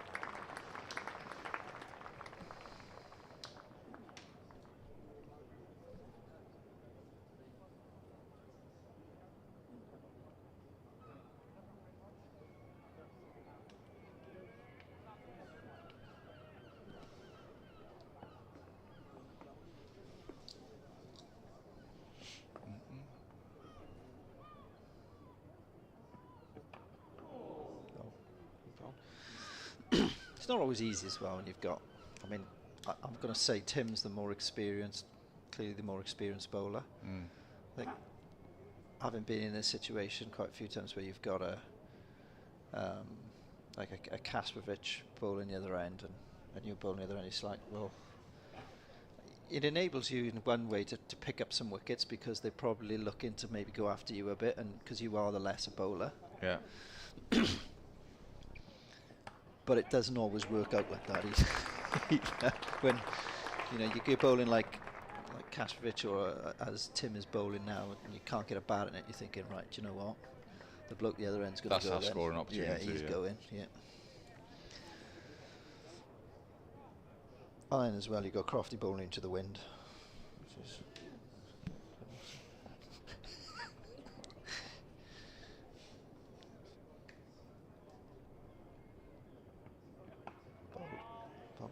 bold.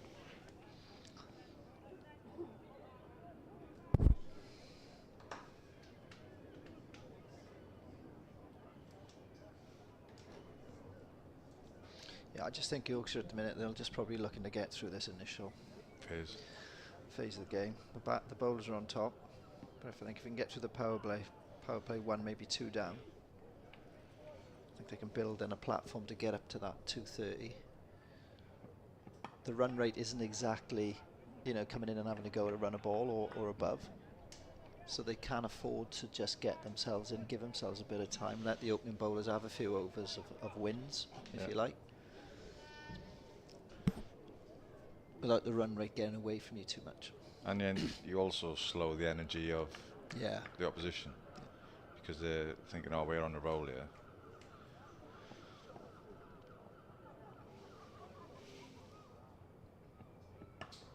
Oh my word. That would have been an unbelievable catch. Yeah, that would have been something special. Who was that? That's Ace of Tribe. Is it? He's looking at the yellow boots, I think.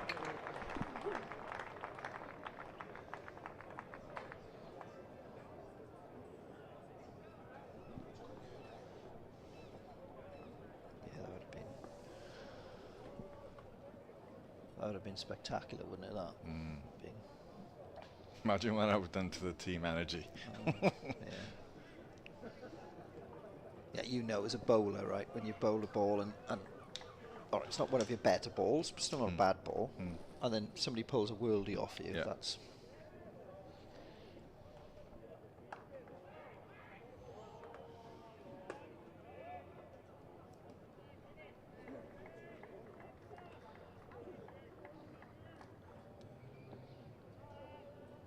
And I guess further you go up, you know, when you get to that England level, you used to see Collingwood pulling some of those, like the one Strauss took, the one Andy Strauss took, and people like that.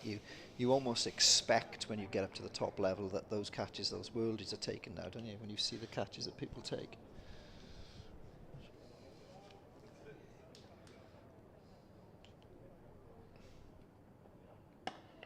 Oh, shot.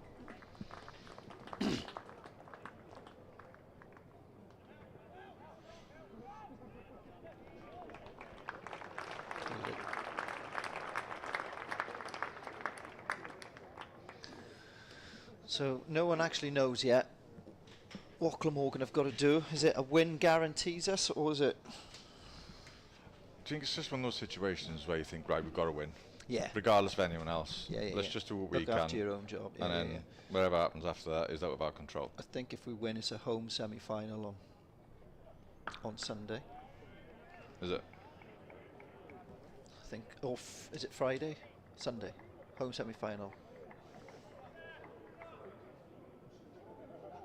If they lose, and then a home semi-final on Sunday if we win. Oh.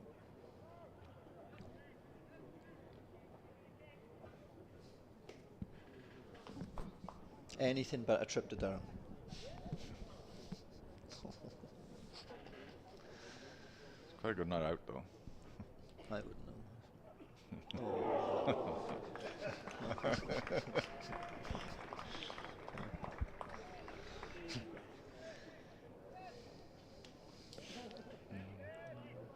Yeah, he's getting a lot of movement, Tim. That's a fantastic ball.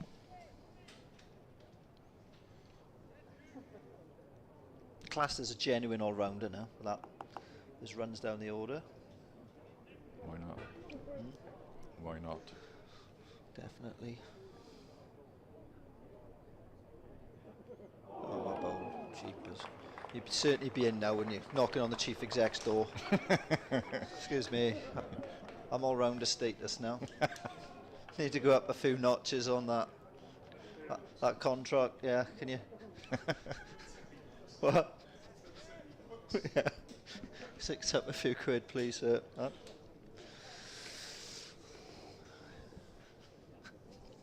We'll have Dan Cherry in here now.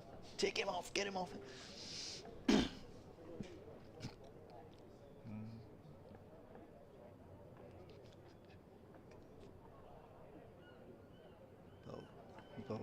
Bowled another good over from Tim Vandergoodney. It's his third over, 1 for 4.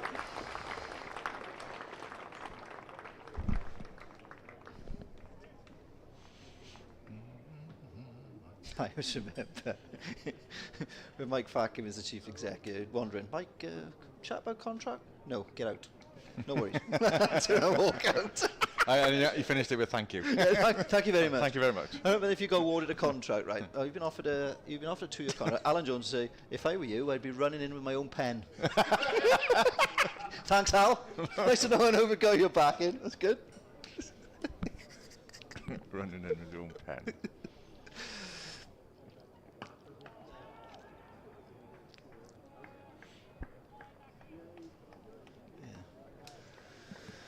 Yeah, always a short contract talk with Mr. Fatkin. What do you think you're worth, Andrew? Well, no, you're not.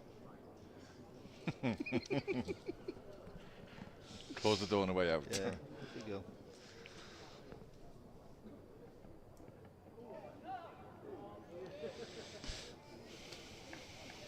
Chief Exec Mike. Still keep in touch with Mike now.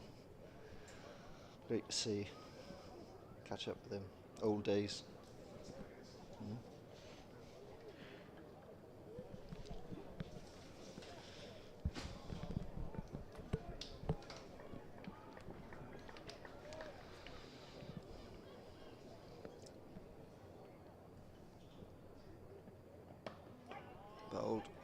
Bold. Yeah, fair play, Jamie. Both Jamie and Tim. Bowling good line of lengths here. Not giving the batters anything to score from. But having to earn everything at the minute. So you'd say about both of them have got. Noah's 3 off 17 and Will again 3 off 15. They're having to work really hard for their runs.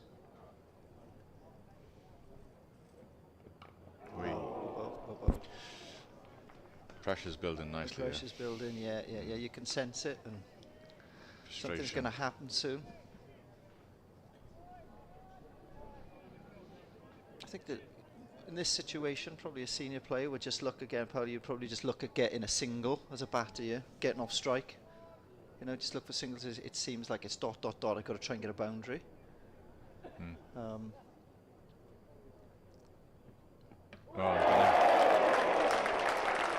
That looks a good ball, that.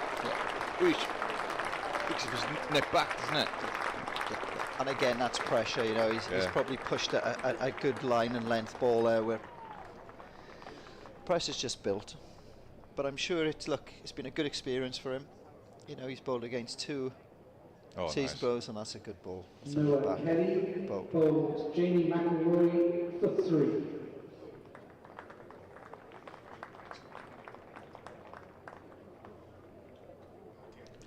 Back in. I reckon I'd might have done you, Andrew. Sorry? Do you reckon I'd have done you? Yeah.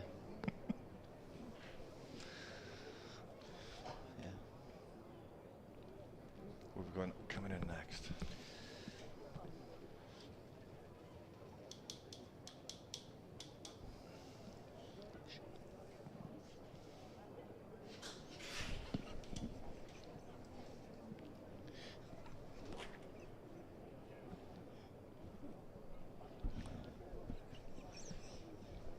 The new Yorkshire Vikings batter, number 45, Yash Begonia.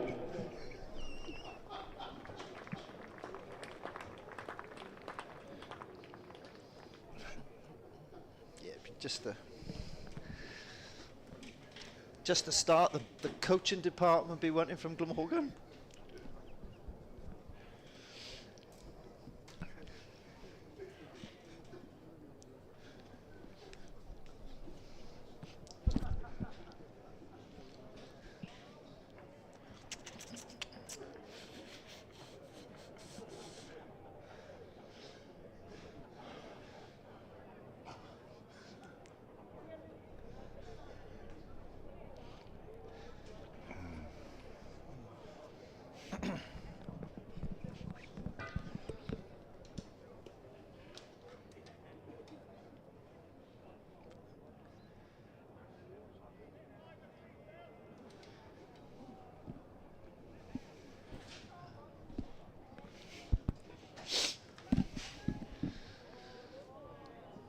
Slip's gone in for McElroy. Bold. Wicket maiden. It's a brilliant start. Really is.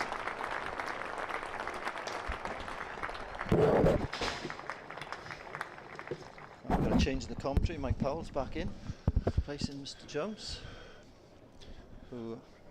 Thanks, Simon. That'll be the end of Simon. I think he's off to do some duties, some father duties. He's off to pick his boy up, I think. So great to have the thoughts of Simon Jones. Yeah, we can really get stuck into him now he's gone. Yeah, what does he know about fast bowling? Actually, a series. Yeah, They weren't even any good, those Aussies, were they? You Test played? caps, whatever. Whatever.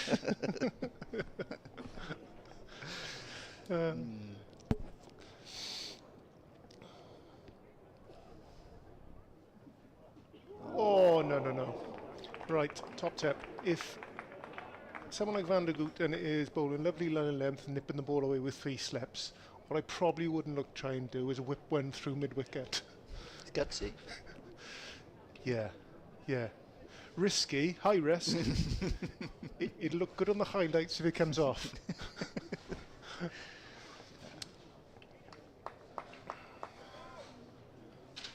Yeah. Tough out there at the moment, Andrew. Yeah, you could say that. Oh, no. Well bowled, Van der Guten. First ball, nipping away with bouncing good pace. Next delivery, nipping back in and rips out the leg stump. Very, very good bowling, high class. Van der Guten picks up his 2nd wicket. And that's a big wicket, that Luxton, 105 in the last game against Warwickshire, so he's a big wicket to remove. Yeah, nipping back, big booming drive against the ball seaming back in. Difficult to bat against this. Yeah.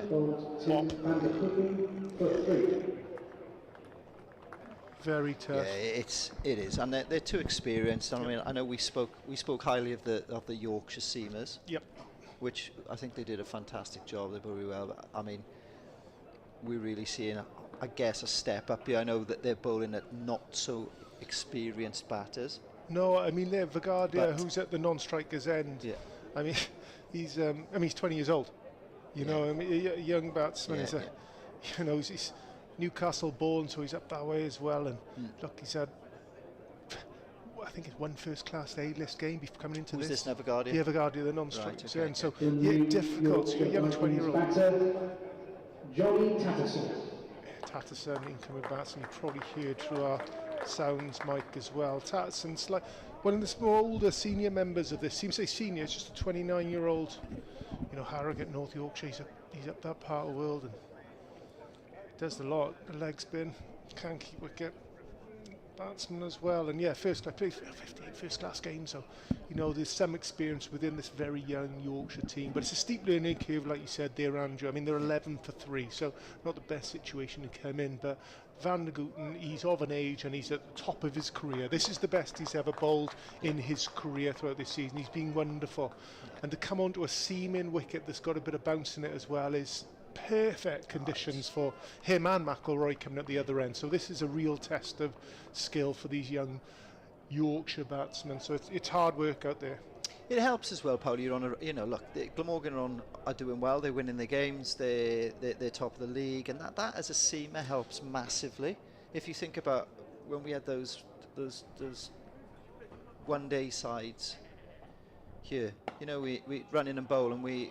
John Derrick used to say, he'd walk into the change room and we would just expect to win.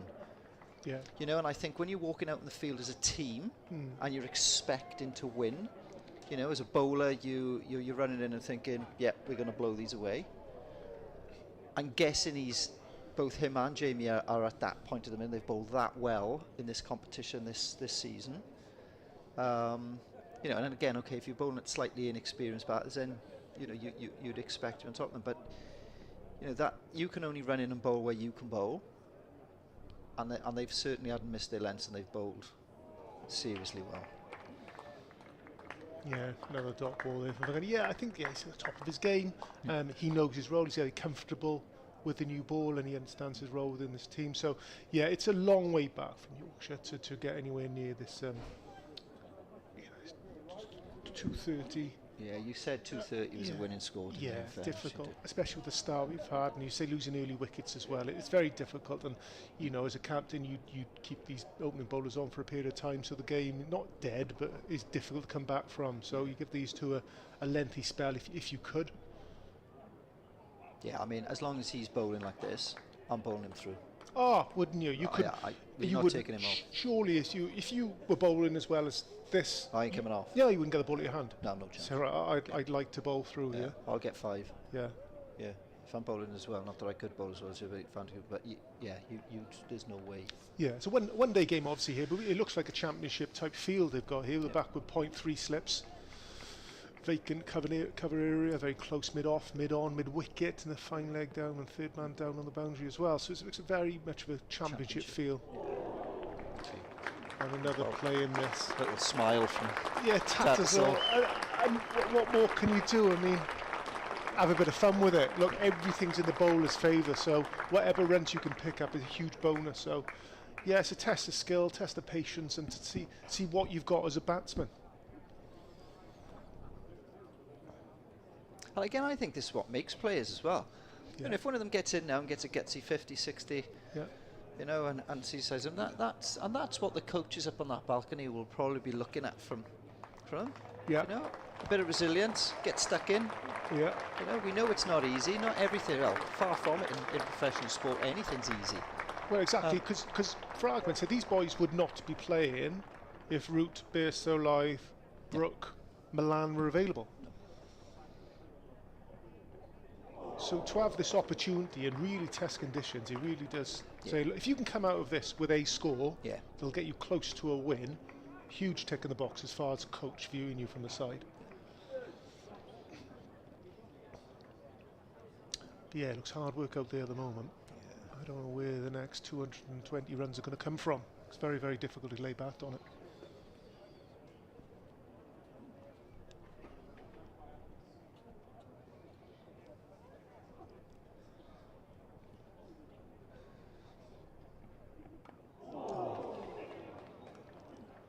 And again, from a bowling point of view, right, you can get carried away with things like this and look to bowl that magic ball and think that it's just going to happen for you. You still got to run in and land it in the right areas. So, you know, fair play to Jamie McElroy and Tim is that they're still getting the ball in the right areas. Don't get bored doing that.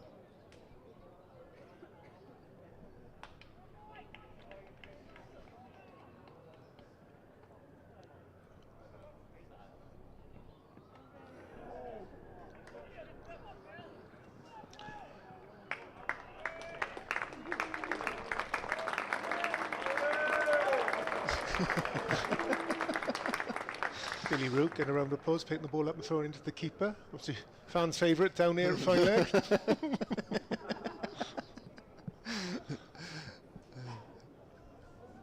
I think he's enjoying his cricket here as well. Yeah. He's probably playing his best cricket, isn't he? That he has done it. Yeah, I think you find out with Crane as well, who's signed up from Hampshire. I think he really enjoyed it so much he signed a 3-year deal. You're lucky. So yeah, I think the players that do come northeast is a similar sort of feel to that as well. He's come here, signed a new contract on top of where he is, so he's very happy coming to Cardiff. Oh, what? Good luck. I mean, look, very difficult, but I'm sure what Yorkshire are trying to do, can you play it as late as possible? Can you play with full face of the bat? So basically just giving yourselves an opportunity to get something on the ball, because at the moment it's dancing off that surface, bowling good lengths.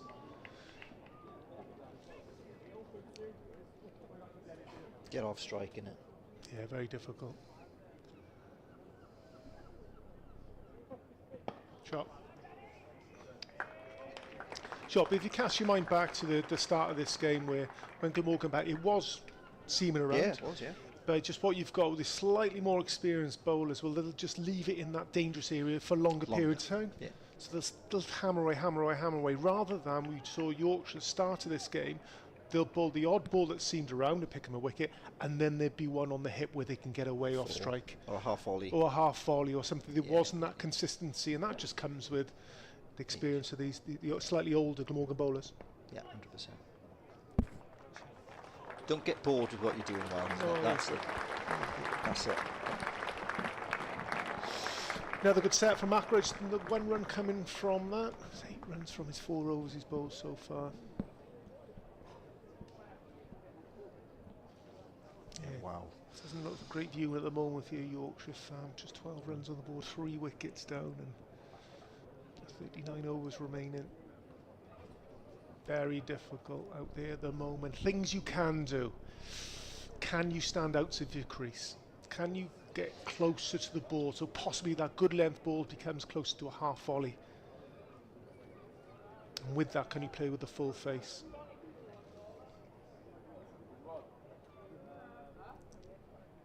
Yeah, no, it's easy sat here, isn't Difficult. it? But It's got so to, hard.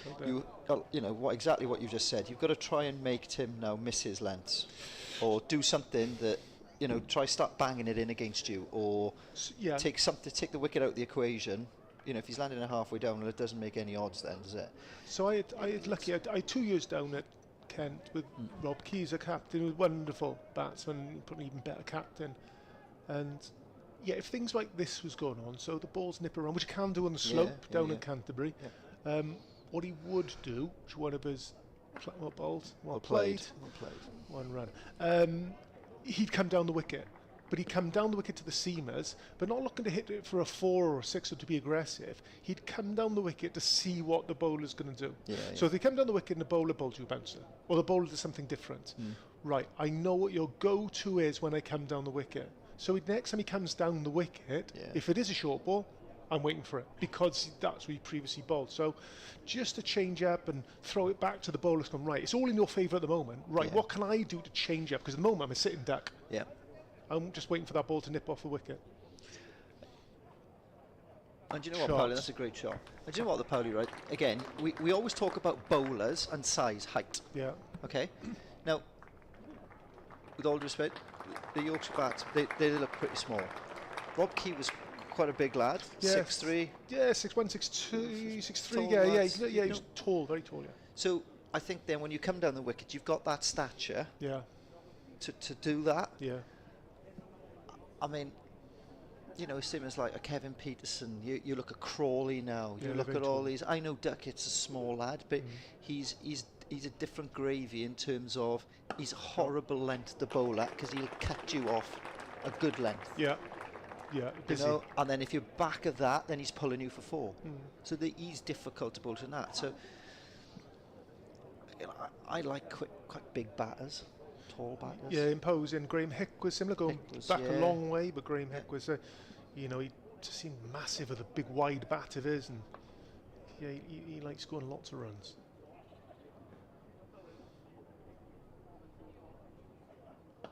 Oh yeah, just looking to work that to the leg side and ended up getting a leading edge. For 3. Out towards point, and Kellaway just dragging that back from the boundary rope. I know it's gone for 3 runs, but it almost feels like another win for Van der Goop, the way he's enticed the edge. Yeah, but this is rough. Yeah, again, I'd probably be standing out my crease. I'd probably be looking to do something. At the moment, it just seems like an edge is inevitable. But Jada as well playing. He's got a Yorkshire young cricketers. It's great to see how young these guys playing. That old.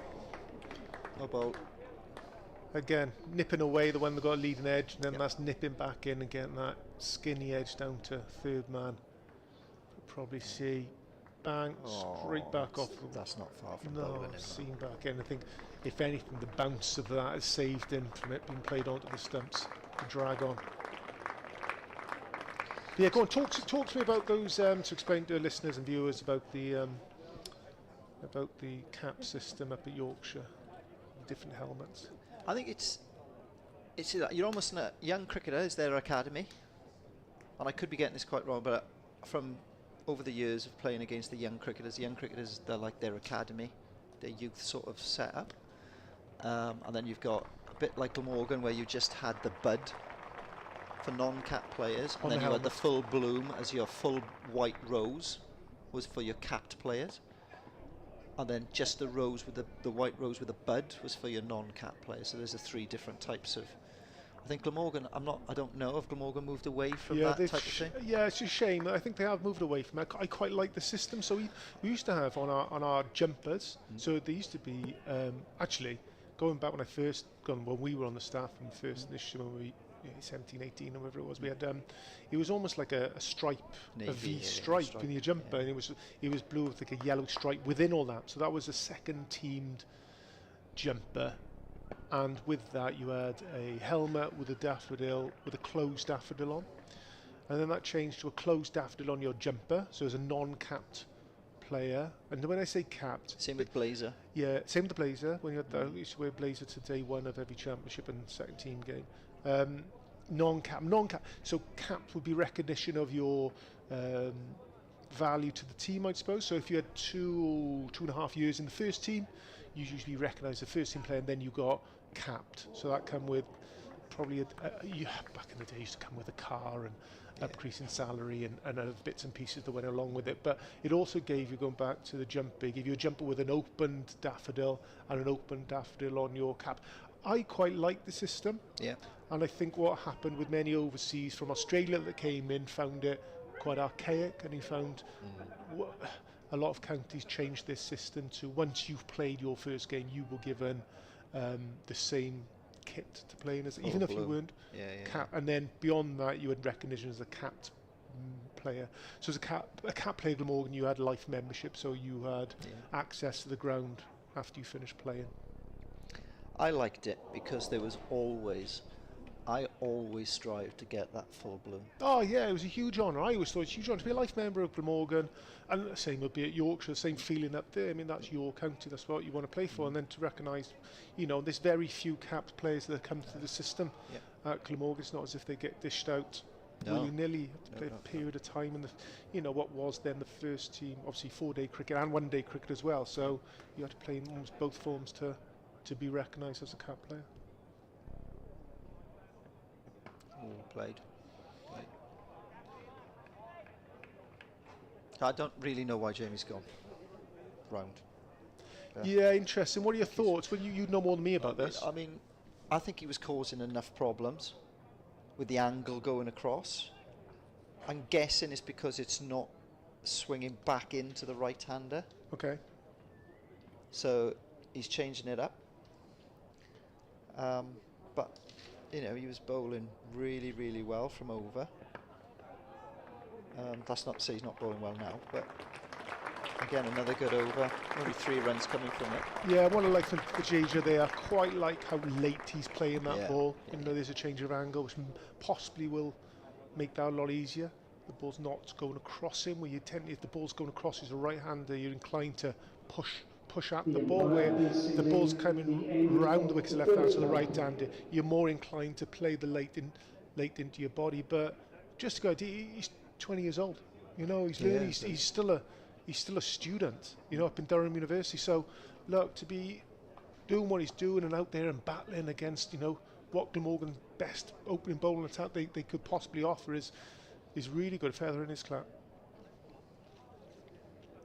But he comes reputation. He's got a lot of second team runs, and that's why he's been given his chance in the first team. Sharp.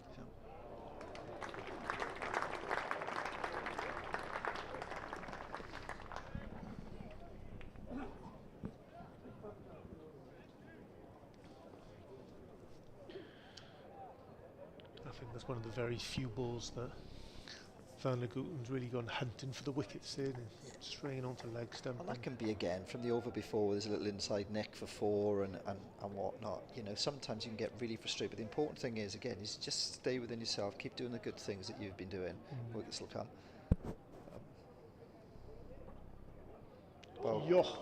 Back on it. Next ball. Yeah.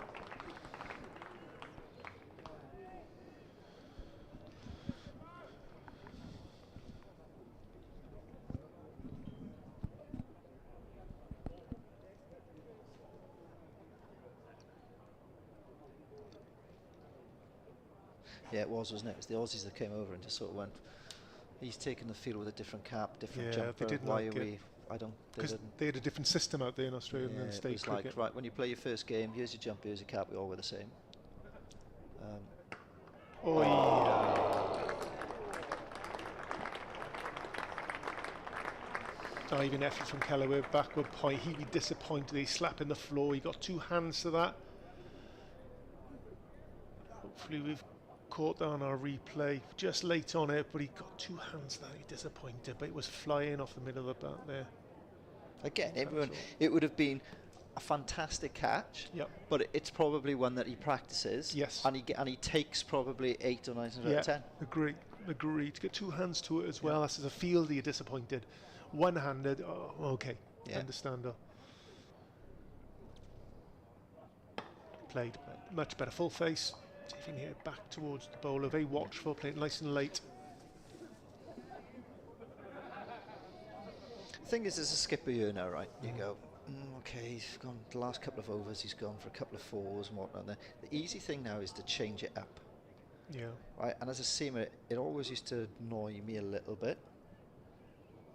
Because you still feel that there's plenty in this wicket. When you get it right, I'm going to get a wicket. So you never really want to be taken off. Like that. Yeah. Do you know what I mean? See, Look, you're like 30 for 3.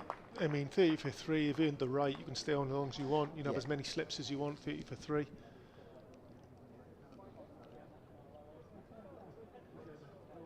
Yeah, I wouldn't want to be coming off.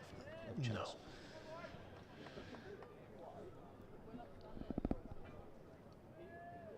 It just feels any ball that's sort of in a reasonable area. Feel like something's going to happen, you know, whether you be caught at point or caught behind or bowls. I think feels like it's going to happen.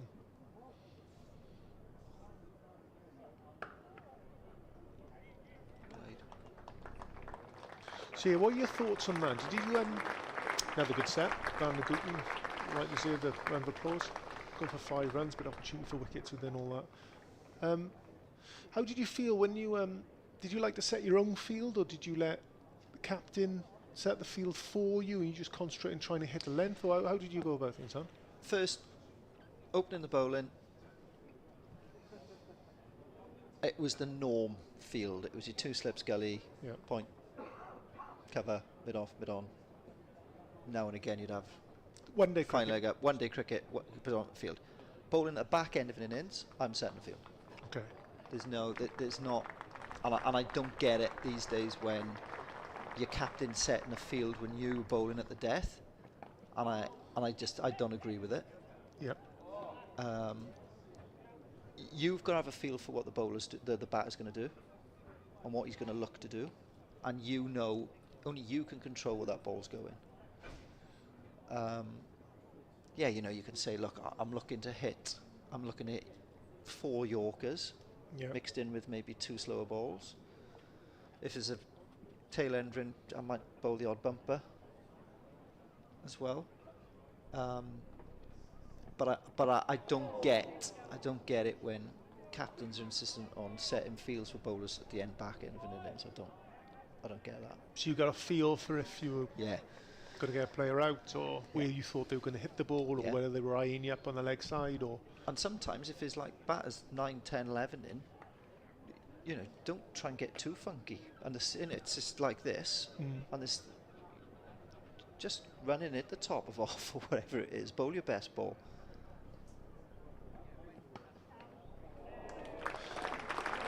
Another good stop from Kellaway, backward point there, saving 4 runs. This looks like Douthwaite's he's warming up. Maybe he's giving the nod.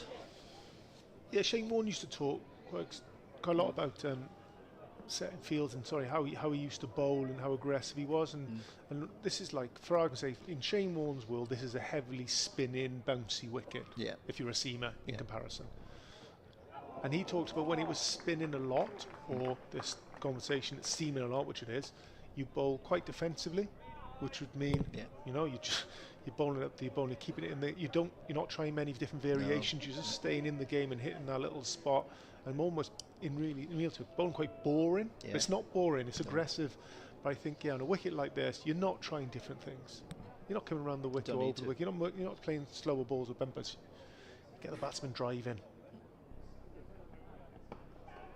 shot. You know, we'd play games here. Harley, we'd win the toss, we'd bat under floodlights, second innings. No chance. Yeah. It was almost laugh when if you used to win the toss and it was a floodlit game, it'd be like, well, okay, we'll win. Yeah, it's interesting. Went to a stage period, probably looking at maybe sort of 2000 to about 2004. You're talking about. They had quite a strong one-day team here at Glamorgan, and yeah, a very confident team. Stayed a little bit low. It's the first one we've seen all game there, and thank you for the charge, Ed. One off the over. Yeah, that was off the stumps, thankfully. Yeah, you were playing that. So yeah, I think there was a number of reasons why we were so successful. I think, you know, we had some very talented players, and we all sort of knew our role, and then within all that, we're quite a confident bunch of competitive players. So yeah, there's a couple of things sort of fell into place for us there, and yeah, a bit of experience within all that as well. So yeah, it didn't just happen overnight. I think it was building up to that. So, you know, good generation of cricketers. So Van der Guten's done for the time being. Wonderful bowling from him. So 6 overs. On for very few runs, but as a batsman you feel like, oh, right, we've got through it. We've got through it, right. What's the next challenge?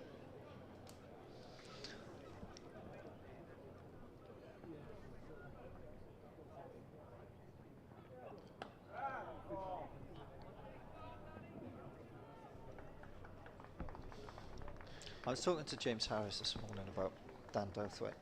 Injured at the moment, James Harris? James, yeah, he's in wickets. Then the whole team needs to know that's how he bowls, and this is where I think he's best, is when he's being aggressive and going into the wicket and looking to get people out. Who's that remind you of? Darren Thomas. Darren Thomas, yeah. You know, so you almost, what you don't want to say to Dan Douthwaite is, right, mate, I need you to go at 3.5 here, 4 over. Difficult, yeah, it's a different mindset. It's not his game, yeah. Right, so then, but then when he goes for runs,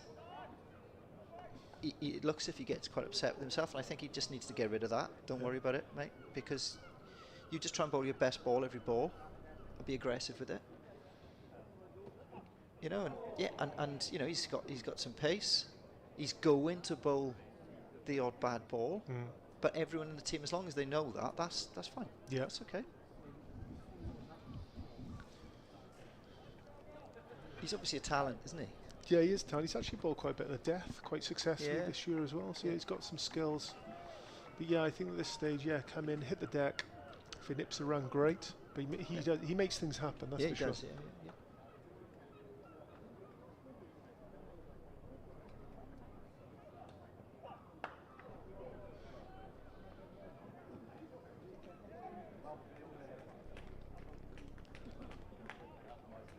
A little bit of width there from Douthwaite, but he's still ball nipped back in. That's what it was, and it's timed as well as you'd liked. Look at the bottom end of his bat.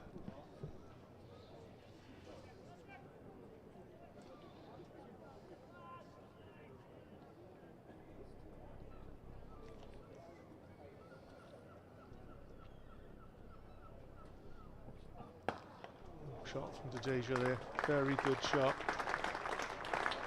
Slightly over pitch from Douthwaite, but yeah, I thought, as we spoke about, full face of his bat, giving himself the best opportunity at this ball back past the bowler. A little bit full face of the bat. You know, and you'd expect the opposite then from somebody like an Andy Gorvin. Yeah. Andy Gorvin, you'd expect, mate, totally different role, right, mate? We need you to go at 4s. Yeah, and I think Gorvin on that on slightly flatter one-day wickets, not that this is a flat one-day wicket by any stretch. It's a good cricket wicket. Yeah. But Gorvin with his change-up and his slightly mixed variations of deliveries is a different skill set compared to Douthwaite. And then you've got McElroy who will bowl over or around the wicket, left arm, different skill set. And then Van der Guten with his skill and nipping it around on good length. It's very difficult for opposition to get off to a flying start. So yeah, they've got a nice mix of different bowlers, and then they've got different variations of spinners within the which we're going to see now. Is Callaway coming on to bowl now? They're going to get Callaway on early. Yeah, Callaway is going to bowl right arm or left arm. So have we got right-hander in? Change of bowling from the river end, Ben Calloway. Yeah, I think obviously his right arm off spin is his favoured skill, and he's done more of that, but he has got the option to bowl with the left arm as well. If I was captain, I'd like him to bowl the ball. I'd always like him spinning the ball away from the batter. Yeah. I'd like him to bowl left arm. And that's why he changes up, doesn't he? Yeah. Depending left or right-hander. So the right hander, I'd like him to bowl if we had the option and everything was fair and even, but obviously he's more comfortable with his right hand, so that's what he's going to start with and may stay with.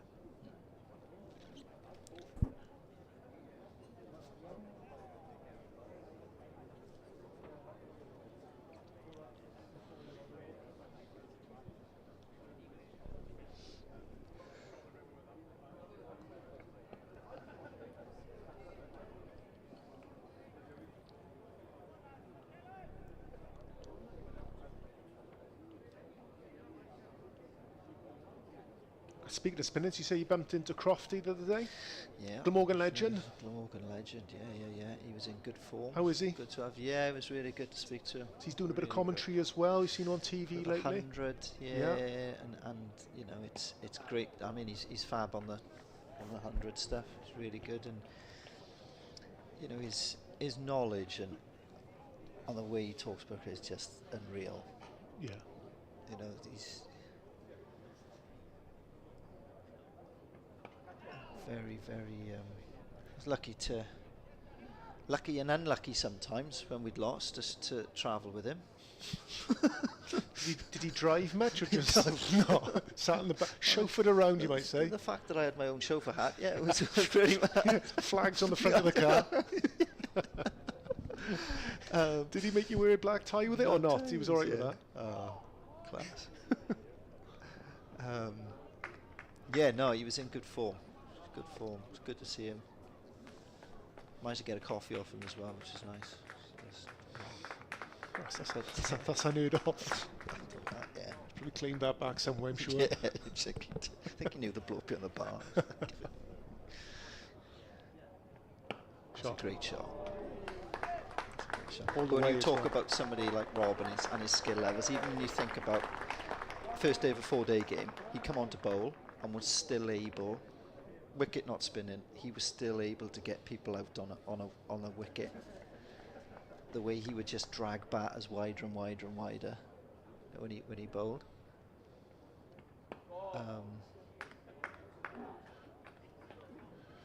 You know, unreal, different level bowling when he He's very first class wickets. Very lot of control. That's what I remember about Crofty. A lot of control. Not a massive spinner of the ball. No. Not a massive spinner, but he had a lot of control. But what he did do, he could spin it obviously, but he could open up both sides of the bat. Yeah. And then in 4-day cricket, but obviously in 1-day cricket, what he's excellent at was controlling the game. So he was very good at the ball being hit where he'd like it to be hit. So if he had to go at 6 and over, yeah, he was very good at that. It sounds ridiculous talking like that, but he could get hit to long on the floor and control the game that way. He was excellent. But when the wicket did spin, he'd win you games. Oh yeah. Of course he had that as well. Yeah. Shot. That's a good shot. Could be 3 runs. That. That is a long 3. That is. Oh, roots. Oh. Yeah. Big fan of root down here. And this is what I mean about Dan. Now I think this is the part of this game like that. That's quite a longish half volley. Yeah. But this next delivery. It's where we go in here. Yeah. Are we going to be aggressive and really go into the wicket? In which case, you know, if you got pulled right, okay, well that's how we're going to be. But you know, good into the wicket.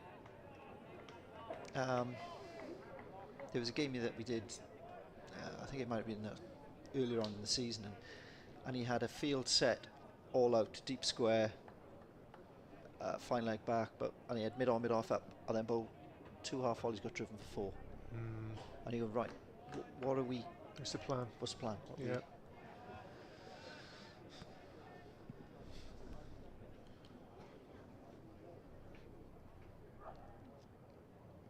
There we go.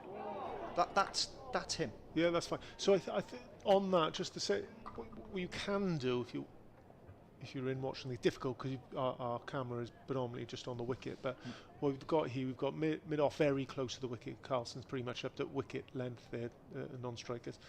Got mid on within the circle as well, mid wicket, close catching. Beyond that, he's got deep square, deep point, deep third, deep fine leg, right? So they're out on the bounce. So me looking at this now is he's going to bowl back of a length. 100%, yeah. He's not going to bowl half volleys because the field isn't set for that. Yeah. So, you know, oh, that's unlucky. That is unlucky. That's unlucky. But if you're his captain there now, which is Kieran, stood at short, mid-off, whatever it is, and you've just seen one go past you for 3, the conversation is going somewhere along the lines of, right, what's the plan? What are we doing here?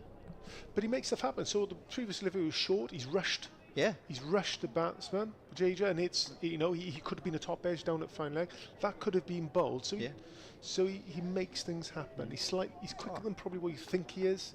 The seamer is it's nipping around off the seam. So yeah, he does make things happen. Is he going to go at very few runs every single game? Probably not. There we go. Beat the bat on the outside edge. So they could have had 3 wickets. That's why Championship cricket, you play all the time.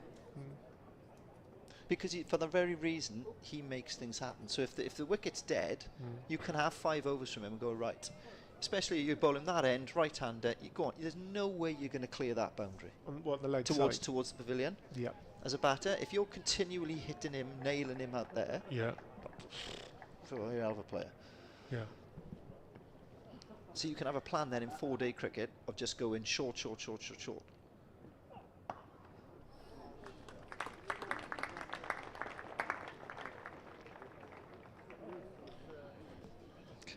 Yeah, so 8 from the over. Yeah, relatively expensive, but we could have had 2 wickets within on that easy. Yeah. So yeah, things are happening. 55 for 3, run rate just up to 3.5, which is well below required rate of 5.5, but we're a long way off from that.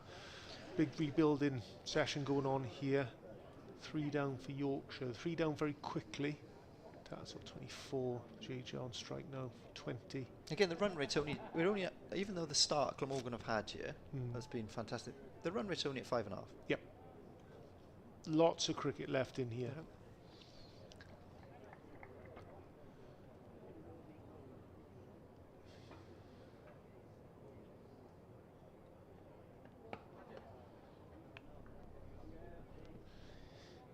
Yeah, so we've got options for Kieran Carlson. We've got the spin of Ingram if needed, Root if needed. Kellaway's on at the moment. Carlson himself? Carlson himself. Gorvin, we'll see him at some stage, who will be difficult if nipping the roll around. Yeah. So there's many options in there for Carlson.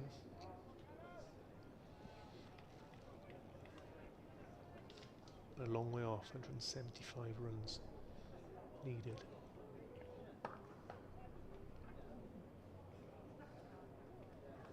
But I mean, if you're these 2 batters now and you've got through that initial period, you're thinking to yourself, right, now don't give it away. Oh yeah, I mean you got to 20, it's a bit of a barrier as a batsman, right? I feel more confident. You got the pace of the wicket, you understand what's required.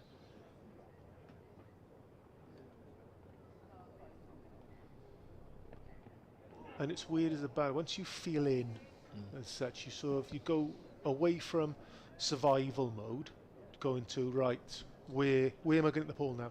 Yeah. Where's the easiest place for me to hit the ball to get runs? So do you think the field's gone back too early? I think so. I think it's almost, Carlson quite negative here. We had Yorkshire kept the slips in for a long time, didn't they? So yeah, there's no real catching options. Carlson got himself there, straight dish mid wicket, as possibly a catch. Same on the other side in the extra cover region. There, that's it. That was his option.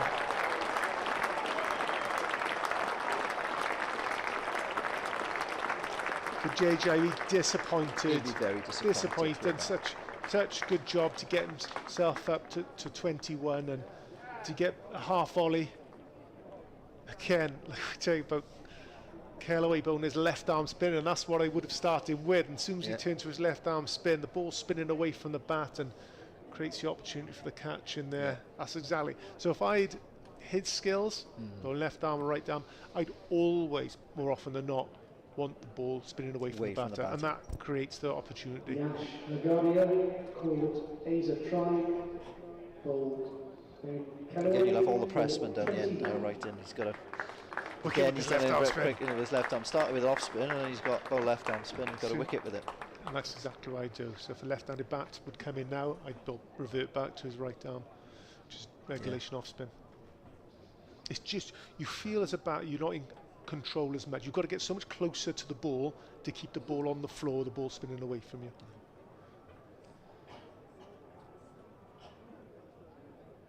But yeah, doesn't look great reading for Yorkshire. The Yorkshire Vikings batter, number 77, Matthew Rennis.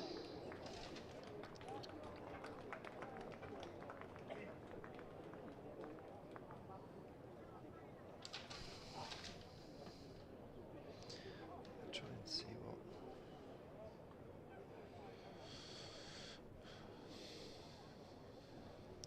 Yes, this brings Revis into the wicket again. I mean, we keep sounding like we're repeating himself here, but another young Yorkshire product in 22. Steaton, all-rounder. He struggled with his back earlier on, didn't he? He did struggle with his back, yeah. Went off. Contributed to the previous game up at Warwickshire, which they won. Bear in mind, Warwickshire sitting in second place in this Group B, and ended up with 51. Not out and bringing the game home with them. With Luxton scoring 100 at the other end. Both of them played very well here. So again, you talk about tall batsman. He's a good size to him, isn't he? Imposing figure. He is, yeah. Again, he's another one that bowls mid-80s. Can obviously bat. Yeah, 134 in first class, which isn't to be sniffed at. With 24 games under his belt. And how old did you say is he? 2022.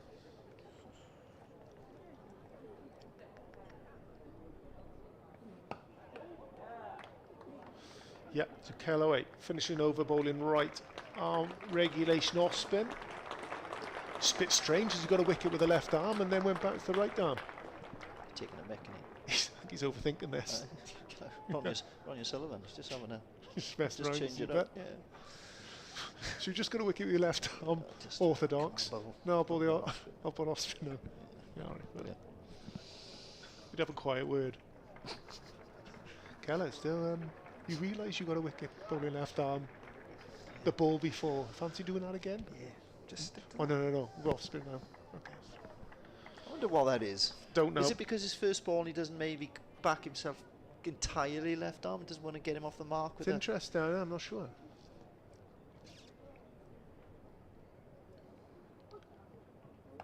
Ball. But again, you hit the nail on the head. They've played it a fair bit later, haven't they? Yes. The more experienced lads. Yes. I've just played the ball a bit fraction. later. Just a fraction later.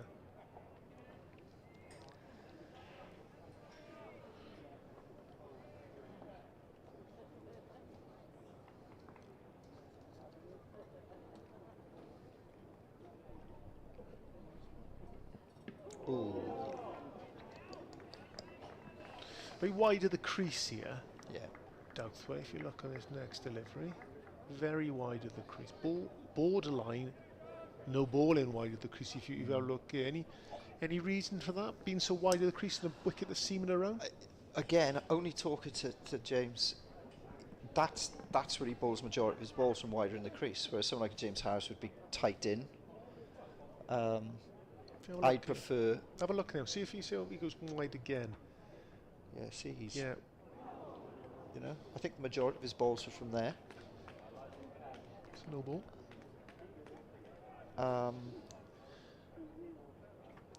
Again, if you've got the ball swinging away, I'm guessing you're going to get more batters by bowling wider in the crease. You're going to get more batters playing because the angle is going to look like it's coming in because you're bowling wider in the crease.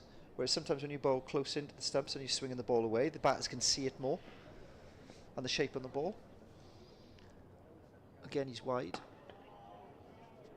But you'll end up probably playing at balls when you're bowling wider in the crease because of the angle. As a batter, you'll probably end up playing at more balls, if that makes sense. Yeah, because the angle coming into you. Because the angle coming into you. Okay. Especially if it's, I mean, I didn't swing the ball away great with my actions, pretty impossible. But unless my wrist was in that perfect position to do that. But that's why I'm guessing that's how he... Slightly, it doesn't take it out of the equation. It slightly takes LBW out of the equation. Bowling that wide, it's got to be very full for you to pick up an LBW. Yeah, possibly entices the batsman to play more deliveries. Possibly cramps batters up with a short ball. Yeah. Coming wide into you. Just like pros and cons, isn't there? Every sort of action has a equal and opposite reaction. There's always something. There'll be a payoff for bowling a certain way.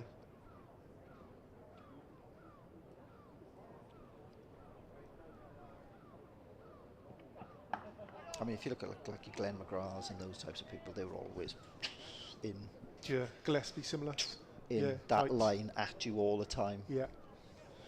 Going back, I mean, it's a completely different pace, and a number of years ago, Adrian Dale, who used to be an all-rounder for Glamorgan, used to come in batting all-rounder respectfully, but yeah, he used to bowl very tight wicket to wicket. That you miss, I'm going to hit. Yes. LBWs. Yeah, LBW picked up a lot of bowls, a lot of LBW, a lot of caught sort of mid-wicket.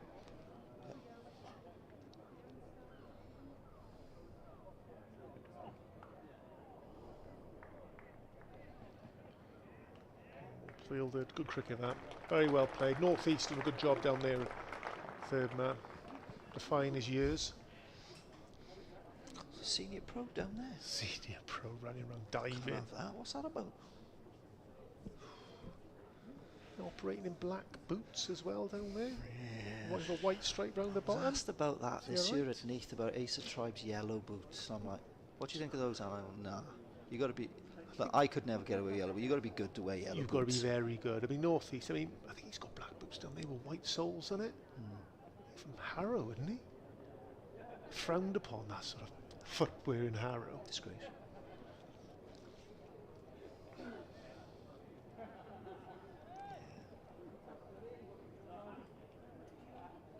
Galloway still operating. So off spin.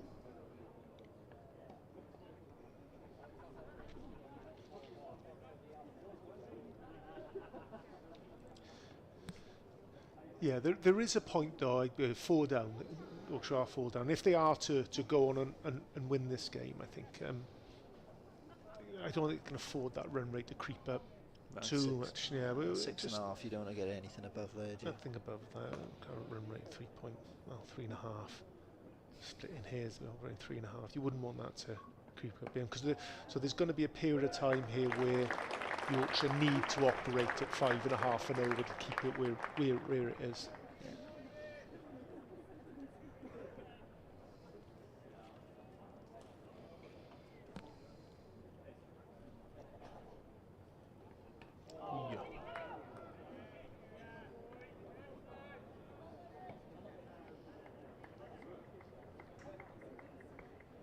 I mean, Glamorgan could potentially get away with the 4 bowlers they've bowled so far, plus Andy Gorvin, and not have to use the likes of Ingram, Carlson, Root. Yeah. You know, I think personally, I think Yorkshire have got to try and force them to bowl one of those boys. Yep. It's who you're going to try and go after when you're 63 for 4, in order for them to do that.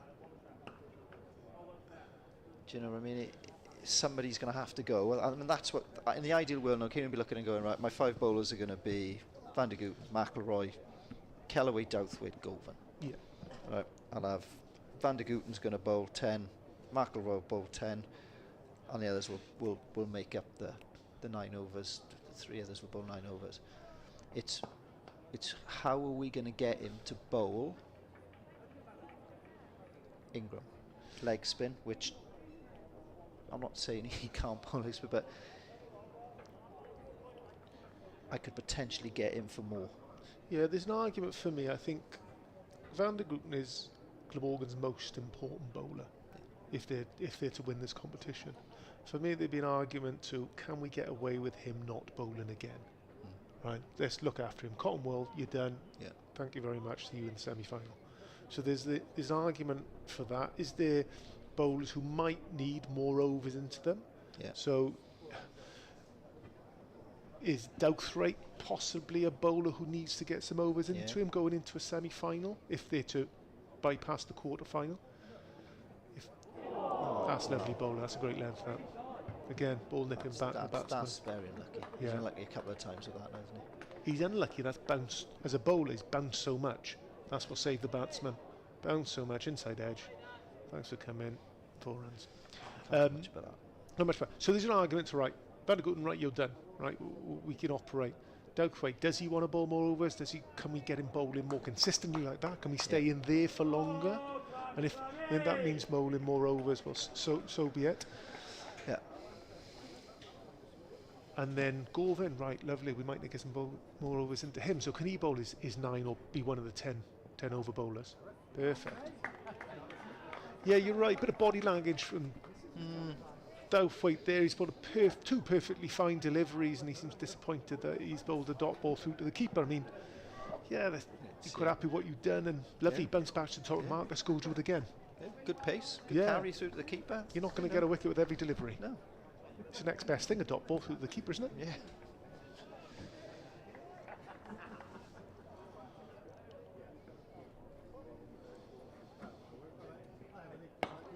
So coming from me, whose probably body language wasn't ideal. Horrendous. I just took it as read that you were really unhappy playing cricket. Oh, he's on the field, got a kit on, right. Andrew's going to be unhappy for the next 3 hours. Great. I tell you, I used to love pre-season, and we'd bowl all day, right? And Hugh Bevan would turn up then to take us for a fitness session. Hugh Bevan, S&C coach. You batters had had your feet up for an hour and a half. Right, well, we were still bowling. I tell you what we'll do. Let's go and do a 5-miler. Yeah, that's a good idea. Thanks, Babs. Let's run up and down the steps of the stand here for 2 hours. So people that don't know, Hugh Bevan was an ex-rugby player. The Ospreys ended up doing the S&C at the Ospreys as well. I think he played with Neath. S&C coach of the Ospreys, and then came and joined us, and then further after us was S&C coach with England for a number of years. Now I think he works the Welsh Rugby He's in charge Union. of all Welsh Rugby. That's right. Yeah, he's got a wonderful job. Yeah. And his boy is Tom Bevan. Tom Bevan is on the staff at Glamorgan. So that's very well bowled. Oh, disappointed with it though. Still standing there, disappointed with the ball's gone to keep it. Come on, Dan, get to the top of your mark and do it again, please. Yeah, but Bevs was very good S&C coach, and so demoralising to one point. He was fitter and stronger than all the boys who were playing. So he's fitter and stronger than all the professional cricketers who were supposed to be fit and strong. So we'd do a 5-mile or whatever it might be, a 3-mile or whatever. He'd started off and then come back and drag a few of the boys up to the front, and then he'd finish off and be the one who finishes first. I reckon he used to do it with the Ospreys, and he would first off he would do it with the front row. 5-mile of the front row, so he'd win that. Yeah. And then he'd do it with the back row, he'd win that. Same day, mind this. Yeah. And then he'd go and do it with all the backs. Yeah. And he'd beat them as well. Class. So he's not even one of those blokes. Go on, you do it. You all right? Tough as teak as well. He's strong, man. Yeah. Graham Swan mentioned the warm-up game when he was coaching with England. Graham Swan said that they're playing football, and so he was in goal because he couldn't play football. He was in goal, and then one of the boys slid in, and he's trying to save the ball anyway. He's ended up gouging his leg, and blood's coming off his leg. And the boy said, "Whoa!" And he's like, "Carry on, everything's fine." Just carried on. But boys looking at him like he had 2 heads. Oh yeah, I never said anything to him after running up the steps and stuff. I was like, Great fun. I don't miss his sessions though.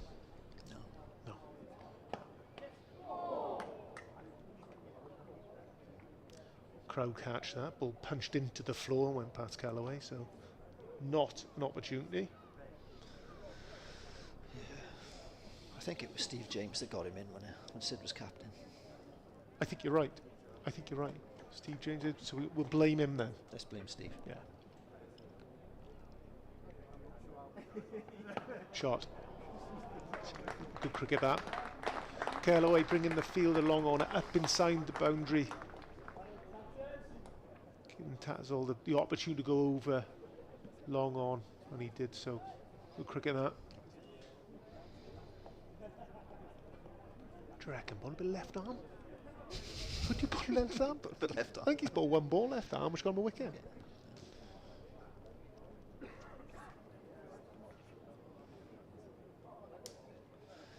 Yeah. It was that. It's funny, I bumped into, how things change in sport, and you got to get fitter, and all that to do these things. I bumped into, remember Pritch used to play opener batter at Essex. Yeah, Paul Pritchard. Played for England. And I bumped into Pritch a couple of years ago. I think he's working in a school. He's in charge of the Hampshire 18s now. Oh, okay. Right, and I said, we were talking. I said, Pritch, when did you finish, Pritch? And he said, Andrew, he said, I finished when I realised, he said, I couldn't have a cigarette, a pint of Guinness in the ice bath because I was shaking too much. So my time was up. He said, that was it, that's me done. I thought, fair enough, Pritch. I had the same, similar thing down at Kent. Is my last year down at Kent, last year I played. And I was into, at the end of the play, to feeling all day or bad or whatever else, the body's in bits. And I'm there, I used to go massage, legs, get them going and back, ice bath. And then they put those things on your legs that stick a little electric current through them. And then I'd be into my recovery drinks and then painkillers on top of that, right? And I just looked at myself in the mirror thinking, there's got to be an easier way to earn money here. What are you doing? Your time's done. And you were a batter as well. I know. Really? Got a van. Because age, man. It got to the point where the body just went, nope. Oh.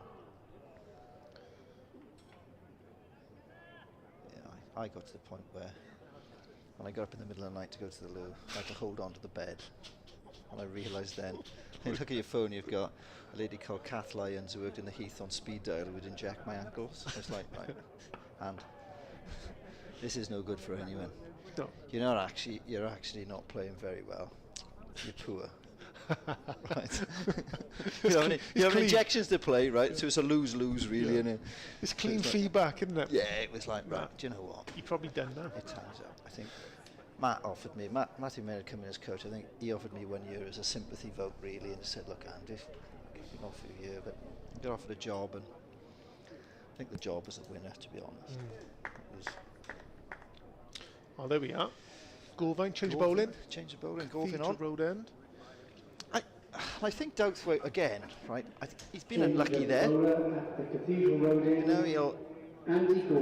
Yeah, there could have been two or three wickets.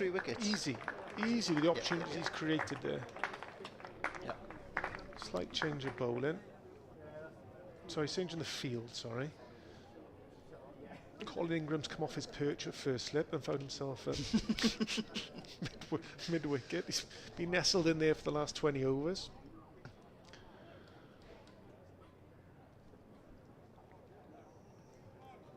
Oh, big change. He's moved himself out to...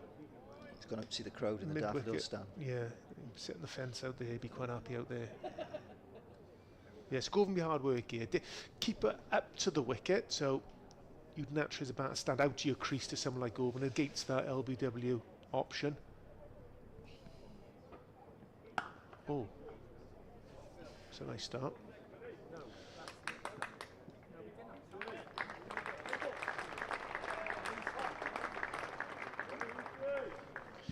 Couple of feet fuller Govan. He's had a little bit too short, a little bit too wide. A little bit fuller. Get that ball nipping around. Can he wrap Tattersall on the knee roll somewhere? That'll be his plan.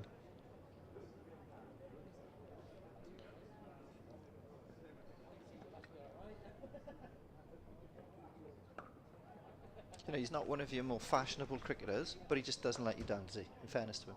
Goalvine. Yeah. Yeah. You know, you ask everyone, Yeah, he's a little bit of a throwback, isn't he? The pacey bowls Yeah. and bowls line length, keeper up to the wicket.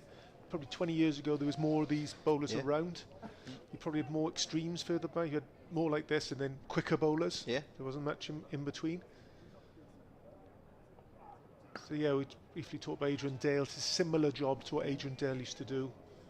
It's a really tricky one as well, isn't it? Because you look at Rob Key at the minute, right? Who's trying to get the England team to be the best in the world and produce cricketers to go and play for England, right? And he wants everyone sort of, right, we're going to use a kookaburra ball, and I want everyone, we got to get boys bowling upwards of 85 mile an hour. Now, yeah, I don't disagree with that, but then you've also got your Govins then that, you know, he's got to fight for this first class fight for this. He's got to fight for it in one day cricket Does this year. more than a job. Yeah, does more than a job on the wickets. This isn't dissimilar to remember Darren Stevens played down in Kent. Similar sort of pace, similar sort of lines.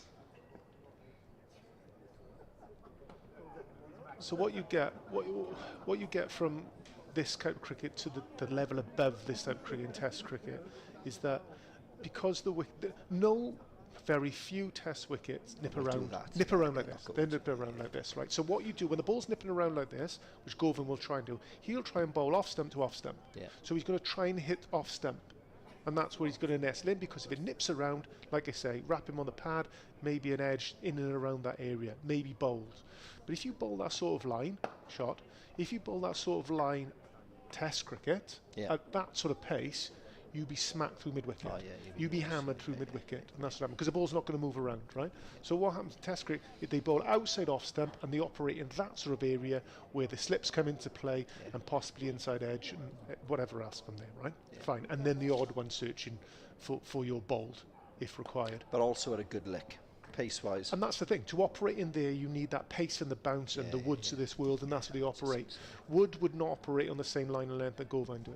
So there's completely two different set of skills, but what one is required at one level isn't required at the other, and that's the problem that you referred to about Key's going to have. He's looking for those kind of bowlers who will operate outside off stump very quick with a bit of bounce and a bit of swing maybe, that offer that sort of X factor in there.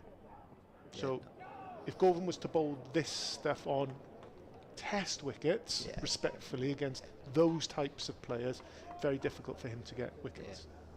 I'll say he couldn't, it'd just be very difficult.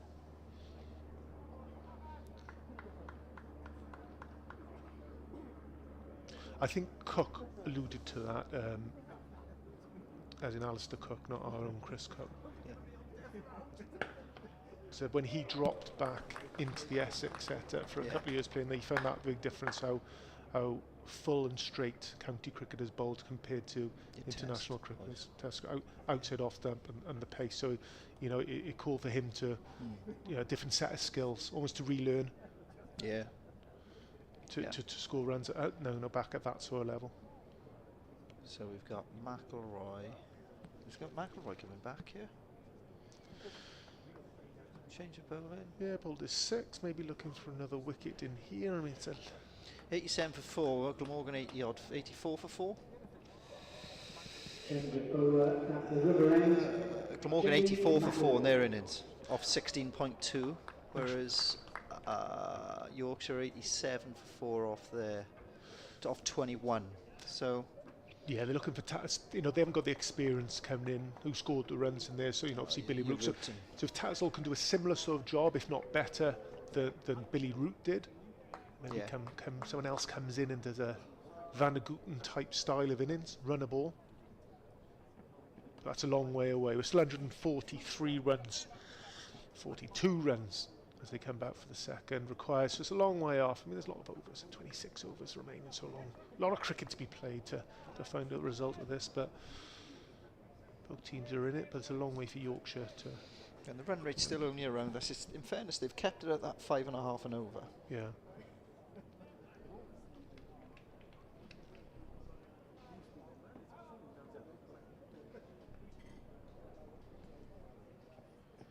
Yeah, so you go back to Rob Key about kookaburra balls, because we all know that kookaburra ball there's a lot less than your Dukes and your Readers. Yeah. He would like flatter wickets. Yeah. So on that would mean that you would negate your medium pacers who swing and nibble it around, which aren't required at the level above.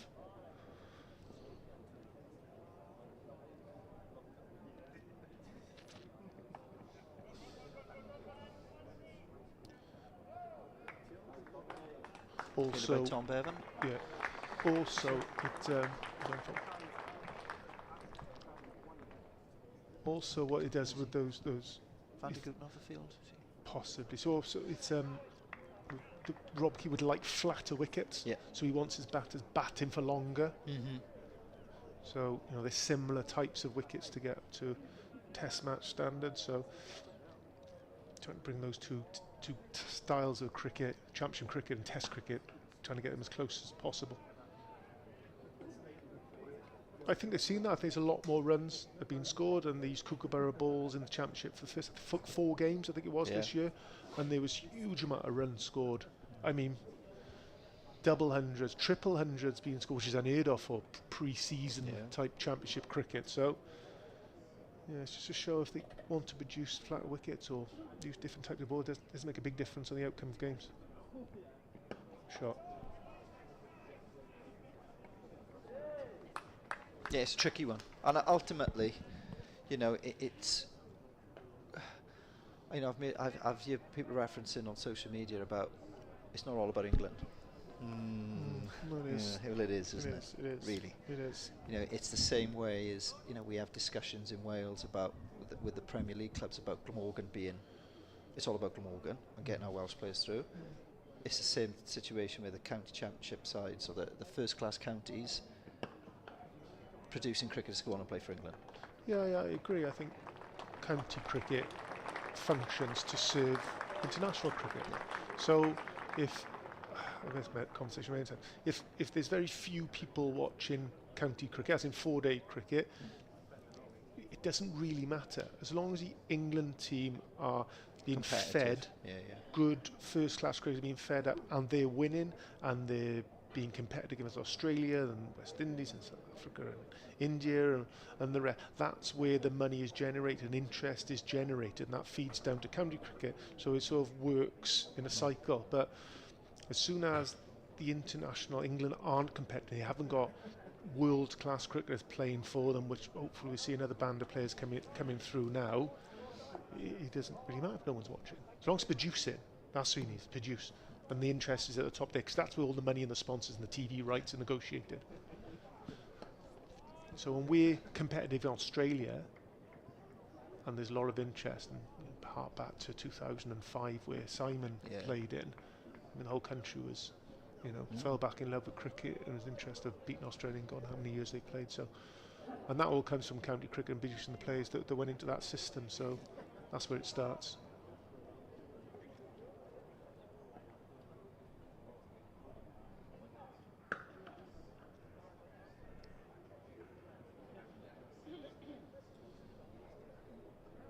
And you talk about quick bowlers, Paulie, right? Yeah. People go to me, you've got to bowl upwards of 85 mile an hour. Do you know what? There aren't many of those around that can consistently bowl 85. People will bowl the odd ball that comes out at 85 mile an hour, but they won't consistently bowl that pace. And I always go, right, I tell you what I'll do. I'll come and watch him after tea. And you know what? If the keeper is still stood 40 yards back and reverse taking him in, then I'll go, he's quick. Which they do for Wood and they do for some of the younger lads coming through now. But there's not that many lads that bowl upwards of 85 mile an hour. If they're in the England system then anyway, aren't they? Yep. Shot. That's a great shot. Wonderful shot. Nice Rebus. Very, very good. Full face. Slightly different feel to it in now. We're going back to this game. It's slightly slower bowlers in. Ball slightly older. All of a sudden bats feel a bit more confident. Yeah, and as a batter, facing a bowler 83 miles an hour and then facing a bowler 90 miles an hour, just that, you think, sorry, 7 miles an hour difference. At that top end, it is huge difference. What a shot. Slightly stretched both sides there, Gorvin a little bit too full on previous ball, pumped straight back past him, and slightly short and wide, and Revis just jumping on that and hammering it through the sort of vacant cover area region. 2 lovely shots there, moving on to 19, run a ball. Yeah, so yeah, I can explain sort of genuine fast bowling. So I was unfortunate to face Shawbacker quite a few times, and that was it's like violent. It is.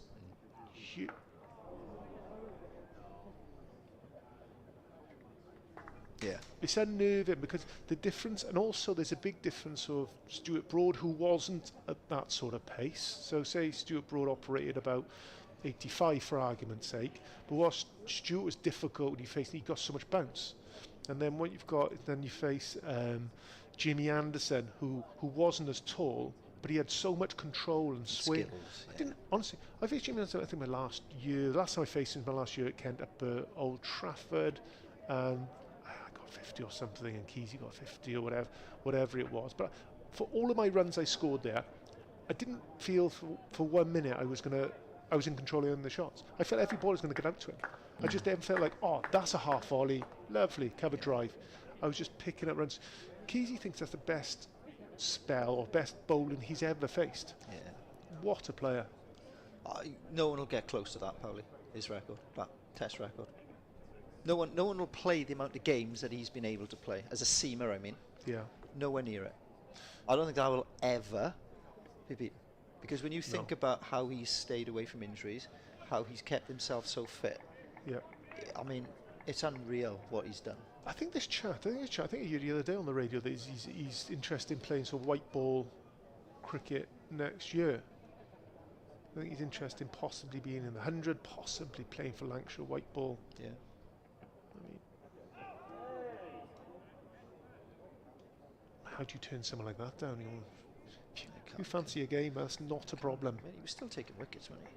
Yeah. It's not like, he's... Big call, wasn't it? It's a big call, and there's an argument both sides, but I suppose at some stage there's a point where, of course, he's doing a job and he's very good, and but was he, would you take him away in the winter? Probably not. Would you? At what point is he stopping other underneath develop and getting overs into the belt at that sort of level? Yeah. What a player, though. Yeah. Best ever. Sorry, best ever British bowler. Seamer. Oh, best ever seamer, yeah. Ridiculous.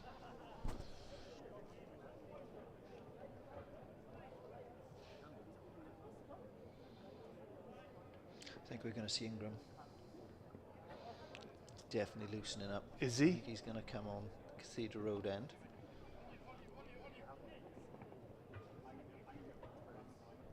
That's well run. Oh.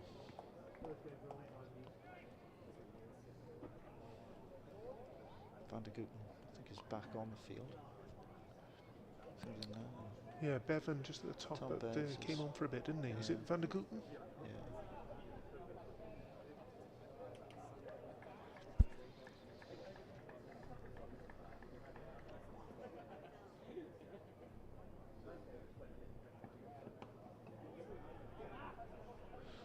Yeah, so I wonder what stage Crane becomes available, Cook becomes available, and he's suffering with a calf injury. Bring him. You just get Cook available for the championship now, don't you?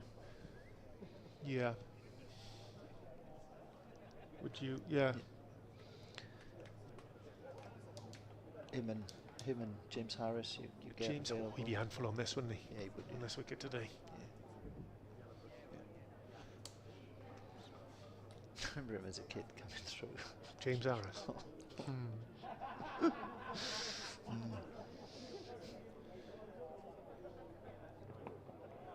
He was how old was he when he played second team? Were you 15? I remember playing a second team game at Surrey with him, and he was just a young lad and just having a short break for some drinks. I think it was Sheem we played. What year would this have been? Oh gosh, now I'm talking. I'm going to say 2005. Okay. And you could just see he was even at that age. I think he got 60 or 70 with a bat. How old was he then? 60, 70. So you're allowed to shower with him then? Didn't have separate shower. Things are getting awkward. It's borderline. The world's changed. The world's Michael. changed. The world has changed. You're right. You're right. The world has changed. Do you know what? I don't actually know what the safeguarding and everything. Who knows? I remember similar sort of time he played. I think he had his debut at Gloucester. Gloucester, he did. He got like 12 wickets in the Yeah, he game. got a load of wickets. Nipped around and he got a load of wickets. He did very, very well. And you could see then. That he was going to be a He's got star. to start behaving now. The chief exec's just walked in. Dan- Stop talking about contracts and pay rises and all these different things. Oh, Right? are we- Chief exec's just walked in the room. Are we allowed to call him Dan, or do you have to call him Mr. Cherry now? I don't know. I don't know where Chief, we're at. innit? Chief. Chief. Oh, Chief. I hear he's got a driver as well now. Can't believe it, yeah. Driver, works, Flags on the front of the car. Glamorgan flags. got his own dining room. Is Doesn't he? Done it with everyone else. Just sits at one end of a long table now on his own. On his own.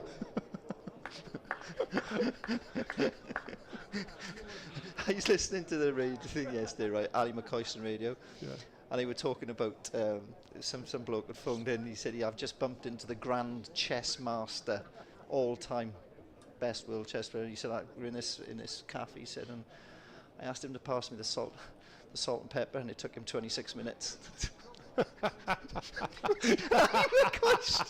He couldn't speak on the radio. He'd gone. He was crying and laughing on the radio. I was like, Yeah. Daniel, I think you're jumping in for myself. Oh, you're in there, is he? Yes. I'll stay. You stay on, Pabli. You stay on. Right. I think everyone's had enough of gets full of me. Unless so. there's something we'll ask him before you disappear. Not at all. Not on air anyway. Okay, Not fair on. enough. Jump in the hot seat, Dan. Change of bowling at the Cathedral Road end, Tim van der Hoek. All right. Tim van der Gooten come on for his second spell. Dan, how's things? Good, thanks, Pauli. Busy man? Busy at the minute, yeah.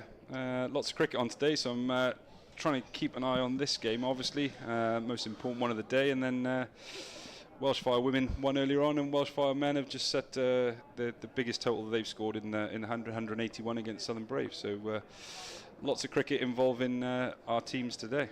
Right, you fill in the gaps. Can you tell me... Right, Glamorgan win this game, Yeah. jump to the semi-final automatic, miss out the quarters, is that right? Should be, yeah. I think it'll come down to net run rates if the other teams win. So I think if Warwickshire win and we win, we're on the same points. So it'll come down to net run rate. But I think Warwickshire got bowled out reasonably cheaply, didn't they? yeah, Warwickshire got bowled for 180. So I would imagine that just by winning this game, Would be enough. it should be enough to take us through to home semi-final on Sunday. Right, so we're not going to discuss whether they lose, because Glamorgan are not going to lose this game, so we don't have to worry about quarterfinals and... Yeah, hopefully not. I mean, yeah, they've fought back well here, Yorkshire, haven't they? But you know, if we can get another couple of wickets here fairly quickly, I'd think we're heavy favourites to win.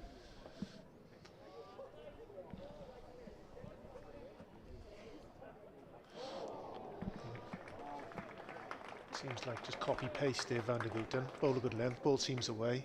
Batsman misses, goes through to the keeper. So, Welsh Fire men's out. Yeah, but they're having out. but having a good run out today then. Yeah, no, it looks like they've batted really well today. Scored 181. Who's got runs? Down. Luke Wells got a 50, I think. Excellent. Glenn Phillips got 48 off about 19 balls, and I think a few of the other guys pitched in with 20. So yeah, good team effort from the guys there to get 180 on the board. And then moving on to the Welsh Fire women, who've had a very successful season and campaign. Yeah, so it looks likely that they'll top the group. I think we're just waiting on this current game that the Oval Invincibles are playing now. I think they can get onto the same amount of points as us, but again, that'll be a run rate kind of battle. But hopefully we come out top there, and that would again mean that you know, the Welsh Fire women go straight to the final at Lords on Sunday. So you know, given the fact that the women got through to the eliminator last year and missed out with the rain.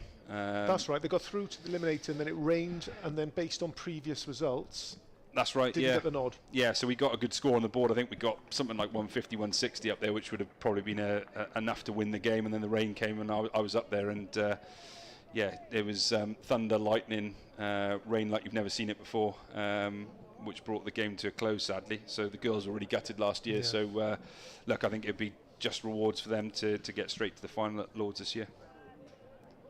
Excellent. Yeah. Van der Gooten bowling beautifully at the moment. Have you seen much of this game today? Have you been busy in meetings, or what have you been up to? Yeah, no, I haven't seen a great deal today. We had a bit of a presentation to kind of Hugh Morris, our former CEO, today.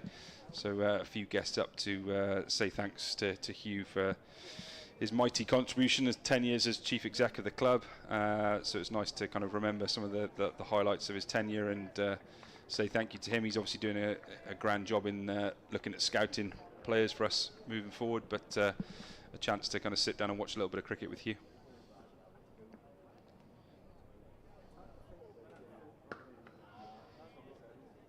I mean, what it has looked like that Tim van der Gooten's just continued that fine form of the summer. He's looked a different class, hasn't he? Certainly with the new ball, it looked as though he had the batsman in the palm of his hands there. Oh mate, we were waxing lyrical about Van der Gooten, but he's not only been excellent; he's been excellent all year. I mean, his lengths are immaculate, and you know the 2 wickets that he's picked up so far is 22 runs with 7 overs. You can see on the screen there that could comfortably be 4 or 5 wickets in the wickets column. So he's done excellently well. Yeah, and he's a great role model for our younger bowlers there, isn't he? And you know, it was fantastic that he was able to take a game's rest up at Essex, wasn't he? And young Ben Morris from Abergavenny came in and you know, bowled superbly well. And yeah, I know that Tim has been doing a lot of work with Ben, and you know, I think he's a great role model for us for the young bowlers to follow. Yeah, change of ends for Gorvin. Usually operates from the Taff end, and that's where he's finding himself.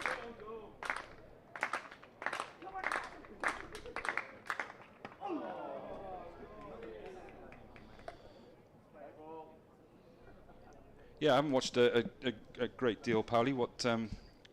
What's been happening in the first part of this? And obviously saw a few quick wickets go, and they were under the pump early on, and looks like they made a bit of a recovery here, have they? Yeah, well, but it's not dissimilar to where Glamorgan made a big recovery from Billy Rootson into 60 odd that he got, and company backed up by Tim van der Gooten's 30 runner ball, 30 almost 40 I think it was runner ball, but brilliantly. So for Glamorgan to end up on 230, is it? That would look unlikely at that early stage. But yeah, I mean, just ball nipping around, and Van der Gooten, wonderful, back to Macaro at the other end as well. So it's been hard work for Yorkshire, but as we say respectfully, it's a very young Yorkshire team that's out there today. A lot of boys, 21, 22, 23 years of age. So this is great experience for them, and you know, not just the young players, but you've got you've got Noah Keller as well, making his debut in the thick of that as well, with the balls nipping around. So he's probably going back with a few gremlins in his head, thinking first class cricket a little bit more difficult than what it actually is. So yeah, it's very difficult out there today, but yeah, they're holding themselves firm. Their own run rate just creeping up, so required rate just over 5.5 still, and so they want to keep an eye on that, Yorkshire, but it's very difficult. Yeah, and it's been the weather's been it's been really interesting today, isn't it? You know, coming in this morning, you know, overcast, gloomy, you know, that kind of mizzle, as we call it in this part of the world, kind of hanging over us with a little bit of a late start, and you know, floodlights on early, overcast, damp. It looked like it was a really good toss to win and insert, and yeah, it was great to see our boys fighting back there and getting a score on the board. I think at one stage I was fearful we could end up bowled out for 160, 180, and that little bit of a late injection from Tim and Billy has got us up to a score where, you know, we could potentially win the game. But looking out there now, bright skies, different day, sunshine. It does genuinely look like a different day out there.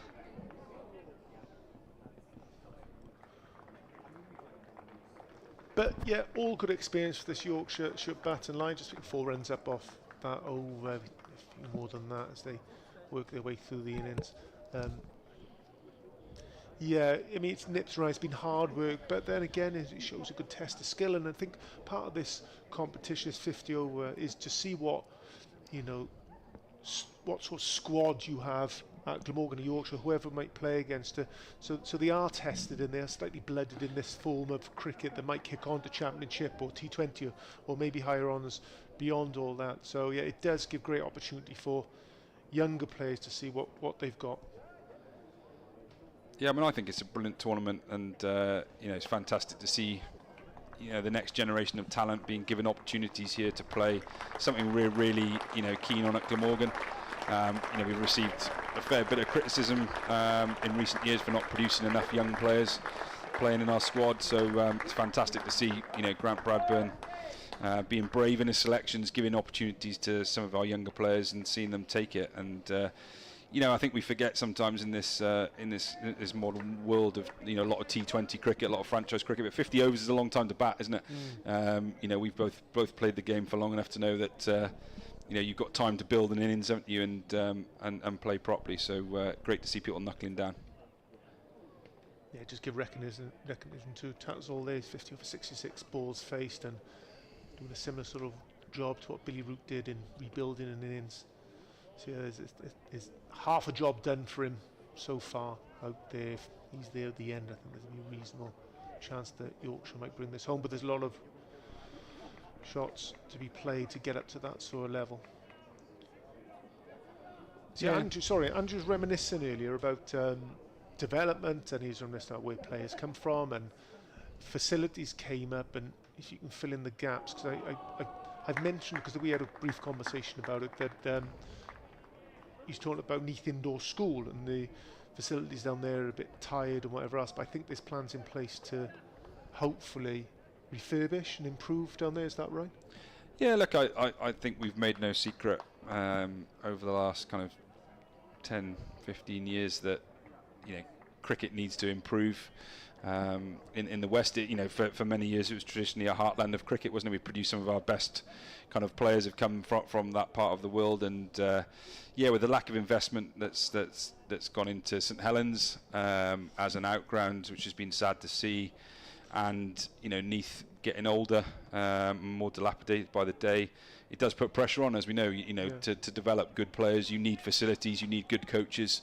You know, and I think the talent, you know, does exist out there, and I think you know, if we can develop, you know, a multi-purpose, you know, kind of indoor facility to go alongside the ground at Neath there, you know, we could create a little bit of a centre of excellence, I suppose you want to call it, for young boys and girls in that part of the world to develop. You know, it. You know, you've got young children yourself, Paulie. You know, it's a big ask for parents to travel, and you know, certainly, you know, like growing up as a young lad in Pembrokeshire, you know, it was a big sacrifice, you know, for me to travel up to Neath and to Cardiff for nets. Grateful to my parents and my family for supporting me with that. So, you know, the easier we can make it for people, and like we're having some very positive conversations with the Neath Port Talbot Council currently in the ECB about whether we can, you know, kind of build a facility down in that part of the world that can, you know, help the development and have cricket going on all year round. Yeah, I think you're right. It is obviously it's the facilities, but it's the convenience of those facilities. What we have up here in Cardiff is excellent, but obviously Glamorgan represents all of Wales, and you're right, if you can get something down west or an improved facility down west, it can only be a good thing for the club. I mean, other conversations we had is beyond that is cricket at Swansea is no more, and I think plans in place for the Ospreys to relocate from the stadium at the moment to develop that ground into an all-purpose sort of rugby stadium. There won't be any cricket being played there anymore, but I think where some people might be getting confused that when they talk about developing the ground, that's not Glamorgan's job to develop that ground, it's Glamorgan's job to play there if the facility is of a standard. Yeah, no, definitely. I think that's something, you know, that's a wicket there. Wonderful. Just needed. Rivas on 28, just looking to push that ball through the cover, and Gorvine, as he does pick up wickets, bowling wicket to wicket, just getting a skinny edge through to the keeper Smale and comfortably taking the catch there. Yeah, looked a really good catch that, didn't it? Standing Wonderful, up. Wonderful. Good hands. Never an easy thing standing up to the wicket. No. Yeah, ball just slightly nipping away, taking a net. Not quite full enough to play a full-blooded drive. And skinny edge through the keeper Smell. So good wicket from Gorvine. Yeah, I think that's a big wicket for Glamorgan there. That partnership was building really well there, wasn't it? Yeah. You know, Tatstall obviously an experienced player and was doing what he does, but you know, Revis was supporting really well from the other end there. Pretty much run a ball 28. So that's a big wicket there, and I'm sure it'll be hard for the new batter to start. Yeah. Yeah, going back to the Swansea thing, I think, you know, that's something which people don't always recognise, the fact that, you know, we have no ownership rights at St Helens at all. It's actually quite a complex situation. You've got the ground and the turf in effect owned by Swansea Council. You've got the pavilion and all the facilities are owned by the rugby club. The cricket club basically have a lease arrangement with the council to play there on a year-by-year basis. Swansea Cricket Club now, and then you know, we were also in partnership with the St Helens Balconeers, run by you know, the fantastic John Williams and his guys. So you know, whenever there was a discussion about playing at Swansea, it was, you know, the conversations could be quite complex at times, and you know, there's been some criticism, you know, levelled at the club for, you know, not playing there and for pulling away, and you know, it becomes very challenging when you've got to hit, you know, the set standards by the ECB to play first-class cricket. Yeah. And so talk us through that. So the set standards would be, obviously you've got to think about a crowd turning up, which could vary dramatically. Yeah. So you've got to go, right. We need X. Is it right? Seating, toilet, just basic facilities. Seating, toilet. Is there catering in that? Is there obviously a playing surface? Obviously comes into that. So what is required for a first-class team to play at a ground? Yeah, I mean, look, starting with the cricket facilities, you know, the pitch and the square have got to be at a required standard, as you know, to be size, quality, you know, all those things that go into, you know, starting off a good cricket match. You then talk about the players' facilities and umpires and coaches, you know, thinking about things like dressing rooms and viewing areas and practice facilities and everything that goes with, you know, catering, all the things that go with hosting the teams. And then you're quite right, you talk about spectator facilities then, so, you know, making sure that, you know, there's adequate seating, toilets, catering, health and safety, making sure that people are kept safe. And looks, you know, sadly for Glamorgan supporters, for our members, for our players, you know, those standards weren't really met, and you know, year after year we were falling ever increasingly behind, you know, the ECB standards, being pulled up on them, and you know, it was disappointing that, you know, conversations over many years with the council, you know, we were asking them to invest in the facilities, and unfortunately, you know, budgets kept going down and downs, and facilities kind of suffered alongside that. So yeah, it's been a tough, you know, kind of it was a tough decision to pull away. I think we pulled away after COVID, and you know, the other thing that people perhaps don't know is that it's another one there. That's the big wicket at Tattersall. As we're saying, wicket to wicket from Gorvine. Tattersall getting trapped in front, 51 to an end. He's played beautifully, trying to replicate the innings of route play for Glamorgan and drag his team up to the score required, but wasn't to be. Gorvine nice and tight, plumb in front. Yeah, really pleasing that for Andy Gorvine. As I say, he does the basics very well, doesn't he? Doesn't he? You know, not the tallest fast bowler we've got, not the quickest, but bowls with skill, nips it off the seam, bowls wicket to wicket, and you know, fully deserves every success he gets. Right, very, very well. A battling innings from Towers. I remember when he came in, the ball was nipping around the place, and he's got himself up to 50, showing all of his 29 years experience there, and coming away with a score. Excellent. He best at one end, just a one run to his name, and you get to see a newcomer batsman coming out. Must be slow. Hopefully the cross on the pitch, but isn't to be. As you know, Pauli, the away dressing rooms are miles. a long walk away. If you don't know, the away change rooms, if you look at the pavilion, is right in the top right-hand corner. So you've got to go out the back of the change rooms, walk along a long corner past the home change rooms, a couple of doors you've got to go through, then down 2 flights of steps, then the main steps you see actually on the pavilion there, and then you're onto the wicket, and it's quite a long walk out there. So yeah, it's a long way to go. It's a long way to go for one ball, that's for sure. So hopefully that's not the case for Helu. Ball beautifully early on. It's quite funny talking about St Helens, isn't it? Because that's a fairly long walk up the steps, isn't it? When you know, I've certainly had a couple of low scores in St Helens where I've probably spent more time walking out and walking back in than I have facing balls. It's a long walk, it's a long steep walk back up those steps. It is, Swansea. But yeah, look, it's a shame. And then on top of that, going back, your chat about Swansea, is that you've got to pay to play there as well. Yeah, I mean, look, it's anything that's taken outside of Cardiff kind of costs you money, doesn't it? Yes. You know, investing in the time of the ground staff to go down there weeks in advance and doing the work that they do, to taking your own staff down, to hiring in temporary facilities. And that's one of the challenges that you have with playing at outgrounds now. You know, kind of the cost of delivering these games, even at places like Neath now, Colwyn Bay, where we've played previously, like, you know, can get very expensive. Look, I think the games at Neath have, you know, we've played there successfully now for the last 3 years. They've been absolutely fantastic. You know, the club are very supportive down there, and we've seen some great games of cricket, and well supported and well attended. Say local support has been great on there. So there's a big thirst for cricket, obviously, in that area, and they're starved of cricket, but it's not as easy as people would think to get games on away from Cardiff.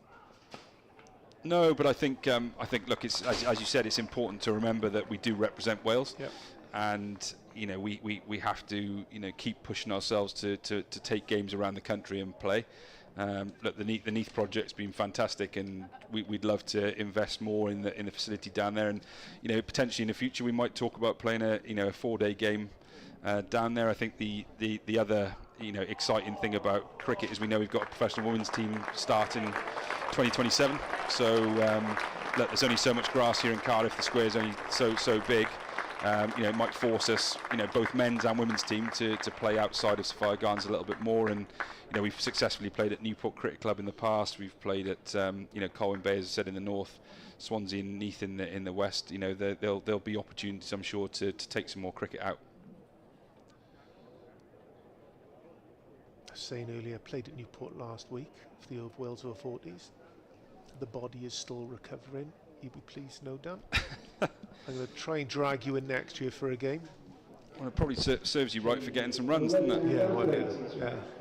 I can only blame the bowlers for that, rather than my skill. Well, I know, I did notice you haven't lost it, and you keep serving me up half ollies. That was the problem.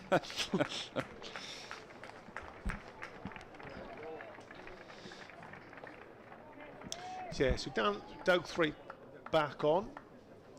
Got a slip in place. Yeah, Glamorgan really going for the kill here now. Slip in place. Really tight ring field here, putting pressure on the new batters.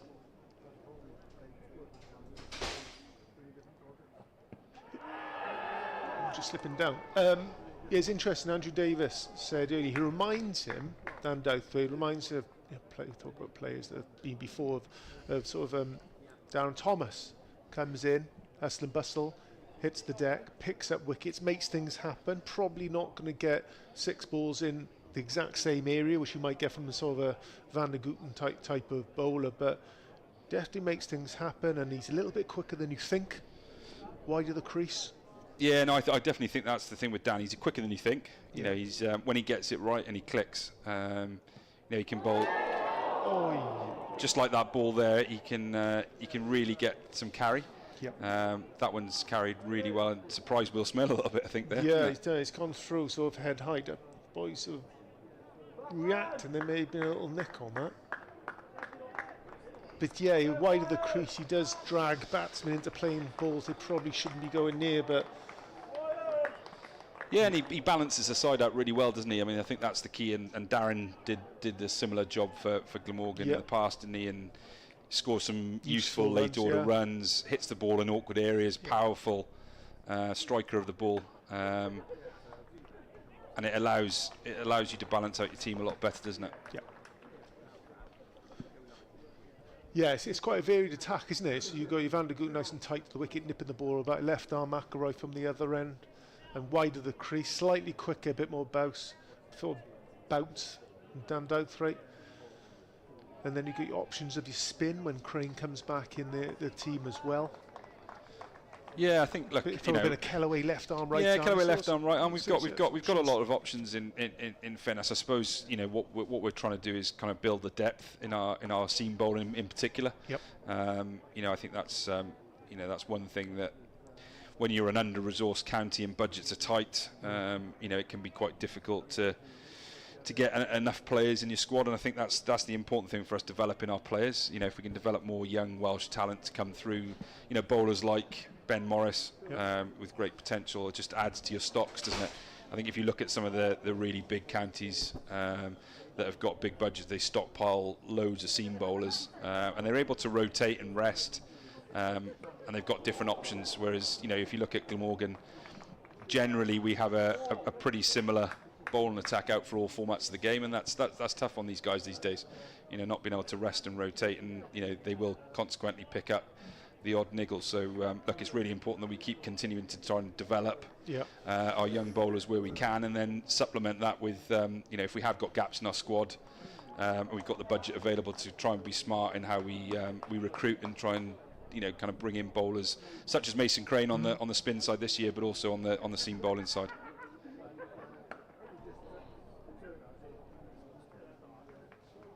So yeah, you alluded to the first class cricket for the Glamorgan women's team. What would it be called? What would it be? Yeah, it'll be a Glamorgan women's team. So we're really keen on making sure that it's aligned to Glamorgan. So you're not only got the chance to support Glamorgan men's team, but a Glamorgan women's team as well. So can you talk us through the process so that you could bid and you could put yourself forward? Because you don't have to have one. You don't have to. So there's an option. Right, if you want one, you can put yourself forward to have one. Can you let listeners and viewers know about how many there will be? What was the process you had to go through to get a team? How that might look for Welsh women or Welsh young girls for the future? How that will look, and that'll change the landscape completely, wouldn't it, from where it is now? Yeah, no, it's really, really exciting for us, and it was huge news to learn that we were awarded a Tier 1 team. I mean, the process was an application process in effect, so it wasn't a financial bid in any way, shape or form. There was a set of criteria put out that you had to match yourself against. You had to put together a proposal and a bid in effect. Sorry, Dan, I'll just explain myself here. I think Bess has just gone down, should have ramped the ball over the top of the keeper, and it looks like he's been hit probably where you don't want to be hit, and he's just giving himself 5 minutes. Sorry, Dan. No, going back.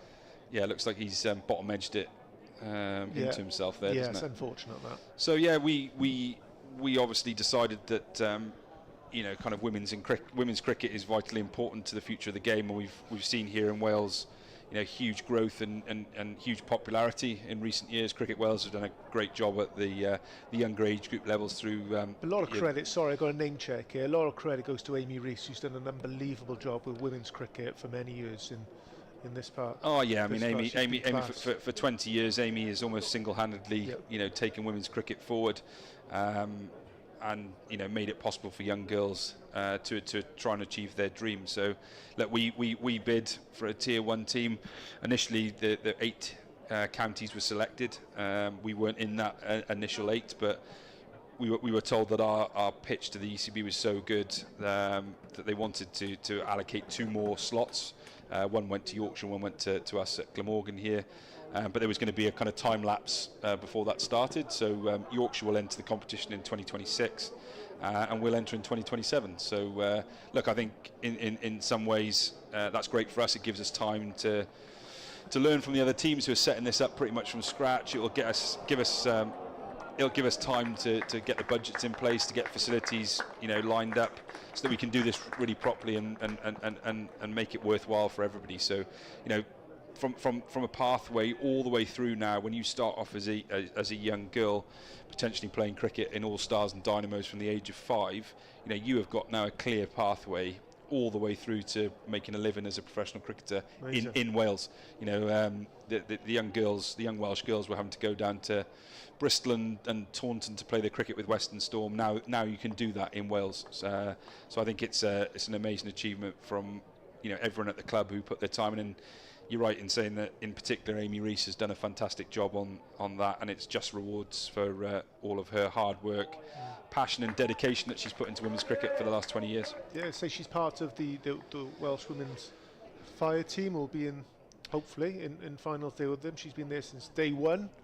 Number of years the competition's been up and running, so yeah, she's very, very, very good at her job.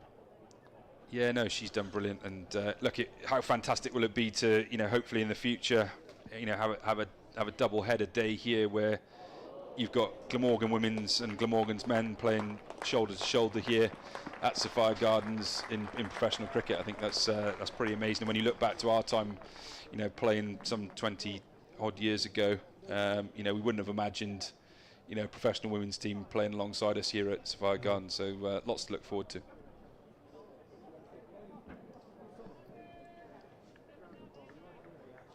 Fairness the best there. Recreate the shot that Yeah, hit him mid-drift, get the result he wanted. he's dangerous in this situation, Best. You know, I think he won a game earlier in the season, didn't he? He came in, Yorkshire really under the pump, came in at number 7, and I think he scored 50, 60, 70, and he took them home. And you know, he's got the capability here. He's obviously played Test cricket for England. Yeah, we've seen Yeah. 14 tests, so he's played a little Yeah, bit more he's- than he's- probably people think. So Yeah. an experienced cricketer. I think originally went there on loan, was saying earlier, up to Yorkshire and signed a long-term deal. Yeah, and I think I think, you know, he's dangerous in this situation, and the fact that Yorkshire haven't got anything to play for here, have they? So you know, Yeah. he can play with a freedom here, knowing that you know, if it's his day and things go his way, you know, he could be the hero for them here. Yeah, what is against? A couple of things against him here is the fact there's 6 wickets down, which isn't the kind of platform you want. Oh, wonderful from Gorgon again. Possibly nip back and get the wicket of Hill. So yeah, that really has put a dent in Yorkshire's effort. 7 down for 1-2-7. Look at the replay there. That possibly may have nipped back and got a bit of inside edge as well, the way that's moved off the wicket. Yeah, pitching well outside. Yeah, that's come back miles and flicking the top of off stump. How would you play that? Yeah, that's well bowled, isn't it? Back through the gate, top of off, as they always say. Of off. We were saying to Andrew Davis earlier, just reminds me a little bit of Adrian Dale back in the day. Wicket to wicket, nibbling the ball about. Yeah, it suits these Cardiff wickets, doesn't he? Bowling straight, keeper standing up, puts a lot of pressure on the batter, and yeah, in fairness to him, he always bowls to his field, always gives 110%, and yeah, he deserves these wickets today. Right, I'm going to pass you over, Andrew Davis. Was kindly just made me a cup of tea. It's very kind of him.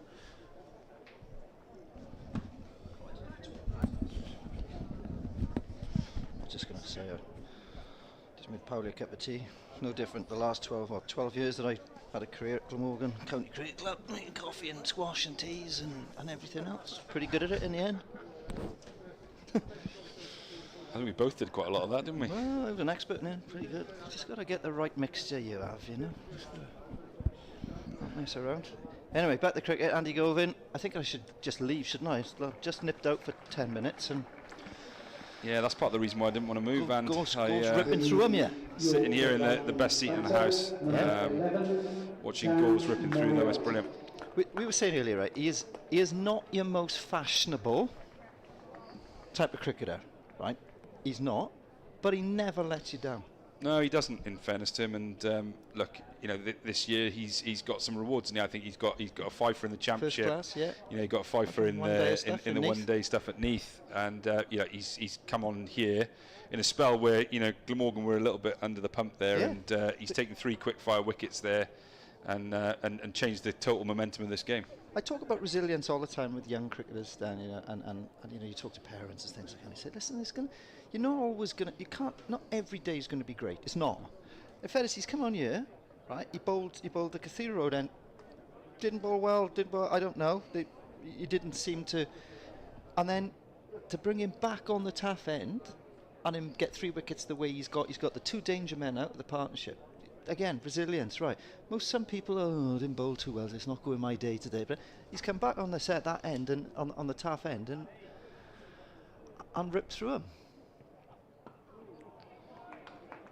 Yeah, as you know, there's a lot to be said for resilience, certainly in this game. And change of ends, change of spell, sometimes, kind of makes the difference, doesn't it? And I think one thing about Andy Gorvin is, as you said, that he always gives of his best. He never lets anybody down. He's got a fantastic attitude, trains really hard, and he's a real pleasure to have around. He's almost like I class him as obviously being a Spurs fan. He's the Ben Davis. He's just Ben Davis at Tottenham. He's had like 10 years at Spurs. Right, again, he's not your most fashionable footballer, but he's a brilliant pro. Yeah. He comes across like that. Yeah, he's a really good pro. Yeah. I think Powley mentioned it there. So, kind of making some comparisons to Adrian Dale. Certainly with the ball. Yeah. He bowls wicket to wicket, and I think Adrian was like that. A lot when we were playing, wasn't it? Everyone, rightly so, talked about your Matthew Maynards, your Hugh Morrises, your Robert Crofts, Steve Watkins, genuine legends of Glamorgan cricket. But I think someone like Adrian Dale is, highly underrated and undervalued. He did a fantastic job for Glamorgan, not only being able to bat number 3 in the championship and score hundreds, but to transfer some of his skills to one-day cricket. And he bowled some brilliant spells in those one-day teams that won titles. And you need those types of cricketers, don't they? The glue that keep teams together. That's a great shot. Yeah, 100%, Dan. Because number 3 as well, right?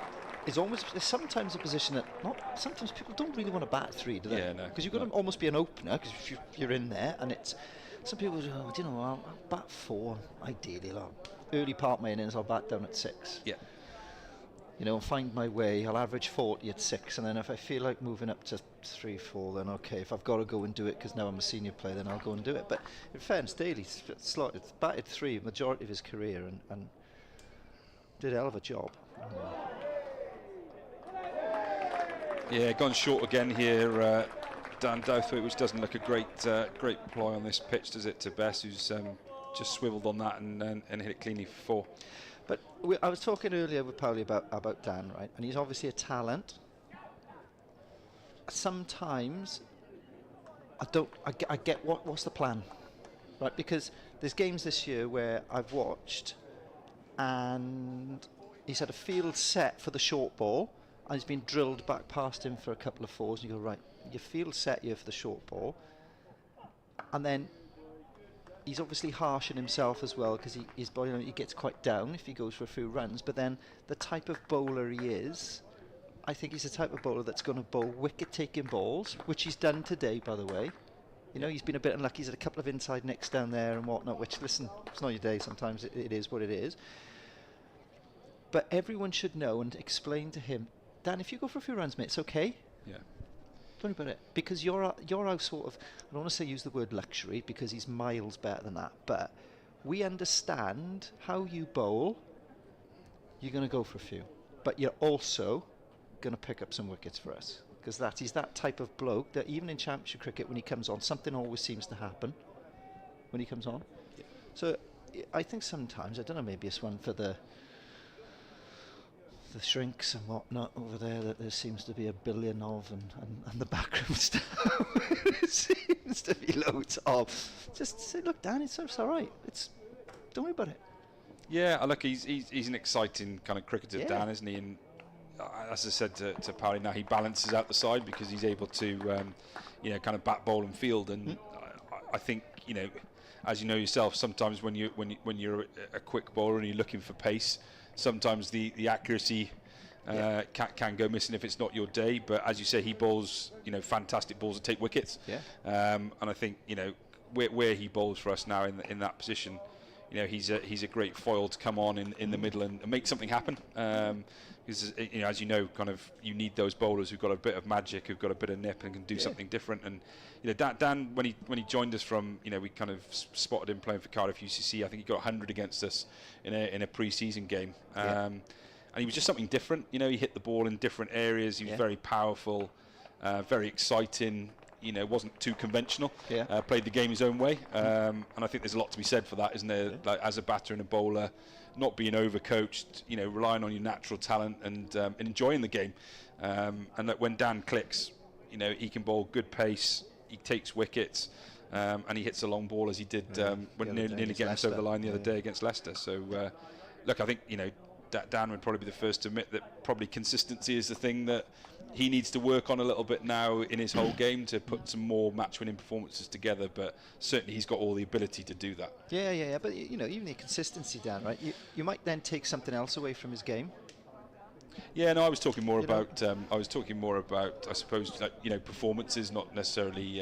Kind of spells and that type of thing. More just longer term that he might play a more consistent role at winning matches for us, which not everyone has the ability to win matches. He can win matches with bat and ball. He's got the ability to do it, so definitely. I think that's the exciting thing about him, isn't it? Yeah, for sure. Yeah. And again, we've seen I think Glamorgan, it'd be very easy to say, Glamorgan only lost one player to the 100, and every other team's lost 8, or whatever. But Glamorgan, I think we've had a mixture of senior players. So you've still got your Roots, your North East, your Carlson, your Ingram. Yeah, we've still got those, but we've also blooded. Hurl has been around the squad. Callaway's been around the squad.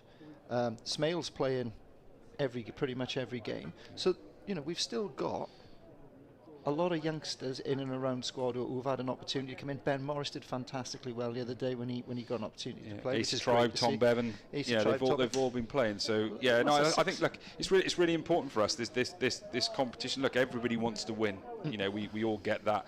We're in the business of professional sport, and we all love winning, don't we? But we've also got to try and find a way of winning more consistently at Glamorgan.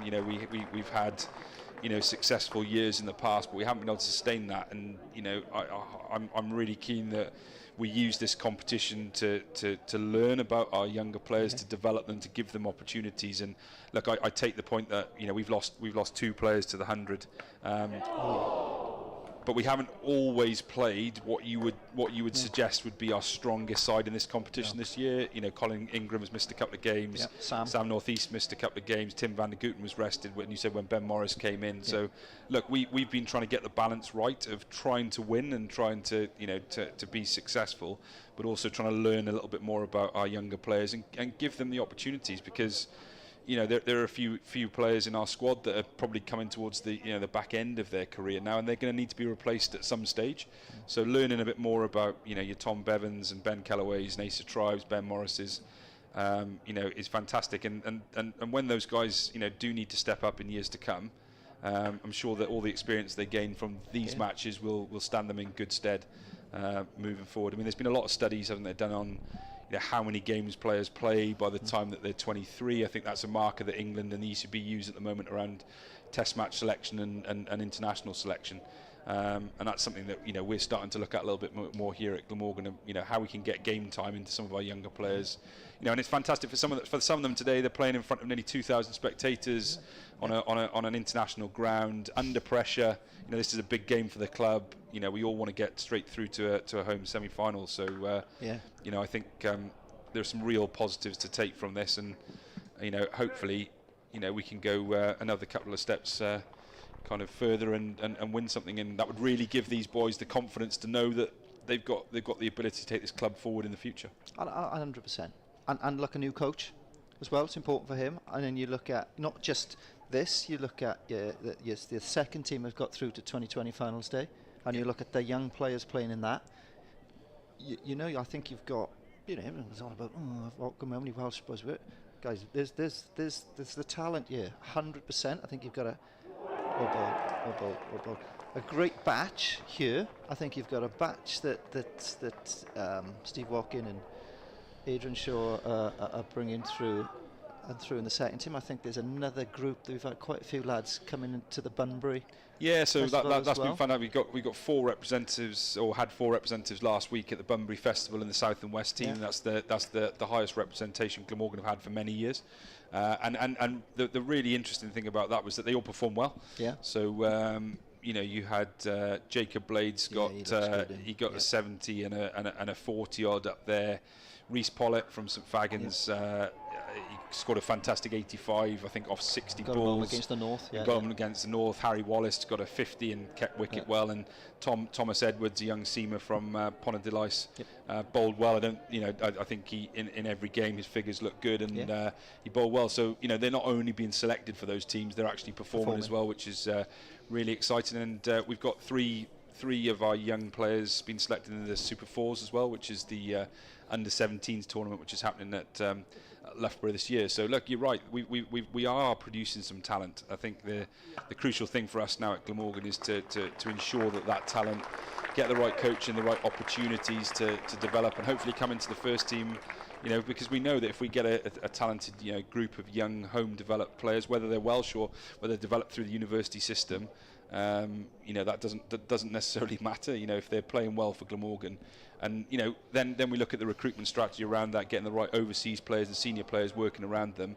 I truly believe that we've got the makings of having a bright future. Yeah, no, I agree. I don't.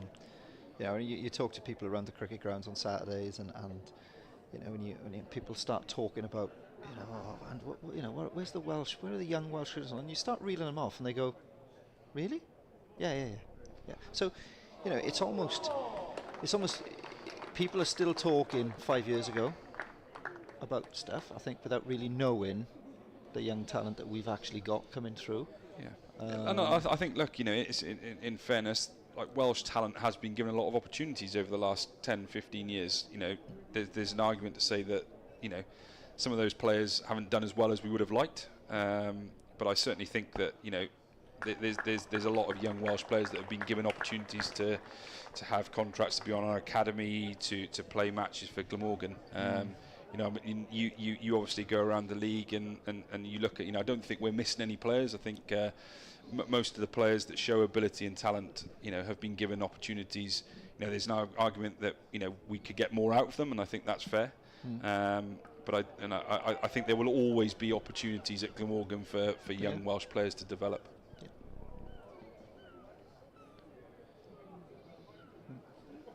It's like a different game here now, isn't it? The seagulls are flying around, there's sunshine, there's blue skies. It seems very different from early this morning. The crowd are buzzing down below us here. Glamorgan 7 wickets to the good here, and it'd been interesting if we'd bowl first under the lights and the gloom. Yeah, it would have been interesting. It's not to take anything away from. We spoke on air about how well the young Yorkshire lads did. For a young bowling attack, I thought they were exceptional. But I'd say that they probably had the best of the. Yeah, it looked. I was looking out the window first thing this morning, thinking, not sure I'd have fancied putting the pads on there to open the batting on in those conditions. It looked pretty tricky, but they looked value for shots as well. Glamorgan got a good start. Don't forget, 20. I think we were 26 for no wicket. Yeah. Got off to a good start. So, I think I was saying to Pauli, in the modern day of cricket, I think people get caught up in T20 and the 100 and seeing 4s and 6s. It's actually, this format of the game is fantastic, isn't it? That there's enough in this pitch for the bowlers that if they bowl in good areas and they bowl well, they're going to get something out of it, and it becomes a fairer contest, doesn't it, between bat and ball? And you've got to work harder for your runs, which I'm talking to an ex-quick bowler here, so you'll always argue that case. But no, I certainly think from a cricket perspective, you want to see that contest, don't you? Yeah, 100%, definitely. This format I prefer watching. I actually like this format. I like the 50 over stuff. I think sometimes with the 20 overs, I agree. I think people get carried away with the 6s, the 4s. You've got to hit boundaries. I still think, not that my thoughts matter a great deal. I still think Billy Root could have done a job in the 2020s this year. I do. I think there's some of the games I played and watched the Blast. I think Billy Root coming in and getting off strike, you know, he plays and then he times the ball fantastic. He plays 360 his shots. Like sometimes we could have probably done with him in the middle overs where we've probably lost our way trying to clear the boundaries and getting out caught, and I know that seems to be the way now. You got to go boundaries, got to be nice. I think he's a fantastic cricketer, and I think there's still room for that type of player. Oh, definitely. I think, you know, certainly when you look at, you know, kind of Safari Gardens here, the size and shape of the ground and the pitches we play on, I certainly think there's room for those guys who maybe knock the ball around, hit it into the pockets, run hard for twos, which Billy does really well. He shows a lot of intensity in his batting, doesn't he? He's always looking to score. And that's always been the beauty about the game, isn't it? That you don't need to be the biggest or the strongest.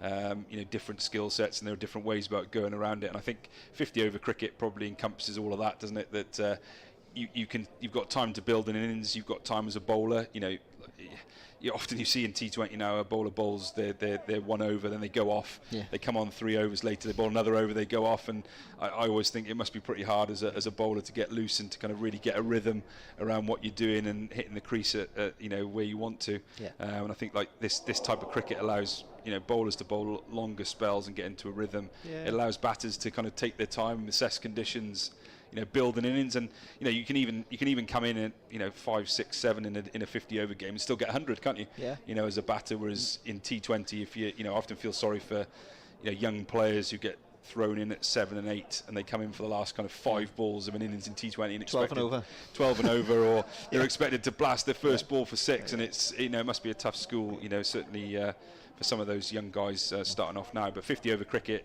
you know, you've got to have the skills when you need to bat or bowl for 50 overs. Yeah.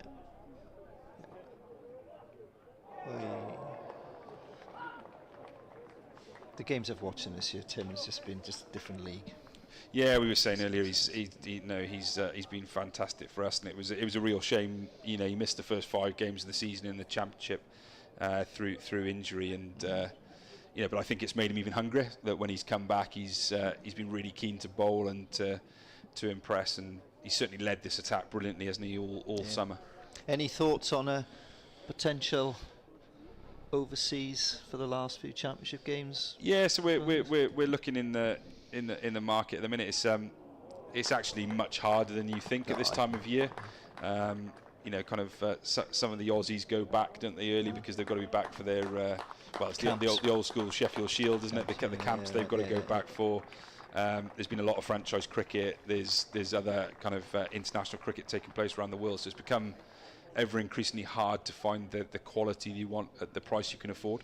So yeah, look, I know Mark Wallace and Grant Bradburn have been scouring around the market and talking to a few bowlers. That's, you know, kind of being honest. That's what we're looking for, is you know, bowlers to come in and support the bowling attack, the current bowling attack that we've got through to the end of the season. Yeah. There's not. Look, we were talking earlier. There's not the.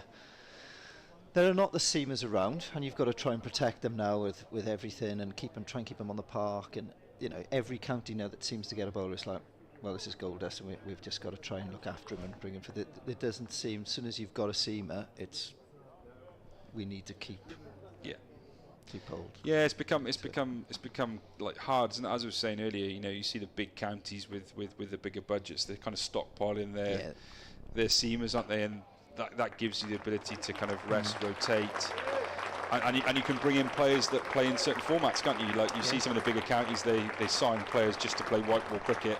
We haven't had that luxury at Glamorgan. You see, you know, Tim Van der Gooten, Jamie McElroy, Andy Gorvin, they're playing all formats.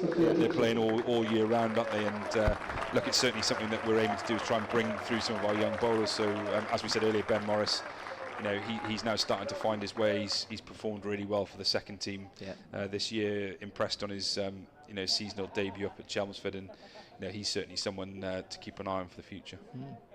I suppose it's quite a difficult one, isn't it? Because you've got, you know, and you talk about budgets and what you got, and you know, you've got this difficult situation where you can, with the climate that we've got in the UK, you can spend a fortune on getting an overseas in for the last 3 games, 2 of which get rained off. Yeah, you've got flights, accommodation, salary, family, right? And you're like, Oh my word. Well, that's just cost, and I wouldn't even want to think about what it costs. And you go, wow, okay, you've almost got to edge your bets and just sort of. Yeah, I mean, look, it's a difficult balance to get, but we want to be trying to play Division 1 cricket, don't we? So and you've got, don't forget, I think we've got 5 games in 5 weeks, or something like that, and it is a hard grind, isn't it, for those quick bowlers to continually put in a shift every week. And we used to see it with Casper as well. We'd have Casper for all season. But the first 2 games, it take Casper a couple of games to get his. Oh right, here we are. We're back. I'm back into UK lengths now. Yeah. I'm not going back of a length, Aussie lengths, nicking off that type of thing, which it looked like the left armour when he played at the start of the year. The first game he took him a bit, and then once he was away. If you could have him all season, it would be, right, this is nice. Yeah, no, Mir was a quality bowler, wasn't he? I think, he came in and obviously played in those first couple of games with the Kookaburra ball as well, which, was obviously been well publicised that it was pretty tough going for the bowlers early season. We'd had a lot of wet weather this winter, which there wasn't much pace in the pitches, was there? And look, I think, and he's out. Reverse sweep there, and he's picked out Dan Douthwaite at backward point there. Yeah, Mr. Callaway again, another wicket. It's his second wicket. Yeah, it's been great to have Ben back today, isn't it? Kind of missed a few games through injury. But when you looked at our bowling lineup at Leicester, it was crying out for a frontline spinner, wasn't it? Yeah. To bowl there, and Ben coming back today. With his ability to obviously bowl both arms, and again, he's a three-dimensional cricketer that you need. He'll come on, bowl a rip spin for you, left and right arm, which is mad in itself. But he's a great fielder, and he's the batting will come again with maturity. That's going to come with him. Yeah. Right, I've seen him score a lot of runs, and he's more than capable of scoring you big runs. So that's something again that I think is going to. That side of his game will develop. Yeah, and I think he's a great example, isn't he, of this competition and what it's done. He came in last year, played really well, predominantly with the bat last year, but he bowled some good spells as well and built a lot of confidence. And I think when you see him playing in this competition, he looks a little bit wiser, a little bit more confident this year, and he knows what he's doing. So I think. Look, that's what I love about this competition, isn't it? It forces you almost to pick some of these young players and learn a bit more about them. Yeah. And he looks comfortable, doesn't he? He looks as if he should be part of it. Yeah. I think that's right. I think like a lot of the time we talk about our players ready. Yeah. And that's an interesting one, isn't it? Our players ready. I mean, my take on that is you won't know until you play them, and you've got to be brave enough to find out, haven't you? And we can all watch. People playing in the nets. We can all watch league cricket, junior cricket, but we all know of players that we would have seen that didn't look particularly great in the nets, but then you put them in a game situation in the middle against better bowlers, and they just suddenly take to it, don't they? And I think that's the thing. This sort of thing as well as you rightly say, this sort of competition, because like how do you say, your roots and all these players are away. It does allow you to come in and find your way. Yeah. In that respect, as opposed to playing your first game, and you've got Ben Stokes hitting out the ground every other ball, and you're like, wow, this is. And I know it's a test of character then, and I'm not against that. I think again, resilience plays a big part in that, and you coming through, because we've all been there in those situations where you're walking back to your mark, or you're walking out to the middle like yourself, and you're going, geez, wow. Where am I going to go here? What's going to do? But you've got to find a way. And the great thing about this is this competition. It allows your Callaways, your Smales, your Tribes. It was great to see Henry Earl in the team the other day. Albeit, we've been unfortunate that he didn't get on the park and do anything. But he's another one that, even 2020 finals day when I watched him this year against a strong Somerset side. All of which had played in their first team. The majority are playing in their first team now. the Thomas brothers, Allenby, the lad that's just signed for, I think he's signed for Hampshire, is he? Sonny Baker, Sonny yeah, Baker. yeah. You know, you've got Henry Hurl turning a single down and going, no, just hold on, and then smashing the next ball at the ground. Yeah. You know, that's he's backing himself, and that's a talent what he's got. Yeah, no, I think as we said earlier, like it's really exciting that we're producing some good talent, and I think looking back to any good side, you need competition for places, and I think we've got character. We've got Sue stacks up. Yeah, see, we've got a batch of those young players now, and it's I'm quite excited to see which ones kind of come out on top, if you want, and really push on and kick on for a place in the first team. Yeah. Because there's going to be a challenge for spaces, I think, in the next 4 or 5 years. And the good thing is now, I mean, I go and chat to some of them, and when you speak to them, they're really hungry, and I love the attitude of, I want an opportunity to bat up the order. I want to bat up the order. Instead of who? I don't care who. I know I can go and get 100 today. And that's the attitude we've probably missed a lot in Welsh cricketers, in that he was one. I don't care who you drop. I know I should be in that team. Yeah. And that's where his attitude was.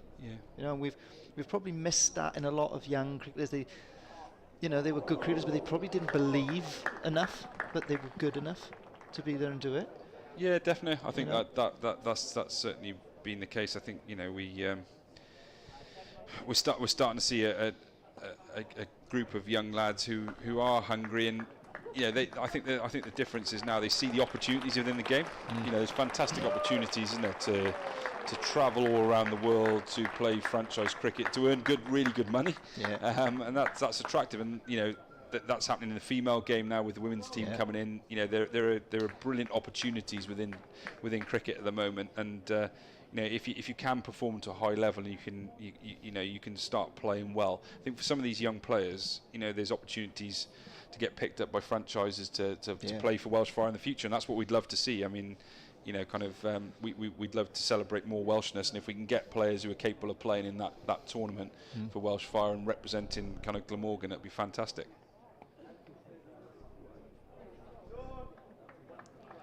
Been waiting for Kellaway to bowl left arm.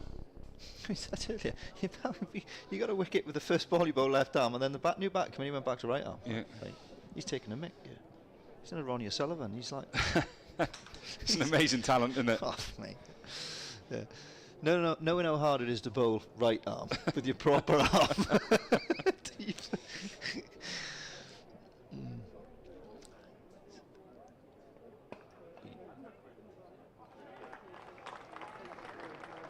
Yeah, nothing kind of breeds confidence more than contributing and winning matches, does it? So, I think we've seen that with this team this year. We've had a couple of tight finishes, haven't we? And certainly in the game at Neath, I went grayer by the second, watching us sneak home there on the Friday. Yeah. But it does, doesn't it? It breeds confidence that you can get over the line in close games. And I think that's another thing that with Glamorgan, for a while, we haven't had that belief to really go on and win games. And, a young team like this winning close, tight games and performing well, it kind of bodes well for the future, doesn't it? Oh, it's a habit, Dan. We were talking earlier about the good one-day sides that we had, and it was, you'd walk in the changing room, and it's a different expectation. You're expected to win. Yeah. And we knew we'd win. And that's what you've got to try and breed, and it's contagious. As soon as you start winning, you can get over the line in some of those tough games. It just becomes a habit.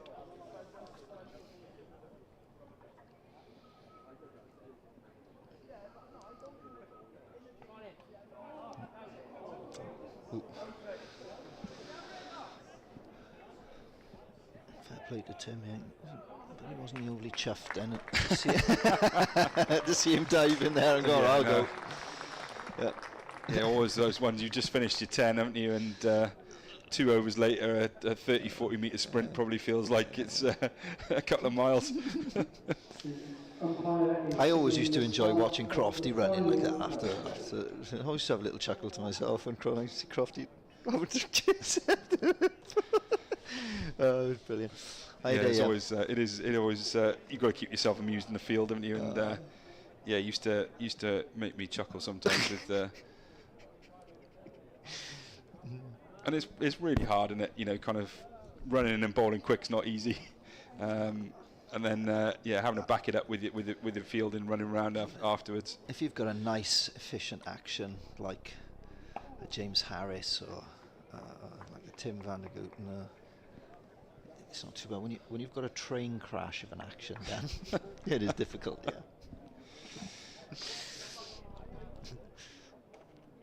Oy.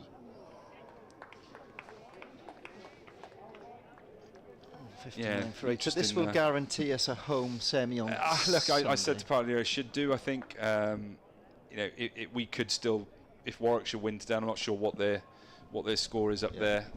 If Warwickshire win today, we finish on the same points, don't we? But given the fact that we were ahead on run rate today, if we win this game, and I think the Warwickshire score was 182 all out, I think. So I don't think they'll win by that much if they do, if you see what I mean. Yeah. So I think it should guarantee us a home semi-final, which is obviously really exciting for everyone at the club and the members and and the players, and I'm sure they'll be given that they're all here on Sunday. Yeah, that'll be nice. Nice to have a big crowd in your Sunday. Yeah, it'd be fantastic. Look, we've had a great crowd today, haven't we? Kind of more than we normally would for this type of competition. So yeah, hopefully everyone will get behind the guys and come down and support us on Sunday. There's a good crowd in today, in fairness. Yeah, I think we were 1,700. I think it was at last count, which is a decent crowd in this format. So it will be all hands to the pump. Get the marketing team on it quickly. Yeah, I mean that's the only shame about it, isn't it? That it happens so quickly, doesn't it?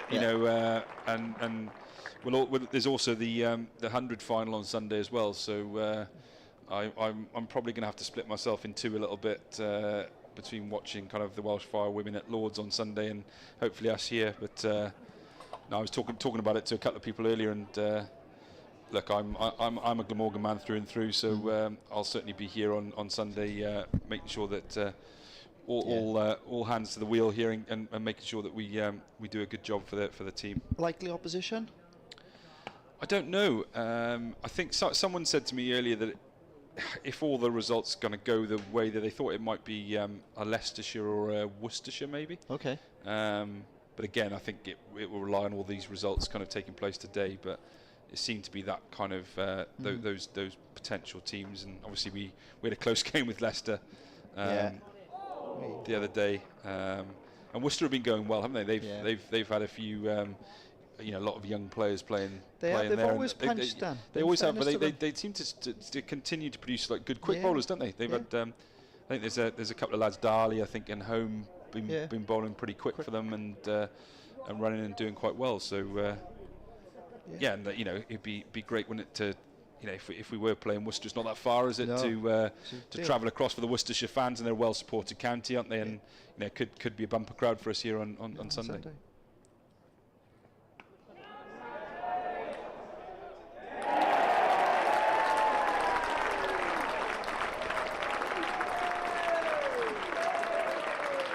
Another wicket for Callaway. Great catch, Ace of Tribe. Oh, no, sorry, Billy Root. I seen the yellow on his boots then and got carried away thinking it was Ace of Tribe. So again, well bowled by Callaway, bounces failed. Great catch, Billy Root making it look easy. 9 down. The big lady is starting to sing. Yeah, and I'm going to hand over to Powley to finish off. I think he's worked hard all day and deserves the glory of the last. Get a batter again. Get a batter in again. We'll give you man of the match, Powley. It's all right. You'll be all right. Cheers, Dan. Always insightful. Thanks for your time, mate. I know you're a busy man.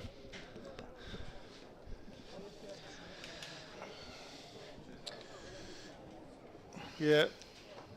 I can hear the engine starting up in the car park, mate. I think that could be the end of engines for Yorkshire. Just that one wicket remaining. Yeah, I'm trying to think. We're a long way off. How many overs left? 7 overs. Oh, Andy Niles now, and the groundsman he'd be like, oh, yeah, get away early tonight. A couple of drinks down the local early tonight. I think if he was on the other side of the wicket, Leach for that sweep slog, I think he would have cleared the boundary, but that's a long boundary rope up to the main pavilion. So that brings Cliff to the wicket. The big task in front of him. Ben Calloway with 3 for. Well bowled Ben. The 69 runs required, just the 1 wicket left for 3 for Yorkshire. 32.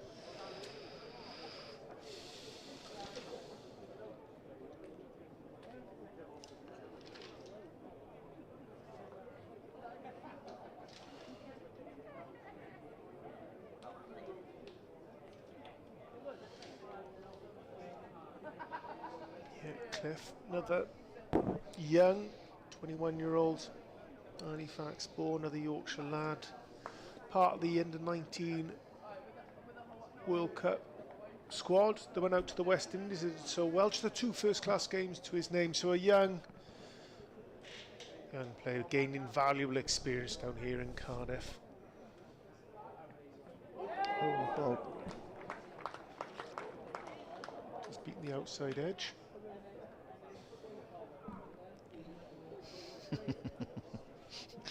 I've just had a message from Andy Niles straight away. Yeah. Anything you can repeat? Hmm? Anything you could repeat? Nah. No. Something to do with him having a beer and another home game Sunday, which he's not too impressed about. It's double time, Andy, apparently. Just the chief exec said it's double time. So take it up with Dan, go and see him. It's double time. Be all right.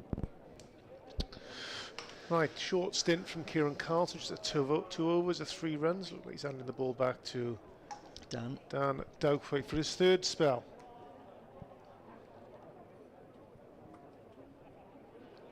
Dan Danthwaite to bowl from the Cathedral. Yeah, cheeky little 2 overs from the captain there, trying to muscle in on the action. I think if I was a bowler, an out-and-out bowler in this Glamorgan team here, I don't think any chance you'd be lobbing the ball to part-time Kieran Carlson's off spin. No thanks. Chief, I'll take it from here. Yeah. Yeah. Yo. Again, there's still a lot in this wicket, isn't there? Yeah. Plenty. 7 overs remaining, a long way off. I mean, Duckworth Lewis is saying that Yorkshire should be up on 223. It's not the case, it's 163. Long way away.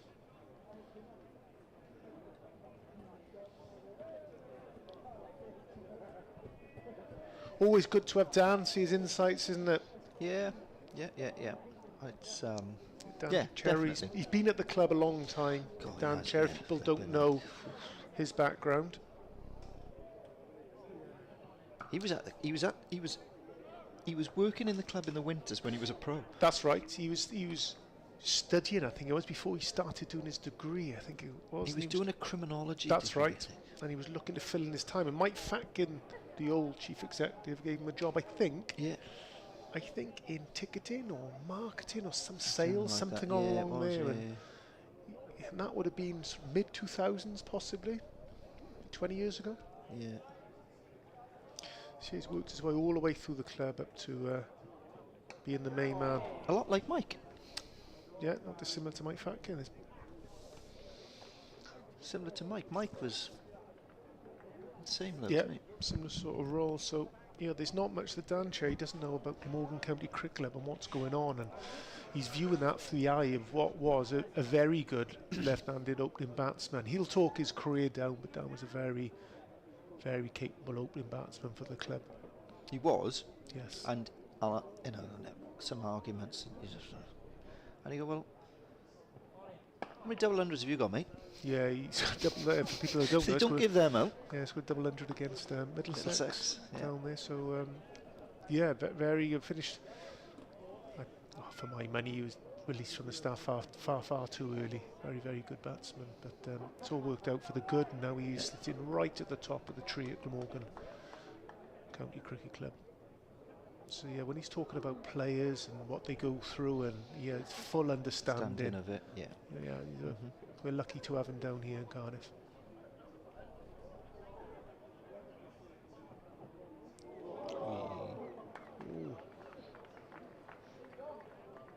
Dan Doubtfire very happy with that dot ball he's just bowled it.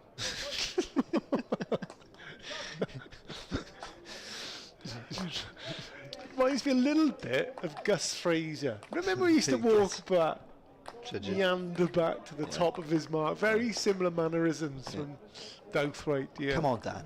Come on, Dan. You're going all right. You'll be fine. Come on.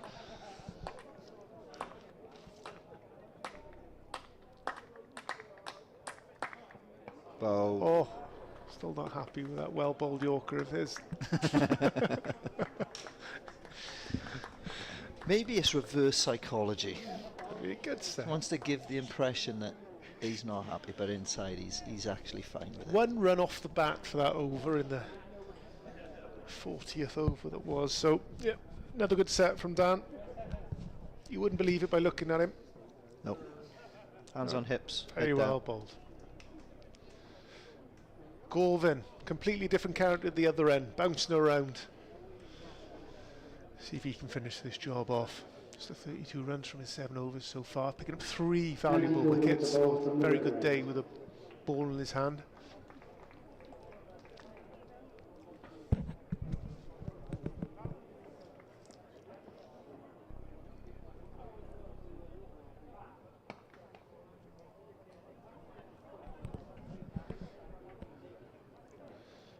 It's a slow death this, Andrew, isn't it?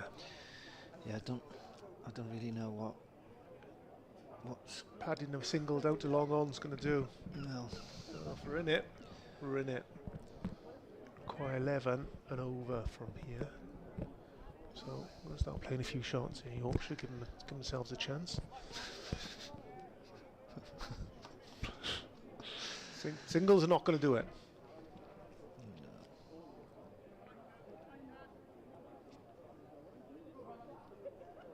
Gorv's eyeing up a cheeky little 4 for you, aren't you? Oh yeah. Thinking,